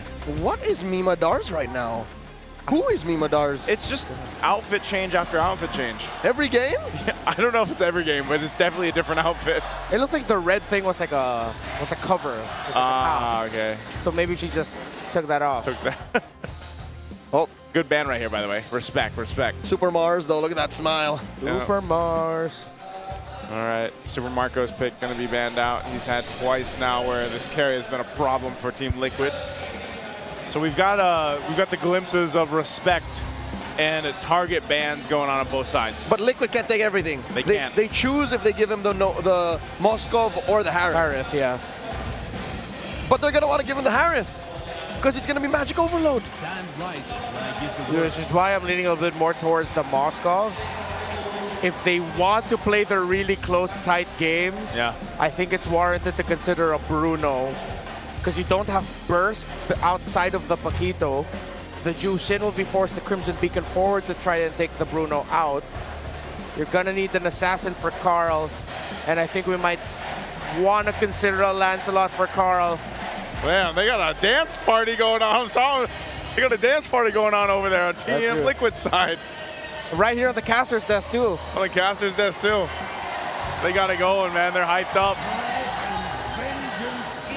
I don't know how it started. I don't know if there is someone. Oh, they are dancing on Team Falcons too. Yeah, they are. It's just a dance-off. We're having a dance-off in the crowd. Yeah, over the crowd. They got the mega horn over there. Yeah, Moskov, they knew that they're willing to give the Harith because of the magic overload. Falcons needs to consider something like a Bruno. Maybe a Clint even. Yeah.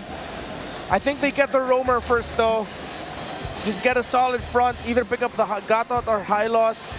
Unless they go for fast. No, they don't need to go pick off. You need a solid front. They just can't be the Esmeralda. Solid front. Some of the options here are narrowed down. Gattacacha still up in the choices here. A Hilda. What is going to be right now? The Suyo. Whoa. So Rome Gwyn. Rome Gwyn. They swerve it. I'm not even mad. Yeah. Because we're in dangerous grass. Yeah, you get so many more vantage points to utilize the Gwyn. Points of entry. Yeah. Easier. You're not as vulnerable. Yeah. Even if it is a full dive, you can kind of just disappear. Not gonna go Hilda. Hylos is too slow. Gatot so slow. Liquid might want to consider. And there's Paquito, so they need a solid front. Oh, Falcons, what a move. Gentlemen, how crazy would it be if Marco went on a fighter? If Marco did? And they just bomb rushed Liquid. Because look at this lineup. Laymord. Okay, they get the two horses. Mess with the Laymord and Hylos. What's your goal? No, yeah, you can't go Bruno anymore. You can't go. Clint might be okay. Harith is too much. Yeah. What if they go? What if they go YSS? They go the YSS for gold? Or the Bruno. Does the Bruno still work in this? Tough. Too tough. Too tough. I wouldn't gold Esmeralda. That would be overcooking. Don't do it, please. Please don't throw it onto Marco. No, they don't have basic attack. They can't go fighter gold. Oh, they just go the Harith. They just double down on the Harith. Oof. And then, I reckon they just throw us Piercer on a Kyle and then just go from there. Yeah, it has to be a Sky Piercer Suyo. But what if all this magic damage is going to be too much for Liquid to handle? But we're dealing with a what if. The absolutes show Liquid, it looks good for them. And because it feels like a 50-50, San Juan Arena is erupting. Oh, man. Whoever wins is at match point. That is momentum through the roof. Yeah. You don't even understand how important it is to go to 3 points in the Clash of Titans. It's down to a very pivotal game in this series. In the grand finals of this best of 7, the next team that wins this will be up to championship point. Will it be Team Liquid, who has lost 2 games now, against Team Falcons, who seem to have figured out the stampede? Gentlemen, recall the last time that they did this, we literally extended the mall hours of Quill City Mall in Kuala Lumpur. All right. That went all the way and people could not leave their seats. They turned the AC off on them and they just said, no, let them finish. When was this? SBS season This was 5? 2024. 2024 SBS. Oh. Yeah, in Malaysia. We stayed up till about 1 a.m. 1 a.m. Dang, man. This is a tense one. It looks like we are figuring things out on the side of Team Liquid, it looks like. So we're going to have to wait a few minutes here before we jump into the game. It's been pretty smooth throughout the evening, but it looks like we are, we're taking some time here. Scuba. Joseph, have you jumped on the scuba craze? I haven't, man. Try it. The furthest I went was Scuba. 6'7", and even then. Scuba. No, Dude, it's fun. Try it. I'm not doing it. Even in my head, You're missing out. I'm a grown man. Grown man, by the way. That's how I feel, you know, if I'm doing that. You don't stop playing because you grow old. You grow old because you stop playing. I guess I'm growing old. Hey man, you have your big goofy ducks. No, I don't. We see your story, sir. That's true. We know you got Carl. Hey, everybody's got something, you know? Everyone has something that's keeping them young. I'm sure you can look at that because, guys, we can't be like the players right now jumping into game 5. We're done with our playing days, at least in Land of Dawn. What I have is just undiagnosed. Okay. All right, let's take a look at the emblems. Yeah, pretty standard across the board. Oh, let's look at that trade in mid. Pretty aggro. And this is something about playing the Gwyn roam. I mean, we had our very clear opinions about it when Twisted Mind played it earlier this playoffs. It's just so highly punishable that now it's paired up with an Esmeralda. It's Haji who's going to be saving the Roman trio. And it's tough because, especially in a laning phase engagement like this, there's not much the Guinevere can do. She shines when it's fighting time. And it's so much magic damage. It's the Gwyn and Suyo though are a great combo because it's a long stun if you get hit by the Blade Surge and of course her jump. Yeah. So there's a good combo with it. Yeah, you can see the combo, you can see the vision. Yeah, the question is just will it get to the point where magic damage is just too overwhelming or Radiant Armors are going to be Falcon's biggest enemy? Kyle's game with the Suyo is important too. Oh, forcing out the Flicker and Sanford. That's a great start for Turtle 1. Through the wall too. 30 seconds till the Lord comes through. Yep. Once that Turtle comes up, they'll go ahead and get things into position. A Flicker being down from Sanford is a great start for Team Falcons to at least secure this. We'll see how they set up around it. Carl's just going to go ahead and grab a camp real quick.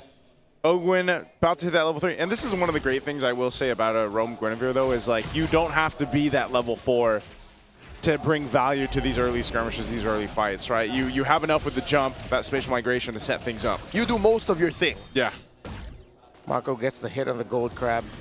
Dangerous grass floating very well for the Suyo. Lots of angles, but Sanji, great zoning. Okay. In comes Sanji. Crimson Beacon knocks up Kyle. Whoa. Kyle very low, has a surge on through. Queller as well. And now Flap dancing to protect that backline retreat. And they knock up Ogwyn. RWM defensively used by Haji. Carl already secured the Lord. It's a win for Liquid. That's what I call some big damn, and I don't know if Kyle was ready for it. Turtle. Great combo there for Sansan. Sanji just brought Sanford 2 great burst targets, and one of them being the opposing jungler. So Kyle needs to watch out for how he gets vision and how he positions himself around the Lords and Turtles, knowing that Sanji is fearless with using the Crimson Beacon as a means to set him up. Usually you'd see that as a defensive tool or something like that, but no. Sanji is on set you up, kill you mode, and he needs to play more through Ogwyn and Flap. Yeah, for those of y'all who don't know, when Zushin pops a Crimson Beacon, you get instant stacks. Yeah. So people just all the more easily fly around. Instantly thrown around. Yeah, that's one of the strengths here, especially when you hit that level 4. But so far, this has been the course. I would say the pace that we've seen set up in the past previous games where it's a little bit slower, you know, early on.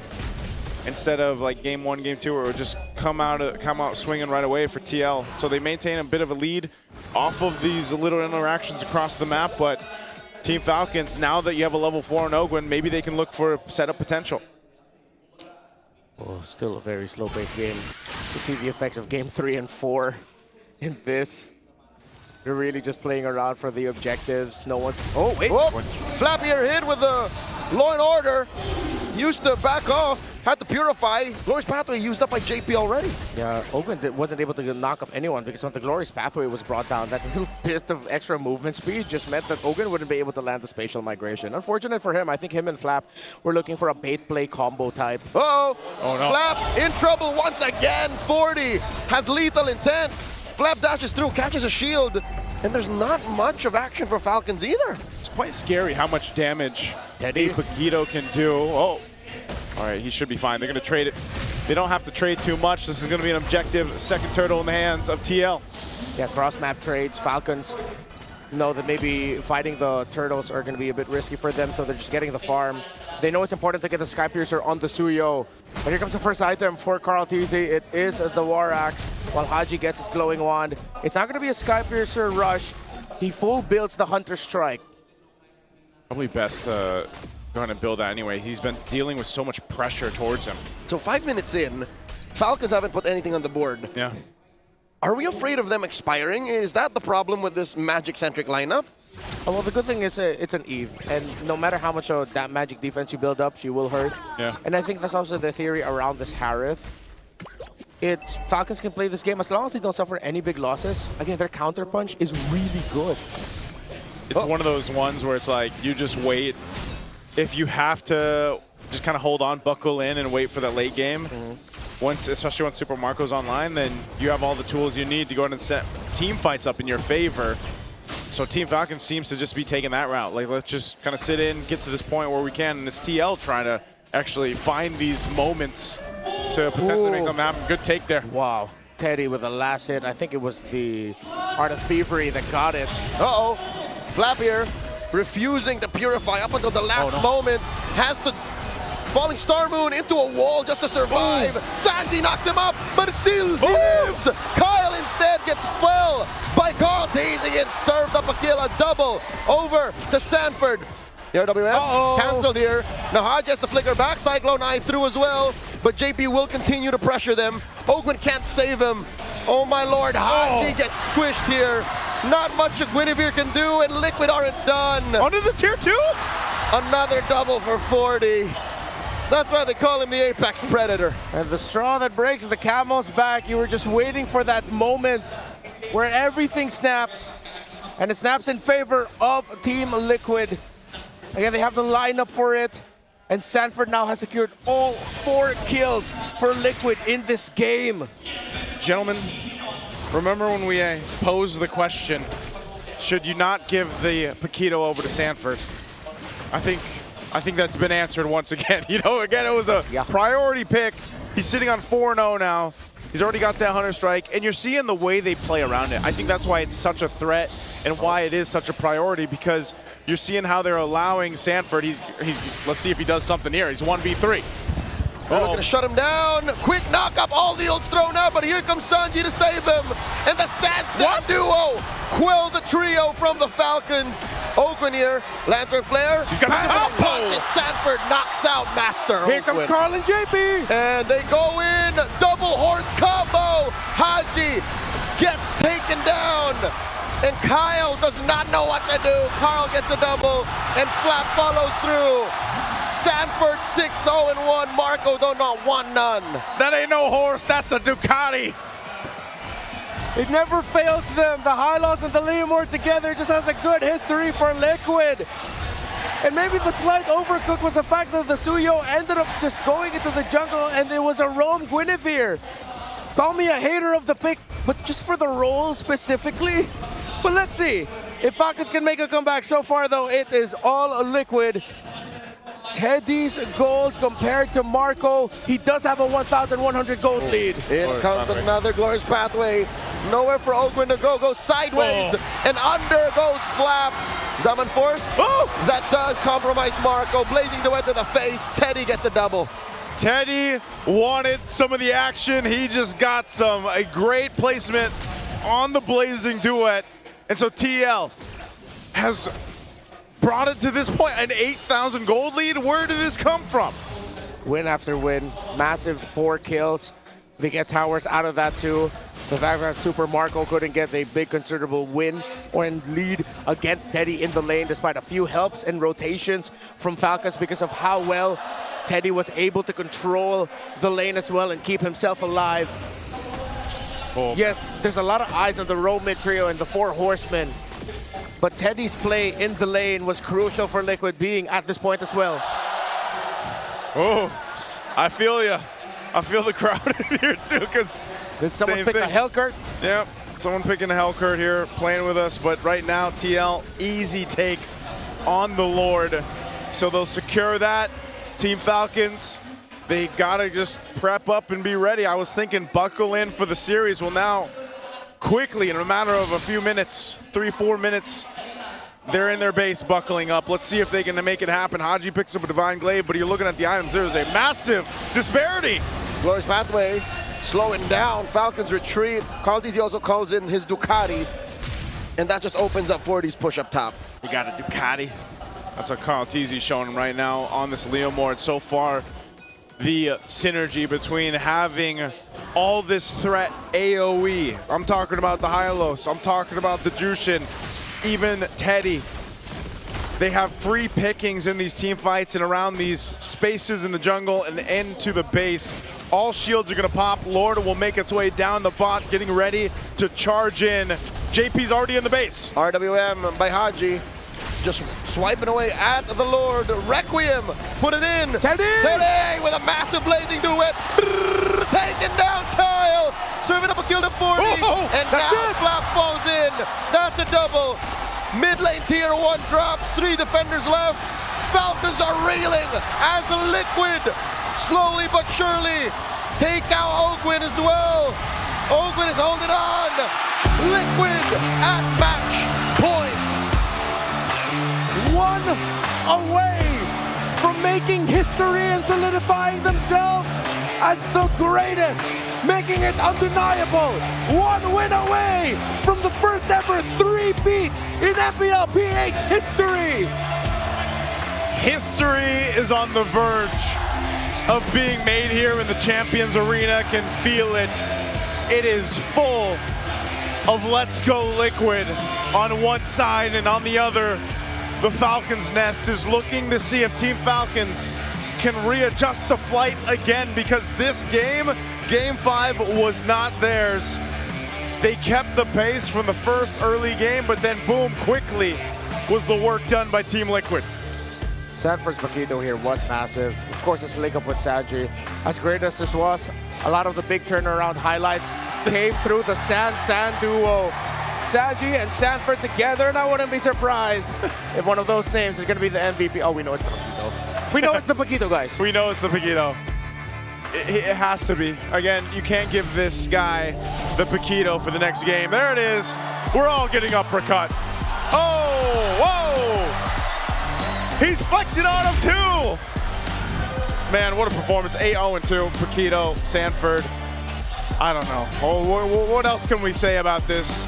It was clean from the very start. Oh, he was trying something else. He was on his way to a Rose Gold Meteor. Yeah. So there's a little bit of innovation in the late game build for Sanford, but I can't even call it a late game build. Yeah. It ended so quickly. Well, Renmar did mention that it was a magic-based damage. Oh, we were almost in Harry Potter land, right? But he basically, he went Hunter Strike first, he finished his boots, and then he went the wings. And that was like enough. My goodness. I mean, this game could have gone either way. It's just that, I think that first turtle was misplayed there by Kyle and Falcons. Because Liquid already had the information that Kyle was holding the bush right behind the turtle pit. Because when the turtle first spawned, he used his Evil Queller to just poke JP down. And he never really left that. He would just either go there, go to the bush beside the beetle, and then go back. So it was an easy read for Sanji to just use the Crimson Beacon forward, and then Sanford coming in from the lane. As good as the Esmeralda is, of course, with the idea of getting a shield, that raw hard crowd control isn't there outside of the Falling Star Moon. And even if you get that in, it's not that long of a stun. It needs to be follow-up right away. But since it's the Suyo that got jumped on, again, this is why I'm very iffy on the Guinevere pick. It's so conditional. To do this, you need this to succeed. For that to succeed, though, there needs to have been a step that you took beforehand, which is either getting vision or getting into the place first. Ogwin was getting into the place first, but then just that link up between Ogwin, Flap, and Kyle in the first turtle hurt them in the long run. Because that's where the 2 kills from the Paquito came first. Yeah, there was also just really good usage of the synergies that came to this lineup from Team Liquid, you know, and that's why, again, when we break down the drafts and we really look at it in a certain way, like the play style that comes from a draft, they knew their timings on it. It took them a little bit longer to initiate that or execute it, but once they did, they didn't stop. And again, this is the importance of keeping the trio of the roamers that can pack healing or revitalize. We've said it so many times. Gatot, Hylos, Kalea. It really looked like the swerve onto the Guinevere hurt them in the long run. They should have just kept the Guinevere in the jungle. Yep. I know that they were looking for physical damage. They probably accepted the fact that they are not going to end up with enough physical damage because of their priority again on the Esmeralda. I think that Esmeralda definitely could have been something else as well. Because yes, it steals the shield. Sure, it manages the Paquito, but it's just it. This is insane, by the way. 10:48 game time on this one. We just went through like some distance games, right? We had a 20+ minute game, then we had a 16, almost 17 minute. This one, holy moly, 10:48. Remember the stat we had the other day about how many games were actually finished under the 12-minute mark, and it was 8 for Team Liquid? Like that's just, that is the epitome of the Liquid Stampede we're seeing. And that's why this was a non-starter for Falcons to begin with. The fact that with this lineup, they can't slow down Liquid. Look, between Ogwin's pick, it's very all-in. We either win or we just die. Between Flap, who can just jump in, or die. It just doesn't work. For Falcons to get one over Liquid, it has to be start, stop, slow down, we win. Yeah. That's just how you stop Liquid. Well, you could even make an argument that an Atlas would have been better here. Still would have been good. Keep the Guinevere in the jungle, pick up an Atlas again. And I'm wondering if that was just the method to the madness. Like, they actually want to put the Guinevere in the jungle, and then for some reason, it ended up swerving, right? Yeah, again, which to me, I think the reason is they realized that they'd be lacking physical damage. So then they backed on the idea of a Piercer Psuyo or Psuyo. Was there no chance or room for them to consider picking up an assassin? Again, the Lancelot worked out for Liquid. Yeah. So yes, it did experience a difficult comeback for it. They were able to make a comeback for it eventually. Yeah. Still, I think one of my biggest learnings in this playoffs is just don't pick the Guinevere. I'm sorry if I sound like a hater on the pick. It's just not for that role anymore. Not in this meta. In recent history, I think it's only won once. When Fanny was picked at the last moment for Omega, but we're far removed from that. Yeah, it's so kind of crazy to think how fast the meta has shifted just in the playoffs alone, right? But even towards the end of the regular season to where we are now. Look at this though. This is what hasn't changed. Well, maybe his names have changed because he's the man of many names. Sanford here, he's gone through a whole bunch of names. Apex Predator, highest match win rate, 73%, 73.53%, 136 all-time MPL Philippines. CC Immune, this was the 4 times MPL Philippine champion, 2 times finals MVP, M4 world champion, MSC 2025 champion, finals MVP. Of course, way too many. There's just so many. I think, doesn't he have more than these 2? Yeah. Wait, Apex Predator, Immune, Nuya, Raging Sanford, King Bob, Dole. Like, what do we forgot some, but I think that's the point, you know? Raging Sanford, by the way, was just one of those it's a happy mistakes. Yeah, it's a happy accident. Happy accident. You know, we were. Is that us on Des? A coinky dink. I was not there. I think that was me and Renmar with her. I love how it's an iconic figure in Philippine esports that ended up giving the name of CC Immune. Of course, a professional athlete from a different game title, but within the same genre as well. Also innocently calling him CC Immune. Yeah, also innocently, CC Immune. That was very funny. He was playing Lapu Lapu. Yeah. It's just one of those things, again, where the impact of Sanford, of course, throughout the history of Team Liquid, throughout his own career. You know, and if you really go into this like introduction of Sanford into the league and where he's been and everything he's accomplished with Team Liquid, it's amazing to look back and see all that, right? And it's very deserving that he has all these monikers, all these names, because he's just so damn good. And it's a big problem for Team Falcons. And right now we have to look at the COA, the consequences of actions. I think we've got Flap here at Team Falcons.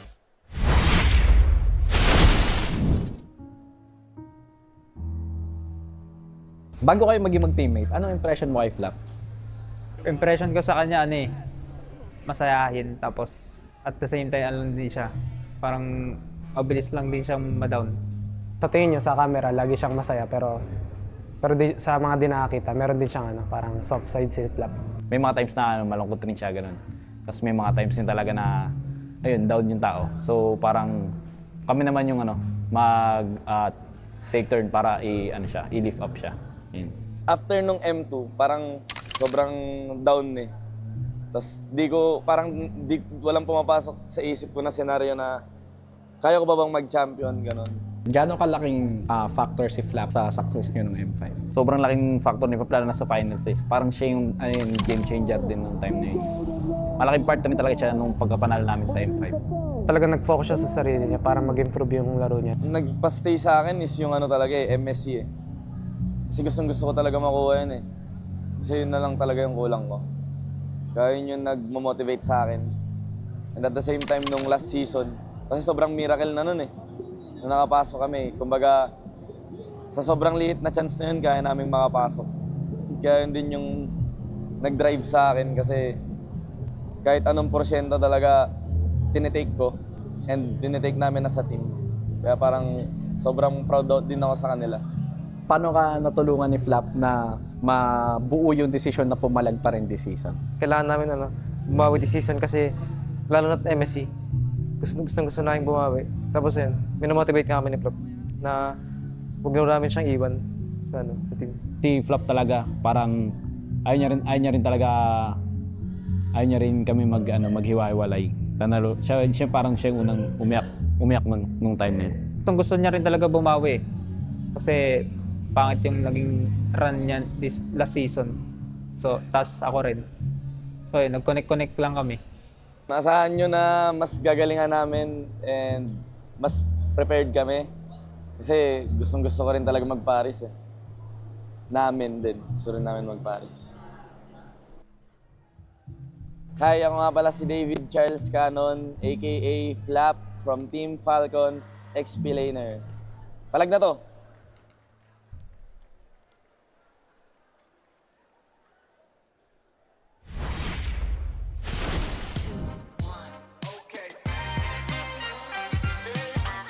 Hindi ko talaga alam bakit pinagawa sa akin yun ni Direk. Gusto ko lang po sabihin. Pero mukhang ang facial expression po na ito ay Pag may pinauso ni naka-outplay. Hans. Ha? Pag may naka-outplay. Oo. Kasi sinusuportahan mo yung tao na naka-outplay, di ba? Parang ganun talaga yung reaction eh. Oo nga eh. Medyo matindi ang naging palitan at bawi doon ng Team Liquid, bringing them to match point. Surprisingly, after that game. So, grabe ang ating naging shift din sa game na yun, Wolf. Kailangan ata nating pag-usapan kasi ang puro Fredrin na first, ilang games? 4 games? 4 games. Ay biglang nawala pagdating ng game 5. Eto ngayon hindi kita niloloko dito, pre, pero talaga naging instrumental para sa akin yung quality ng gameplay ng Sansan Duo na nakita natin nung game number 5. I believe na sila rin yung dahilan kung bakit sobrang aggressive ng Team Liquid Philippines. There was a time na tatlo yung pumunta doon sa may top lane para kay Sanford around the 7-minute mark. Tapos, nung itatry nilang i-gank yung Pakito doon sa yung first pick, Pakito by the way, mula kay Sanford, biglang ginamit ni Sanji yung river flow. Yung fact na mabilis siya maglakad dun sa river para makatulong kay Sanford dun sa may top lane. Eventually, yung Sansan allowed for the rest of TLPH na makakuha ng panalo sa teamfight na yun. Oh, and that's when we were probably a bit worried about the presence of another Esmeralda with no direct answers whatsoever coming in from Liquid. I guess it was mainly on the Claude lang talaga dito ni Teddy, no? Pero wala siya nung typical na Gord or Freddy na talagang hold down lang ng lahat. Pero parang sub-sub mindset lang yung ginawa doon ng Liquid, especially through the high lows. Oo nga eh. Nakita ko din yung parang relentless na tuloy-tuloy lang sila na kumuha ng kill. Mind you, this is a lineup na ginamit nila yung Leo Mord na parang pakiramdam ko halos parang unli yung kanyang paggamit ng ulti. In a way na hindi sila nagtitipid ng kanilang mga ultimates. Even si Sanji, hindi nagdadalawang isip na gumamit ang kanyang Crimson Beacon to go in. Partner that up with that Glorious Pathway mula kay JP. Nakita natin na sub-sub nga talaga ang mindset ng Team Liquid Philippines at nakuha nila yung panalo because of that. Pero ano kaya ang hatol naman natin dun sa biglang pag-shift ng Guinevere into the roam role? Kasi akala talaga natin buong time ay magiging jungler siya. Pero ano ang tingin mong naging epekto na nilagay nila sa roam etong Guinevere in that game? Parang naging greedy sila afterwards. Naramdaman natin with that Esmeralda, tapos meron kang Suyo, and then the Harith, na meron kang tatlong heroes na kailangan ng farm. So what I got from that was, biglang nawalan ng early game presence itong side ng Falcons. Although, ang ganda ng idea na inuubusan nila ng jungler hero itong si The Goat. Pero bigla naman nating nakita na nung time na ng paghahanap ng farm, dun sila pa nalugi. Yep. Marami tayong mga nakita at naobserbahan na changes throughout that game, but it was relatively fast and something na parang kagulat-gulat in terms of just how quick Falcons was in terms of picking up the pace or momentum. Parang binawi at pinakita na naman yung stampede sa atin doon ng Team Liquid. It's perfect. Makikita natin dyan dito sa ating clip na ipapakita ko sa inyo. When you look at the red side team, na dito sa, tingin tayo muna doon sa minimap kung saan tatlong members ng Falcons ang makikita natin na kumulaps na para kunin itong si Sanford. Pero, mapapansin naman natin na ang gagawin lang ni Sanji ay i-take advantage yung river flow. Again, tatlo at napapaligiran na itong si Sanford. Ang pinili niyang gawin, mag-try niya mag-apply. So may mga nadadodge pa rin siya, but eventually afterwards, ang kunat masyado ng isang Pakito at tinulungan na siya ng kanyang tropang si Sanji, the Sansan Duo, making it so na makakuha sila ng isang kill. Inarangan pa nga ni Sanji yung talon doon ni Ogwin. And then, ito na yung the rest of the cavalry. Glorious pathway sabay gamit ng ulti nitong si Carl TZ. Nakikita mo yung synergy ng ating jungler pati ng roamer ng TLPH. And while that is happening, 4 horsemen were able to take down the members of Falcons at sa may bandang gilid, may masaya. Uy, ang nakita na naman talaga natin dito rin sa palagay ko ay ang dalawang kabayo na na-maximize Yun nga eh. ng Team Liquid. Kasi Hylos, Leomord, parang sila ang nag-combo doon aside from Sansan. Tapos Yep. Steady, Harp na sa gilid. Oo. Siya yung nakangiti sa gilid na sinasabi ko, Bri. So, imagine mo kasi yung mga kakampi mo nagpa-farm para sa'yo. Talaga mapapangiti ka sa gilid. But kidding aside, nakita nyo kung gaano kalakas yung 4 horsemen dun sa team fight na natin na yun. It was Sanji saving his Sansan Duo, tapos yung JP plus the Carl TZ na mayroong kang kabayo at Glorious Pathway na kasama. Nakita natin kung gaano ka-impactful and that's the reason why they are at match point. Okay. Now it's Liquid on blue. Hindi, mamaya. Hintayin natin. 1, 2, 3, 4, 5, 6. Okay, Falcons. I believe they picked red side. Flying Clouds. Tama ba to, Coach Will? Parang kanina pa Flying Clouds. nagiging preference ng Falcons ang red side. Whereas Liquid, Red side. it seems like they do prefer having the blue side. Exactly. Kasi nagkaroon sila ng mga first pick na first pick material heroes like the Pakito. So far, Bri, if my memory serves me correctly, Pakito laban sa Esmeralda ay 2-0 na ang panalo. Ooh. Eto balikan lang muna din natin saglit dahil Haji makes a return to the international stage after 1,232 days since the M4 World Championship Grand Finals. Kung nandun si Haji sa M4 World Championship, ang kanyang katapat ay none other than Coach TikTok. Nakatabi ko ngayon. Coach Tik, baka naman may message ko. Wala naman. Mahihain. Wala eh. Mahihain. Na-jump scare eh. Na-jump scare si Coach TikTok. Alam mo kanina pa kasi tumatayo yan kapag nandito yung mikropono eh. Nagulat siguro Iniiwasan siya. tayo eh. Wala eh. Pero shout out at masaya kaming makita ka dito, Coach Tik. At pakiramdam ko ay masaya rin siya sa nagiging resulta so far. Pero hindi pa naman tapos ang ating serye. Alamin natin kung ano ang mga magiging kaganapan dito dahil we are about to enter the draft for the next game in just a few moments. Wolf, sa tingin mo ba, itong kalahati, second, parang may, may part 1 and part 2 tayo ng buong series na to. Dito sa part 2, ganoon na ba ang magiging draft natin? Wala nang Fred rin talaga. Tingin ko, lalo na nasa second pick ata ang Falcons, so mas madali. Tsaka parang hindi ka na worried dun sa Zushin eh. Parang sinasagot na to ng side ng Team Falcons. They have the EVE for that. Alrighty, ladies and gentlemen, here we are. We're going to be jumping into this next draft. And I'll tell you what, it is now a championship point. If for some reason you've missed things, this is what we're at now. Championship point, we're going to Flying Clouds. Mind you, TL has not lost on Flying Clouds. What is that, 17-0 now? They're 17-0. They're 17-0. They've got a 68% win rate on the red side, but I think this is, I don't know. Team Falcons has to figure something out for this draft. Joseph, it's a fighting map. It's a fighting And map. Liquid are fighting champions. They are, man. Gosh, this is, I guess this is you going against the odds if you're Team Falcons. A punch for a punch. Finally respecting the presence of the Pakito. Seems like we're gonna go back to the Harley, Suyo, Leymord, Phovius trade. Kalea hasn't been banned yet. Neither has Marcel. It's up to Liquid to take out the Marcel. Potentially maybe take out the Freya. Unless they open it, then they just go for Ooga Booga. Yes, that is actual analysis, folks. Full damage, full speed, end the game in under 12. Potentially, I don't know, man. As much as we just witnessed a stampede a very quick game. I'm hoping Game 6 doesn't go that way. I'm hoping that when we start to see the picture painted here for Team Falcons, they lock in a couple of these heroes. We know the game plan they want to go for. They can't contest the Fredrin anymore. The utility bans are being out. They respect ban the Paquito. It's done too much to stop Team Falcons from getting the full flight they're looking for. And the last one is also that Freya ban that Teddy picked up. Okay, this being Game 6, it just dawned on me. Falcons chose to be blue. Last night, they had all of the momentum. Even in this game, even in this match, rather, they had all the momentum from red. Is this a clear sign of them saying something's got to change? Something massive has to change now. Yeah, it seems like a tailored draft is underway. 2 or 3 potential sets of them. They banned all the Freya, again, talking about the Freya and Marcel trades. So they banned the Marcel Liquid as expected. And so Liquid still has an avenue to go for the fast rush. Liquid can go Leomord High Loss again if it's available for them. If there's going to be Hardy, we could see a long game.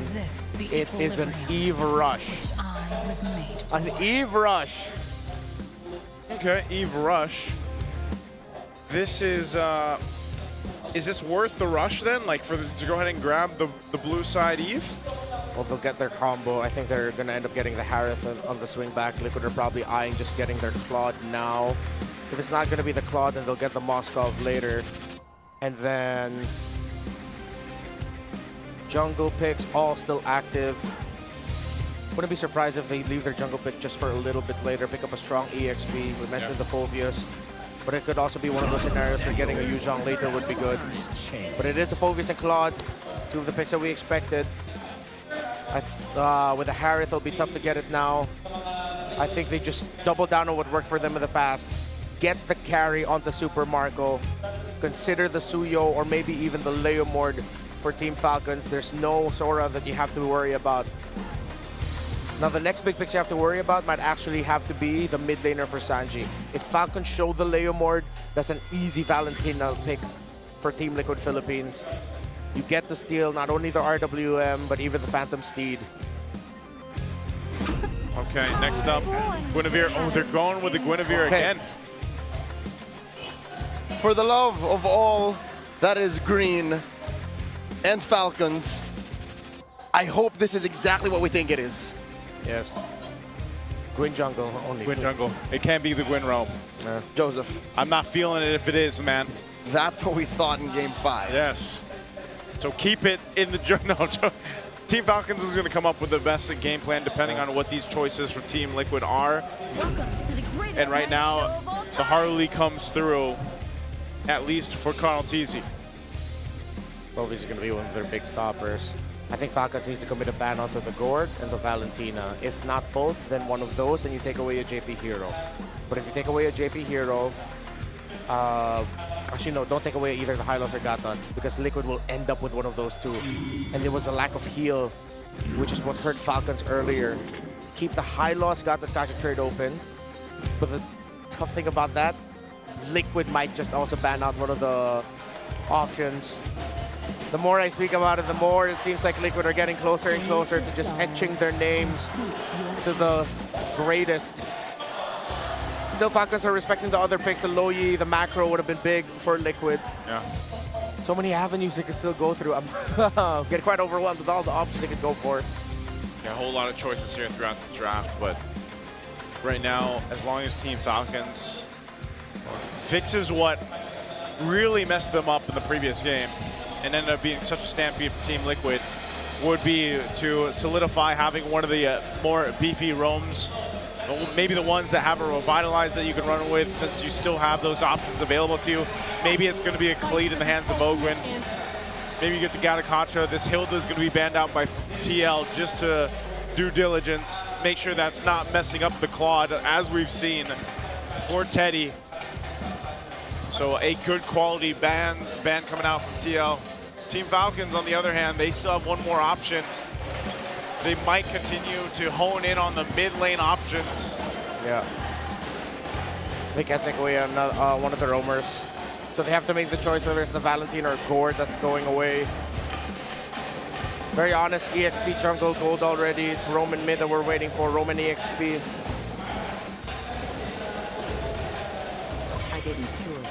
It's the Valentina that they pick.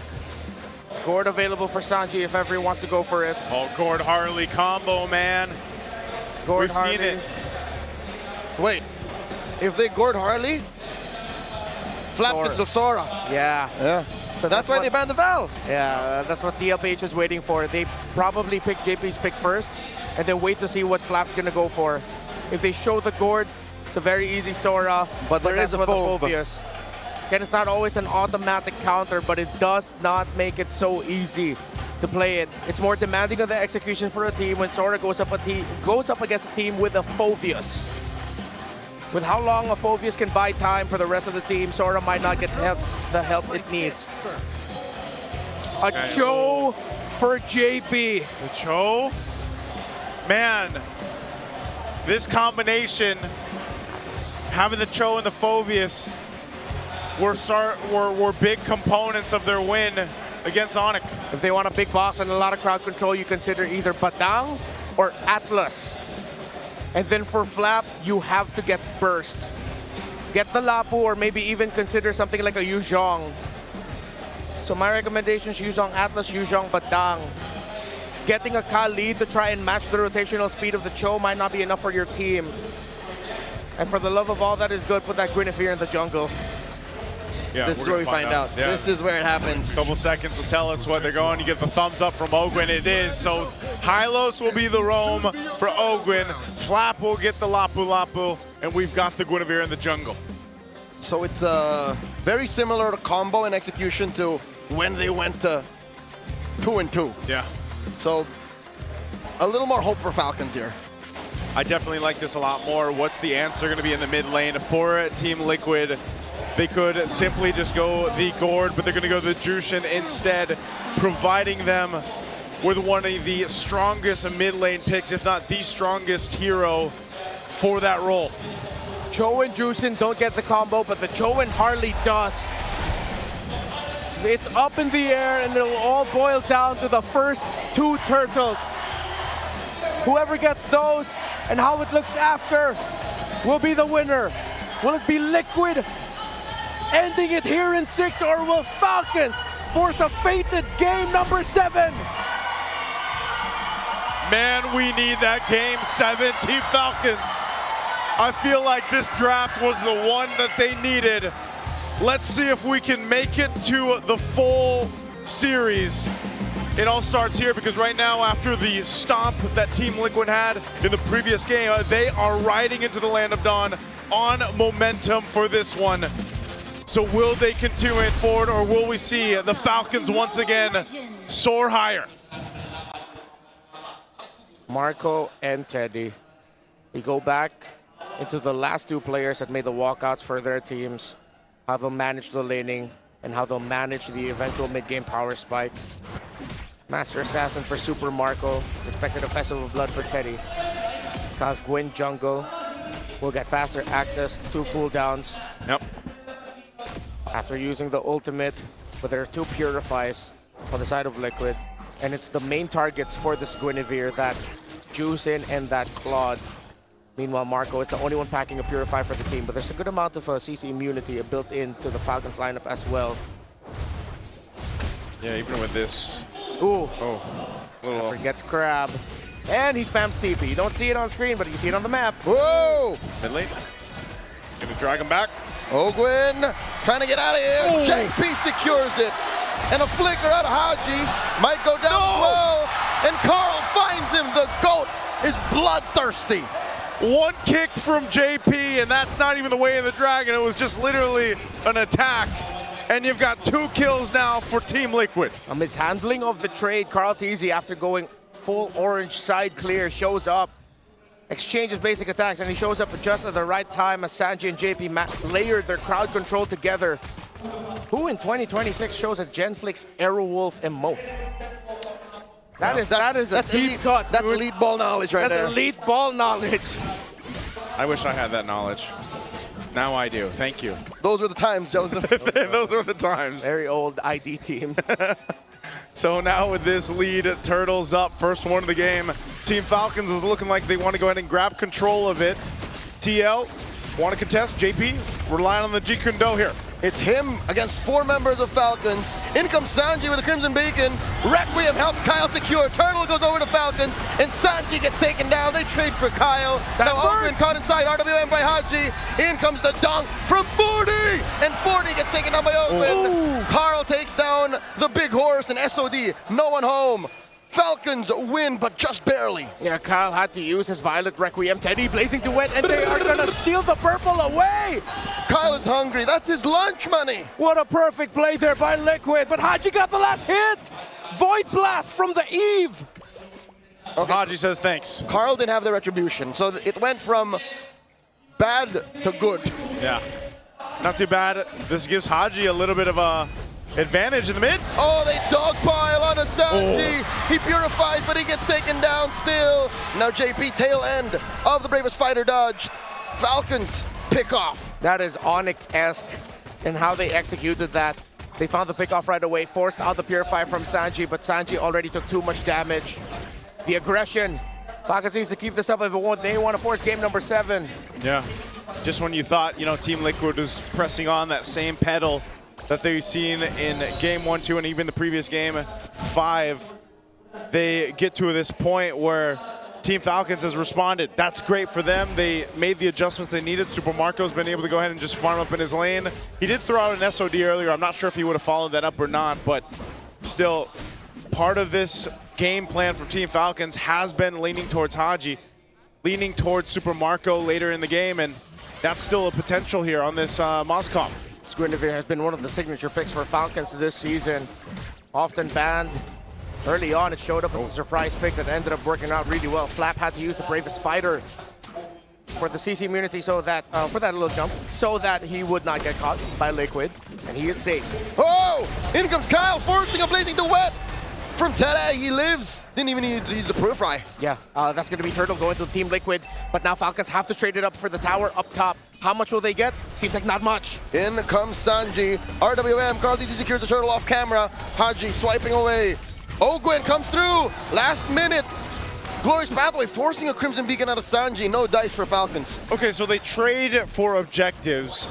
TL doesn't end up losing anybody off of that, but there was definitely an attempt from Team Falcons. They just couldn't capitalize on the kill, so it's pretty much an even trade. I'd rather have this than them overextend and end up with nothing either way. Yeah, it's a good thing also that Teddy didn't need to use his Purify the last one, just the raw power of Blazing Duet, Fighter Emblem, Festival of Blood, keeping himself alive through raw lifesteal and spell slam. And I think just the movement speed that he got, it just allowed him to get out of dodge. Yeah. Good moves here on both sides right now. Team Falcons just slowly cooking with this lineup. 700 gold lead now for Super Marco, so that rotation from the Falcons ended up helping their cause. They want to get their Moskov out of this lane quick. They want to get him out here quick. Part of that is just continuing to let Super Marco do this. Again, I think even if he lands the SODs in the last turtle, it depends. He's right there on that side of the map. If he has an opening, he'll take it. If not, he continues to scale up on the Moskov. So far, though, your advantage is fighting around Haji. Potentially Kyle's threat. Whoa! Like this. Requiem finds JP. But JP does live. Oh, Haji with the RWM clutch today. Defensive use of the BMI. A pickoff is a pickoff. Carl TZ almost got taken down. If Falcons got that, that would be a snowball start. But they did get JP. They use a lot of abilities for that, though. And again, the Gwyn, so fearsome in the jungle. Yeah, that's the threat that we're looking for here. The real deal. Oh, wow, nice Spear of Misery. Massive by Marco, and they didn't even overcommit. They just wanted the turret. Now Carl DZ coming in. Teddy and JP looking for targets. Ogwen holding it down. Ogwen gets taken down here. Carl secures. So that gives them a clear sign to go ahead and secure the last turtle of the game. Yeah, a bit of a misplay there by Falcons. Liquid knew that Ogwen didn't have his Revitalize yet. They were counting, they marked it, and they got turtle number 2. Turtle 3. 3. Their second. Their second turtle. Oh, their second. Is what I meant. He was right. You were right. But also, I am right. So we're all right. Yeah. We were talking. We were talking about the first 2 turtles, but it ended up becoming dead even because no one got a clear lead. But now this turtle 3, Falcons needs to start getting towers off the sides. That's how Teddy and Liquid were able to get one up top. So now it's going to be Kyle helping out Super Marco to break this. just a trade. Yet again, top across lane, the though. map. Oh yeah, they're gonna trade it. Teddy just does a bit of damage to that one, but that will be the tier 1 falling. That's a lot of minions, man. Even with the damage reduction of the turret, it still took out way too much health. Oh, and Flap is taking his time. He doesn't trust the map. He doesn't know where JP is. Nor Carl, so he's not sure if he wants to overcommit to the defense. Look at JP right now, man. He's just behind enemy lines, just taking a gander around. One might say light-like. Yeah, looks very light-like at this point. They want to go for this tier 1. Oh my lord! Deadly Magic, it's Hanjo catches it. Yep, he'll be alive though. A bit of a body block there by Ogwen. Kyle thinking about recalling back to base or staying in the pixel. And he makes the right call and goes back. As Liquid now have control of the river and the map, Falcons' time is running out for their mid-game. But their time comes back online for the late game through their Moskov and their Eve. Yeah, that's what they're playing here for. Tier 1 going to be worked on again. TL playing around this advantage of mobility where Team Falcons is centered up. Kyle won't land that. Whoa! Dear Lord! Marco put within an inch of his health. He stays. Ballsy.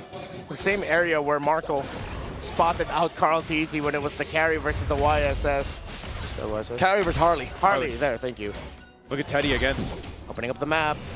Marco's getting there. Yeah, Flying clouds. Falcons are lost in their own jungle and in their own side of the river because of the threat of the Cho and how fast it can rotate. They really cannot read the rotations of Liquid. They don't trust it.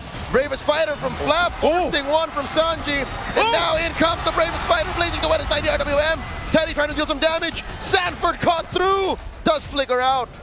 That's a great pick. This is the Lord up. Carl TZ's still up though, so Team Falcons, even with taking out Sanji, they still have to be cautious. They see Harley. Just like against Onyx, as long as they pick off the Zushin, they are ready to go. Lord here, within a tenth of its health, and Kyle secures. Oakland will get picked off though. JP taken down. Flap is wailing away. Will get taken down here. And now Carl and Teddy. Kyle with the setup and the freeze. Oh, he gets taken down here. Pyrrhic victory for Falcons. They get the Lord, but they lost too much. Liquid with the pedal on the gas. Falcons tried to get some kills, but Liquid were able to sidestep and survive. The Lord, though, will still be able to get out of the Falcons base. It spawns now. While Flap is back in 5, Kyle is back in 11. Falcons will be able to push out. 6 games in, one thing is true. Yeah. RWM plus the SOD and the SOM. Haji with a shutdown. Carl falls. Traded out for. Looking for more. Super Marco here. That's too much pressure. He flickers back. Dodges back rather, but it's too much. And there's not much of a punish from Falcons as they get run through by Liquid. Sanji with a Crimson Beacon. Infernal pursuit by Sanford. They both just live. And the lantern flare from the chef. One thing is true, that might have been an overstep. They got the Harley, but it cost them too much. Still, the members of Falcons will return, and this Lord will get the charge and pop the passive. In the big picture of the macro, it works out for Falcons. In the small picture of the gold, in terms of the outplays, Carl TZ is 3 levels ahead of Kyle. But that never stopped Falcons. Yeah. More than once in this series, Kyle stepped up and knew that it was all about utility. And if there's a way for Falcons to slow this down, that's what they gotta do. Time and again in this series alone, you've seen as long as it's slow and steady, Falcons win. But if it happens in the blink of an eye, even if it's Falcons who engages, initiates, Liquid wins. Oh, look at this. He's into this. That's a kick onto Ogwen, RWM, plus the Glorious Path they use defensively. SOM into the wall. A lot of damage coming in from Marco. Now he takes down JP. Sanji with the Crimson Beacon, compromising Super Marco. Teddy with a blazing duet, taking down Flap. Taking down Ogwen as well. 2 for none. Make it a 3 for 1. Tade with a triple. Sanji finds Marco. 4 for 1. And that's a wipeout. Tade is a maniac.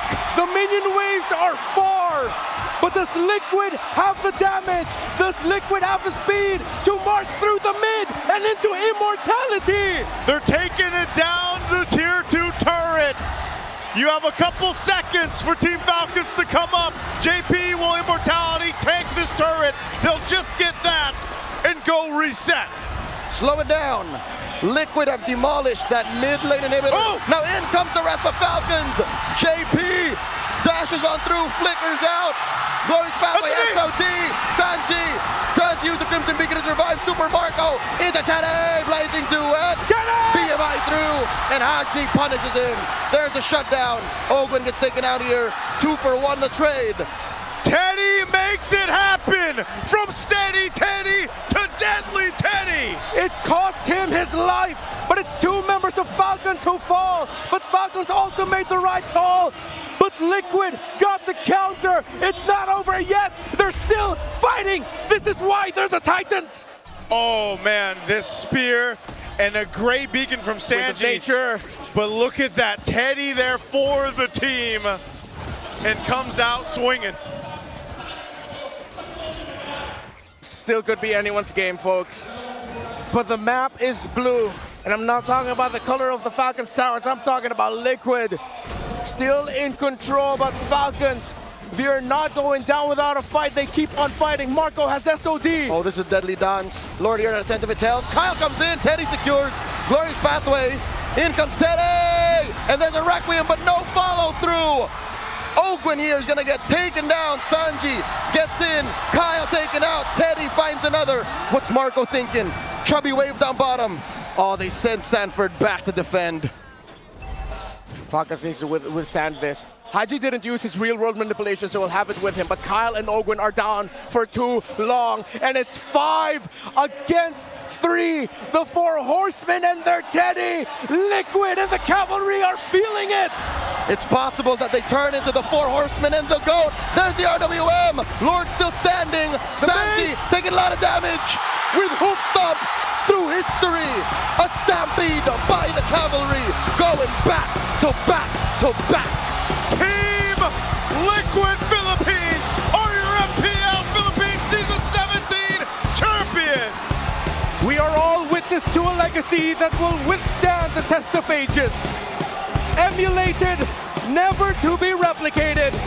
Their fierce gallop into immortality will echo forever! Team Liquid PH are the greatest of all time! One hell of a grand finals we had here in San Juan Arena as all sides erupt with the ending we had here. 6 games of distinct action on both sides.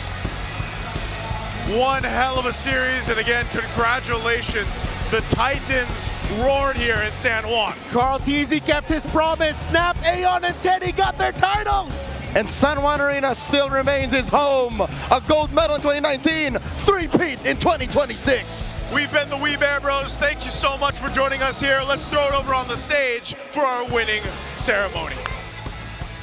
They fell 1 step short, but they fought a good fight. Maraming salamat, Team Falcons!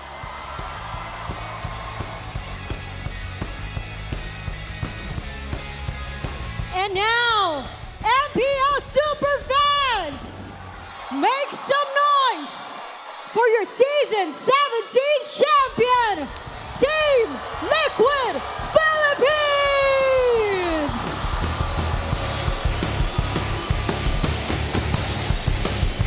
Team Liquid Philippines, get ready to lift the trophy that you burned. 3, 2, 1. Weeks of grinding and sacrifice, all leading to the single moment of immortality. Welcome, your MPL Philippines Season 17 champions!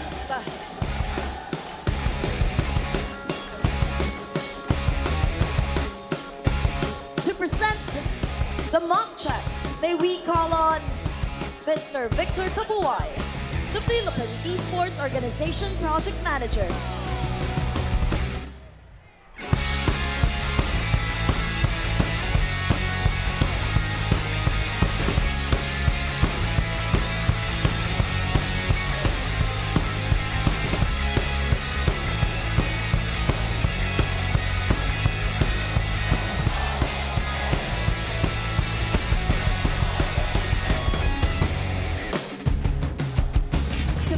the medals and rings, please welcome on stage Mr. Julius C., the Chief Executive Office of Ferry.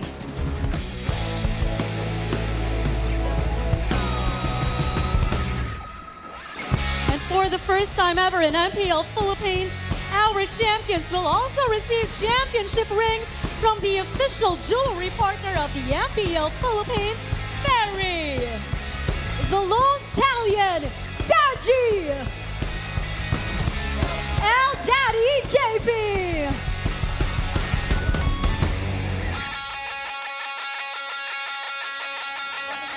Teddy.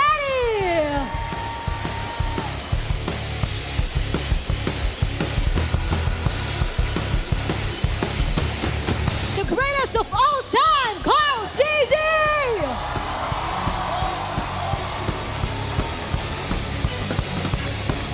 The Apex Predator, Sanford.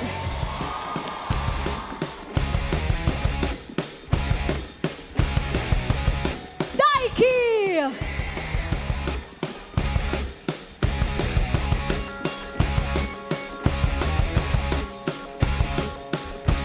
Coach Snap.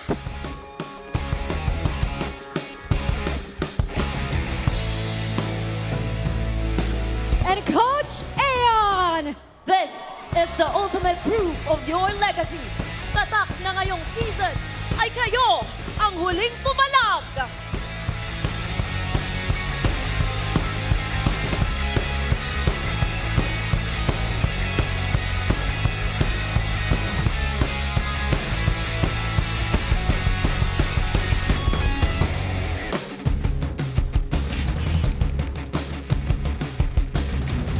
And finally, we award our finals MVP!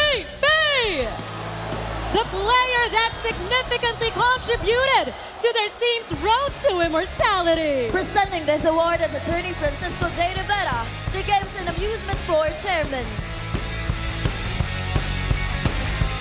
Super fans, let me hear it from you! Who is your finals MVP?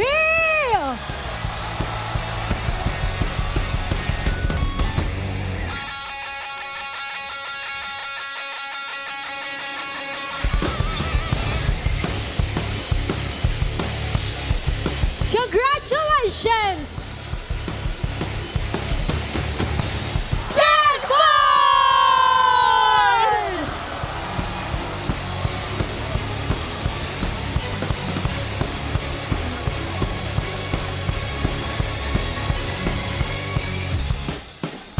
Sanford, congratulations for being the finals MVP.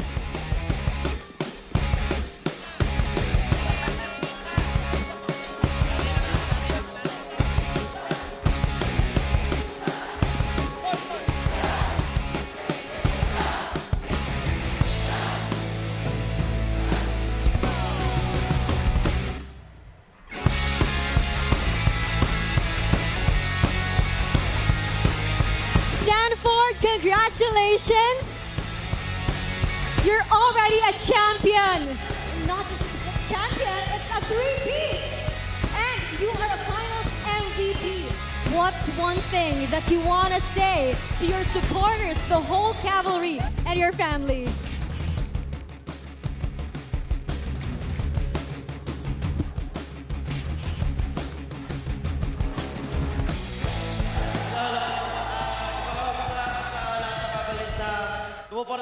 Thank you to all the cavalry who showed up here today and supported us throughout the season. Shout out for all your support. Thank you. And this season is for you, cavalry. Finals MVP, Sanford! And one more time, champions, please step towards your trophy.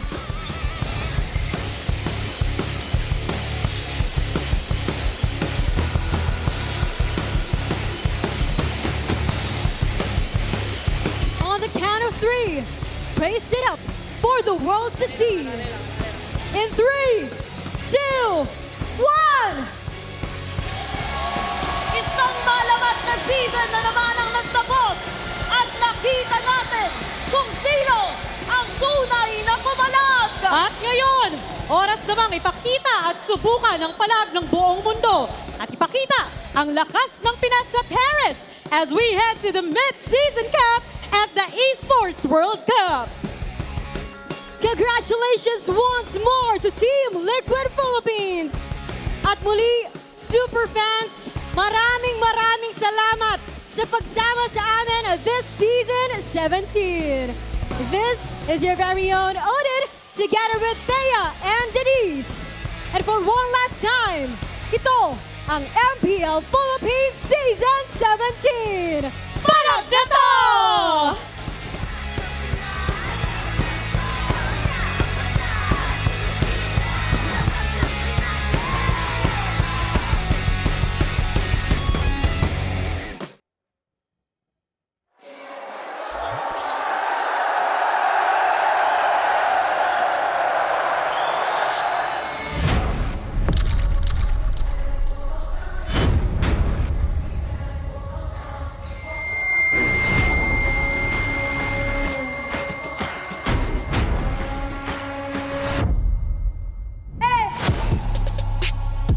Gumagana na yung pinagpagura natin. Peso's goal has always been to build a sustainable path from the grassroots to the global stage. So, and here we are. Excited na din kami kung sino ang huling papalag.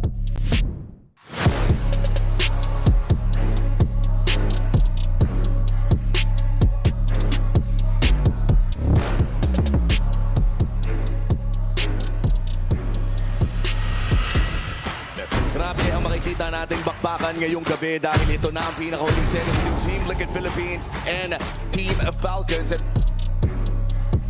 Let's go, Liquid! Palag na to!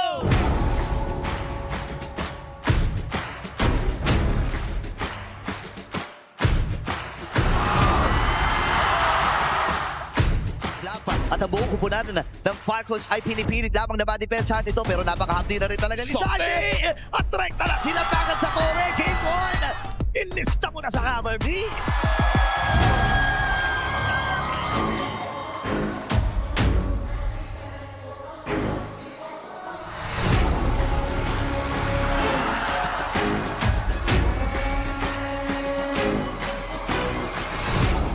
Pumasok na rin si Zagoy! Mamamatay ito si Haji! May naman nagamit din yung Wonder Crown. Sa Miami ko lang dapat ito.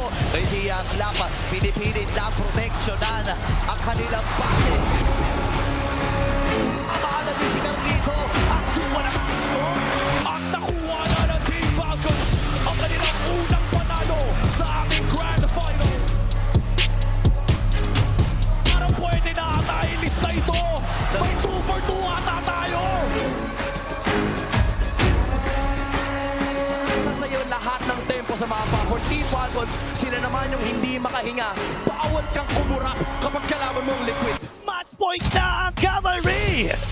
Isa na lang ang kailangan ng Team Liquid Philippines para magawa ang hindi pa nagagawa. Natapusin ang Team Liquid Philippines! Maitanga na sa kasaysayan ng unang 3-pin sa Pinas! At sa liga ng pinakamalalakas, ang Team Liquid Philippines!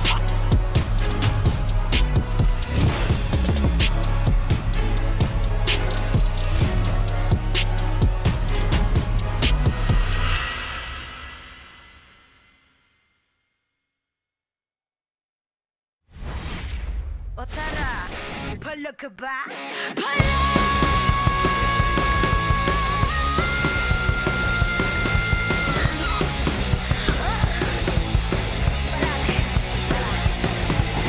Handa sa laban, sandata sa aking kamay. Watch with my click, wavy fire in the eyes. Yeah, I walk with my head held high. Ano ba yung takot kung tore ang aking gabay?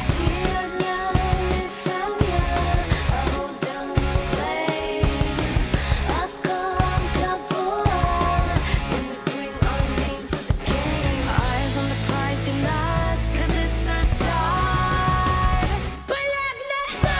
Me again, you already know. Automatic,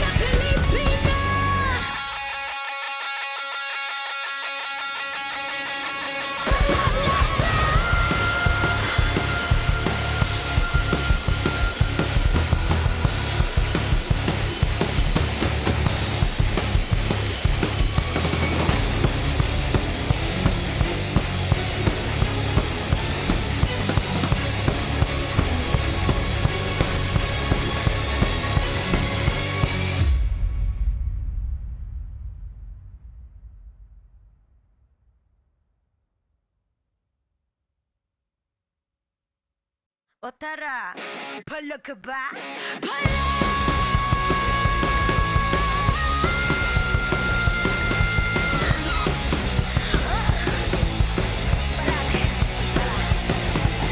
Handa sa laban, sandata sa aking kamay.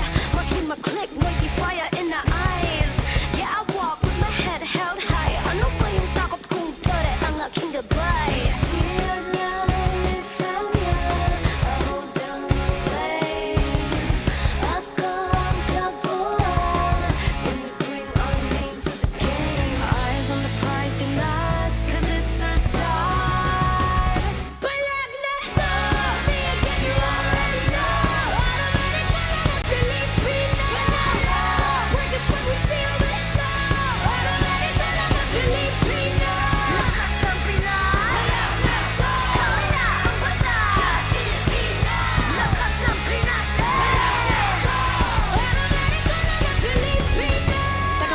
Remind you kung anong na-obtain. Palaging first place like I used to PH. I'm here cause I got God, my team is super fast. Eyes on the prize, been lost cause it's our time. Palag na to, me again you already know. Automatic na Pilipina. Porque somos still the show. Automatic na Pilipina.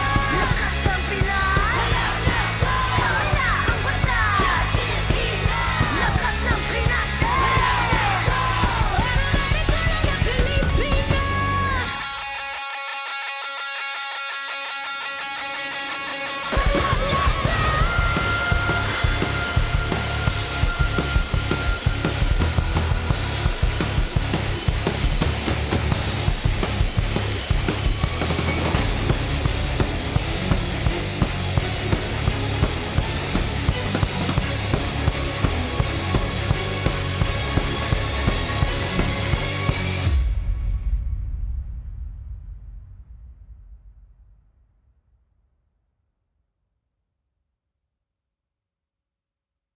O tara, pala ka ba?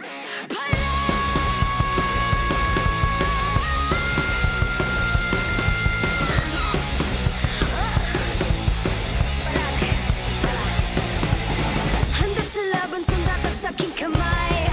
Watch with my click, may fire in the eyes. Yeah, I walk with my head held high. Ano ba yung takot kong tere ang aking gabay?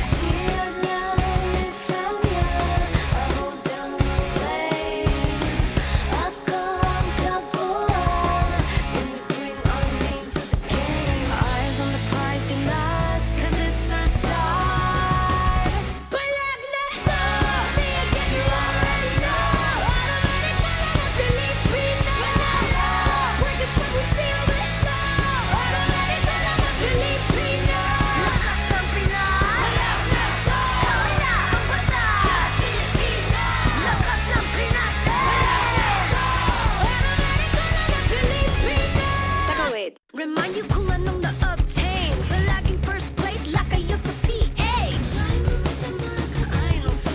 I'm here cause I got God, my team is super fast. Eyes on the prize, been lost cause it's our time. Palag na to, me again you already know. Automatic na Pilipina. Porque somos still the show. Automatic na Pilipina. Lakas ng Pinas.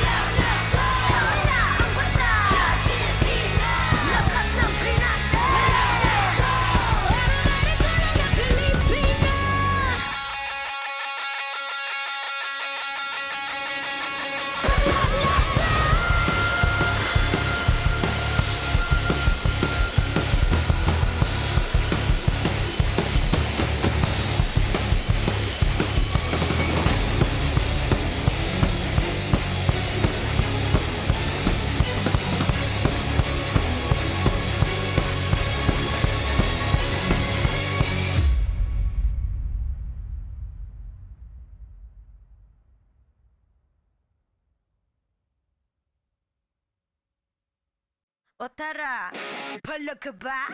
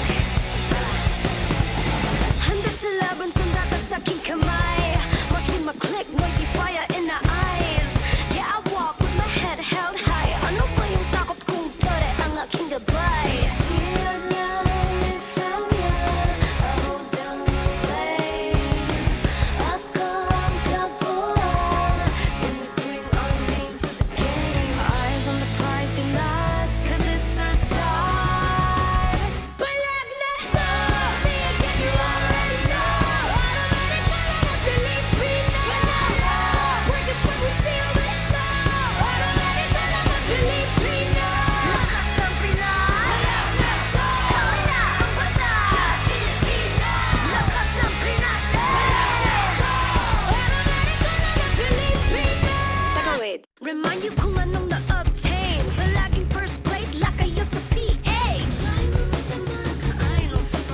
I'm here cause I got God, my team is super fast. Eyes on the prize, been lost cause it's our time. Palag Na To, me again you already know. Automatic ka na Pilipina. Pwede sa mo steal the show. Automatic ka na Pilipina. Lakas ng Pinas. Kami na ang batas. Lakas ng Pinas. Automatic ka na Pilipina.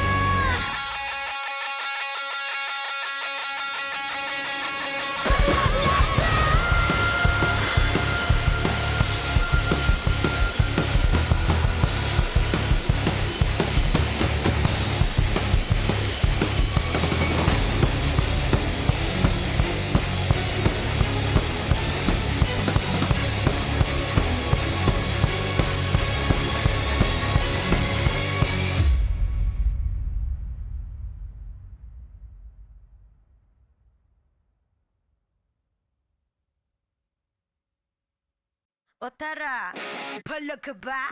Palag!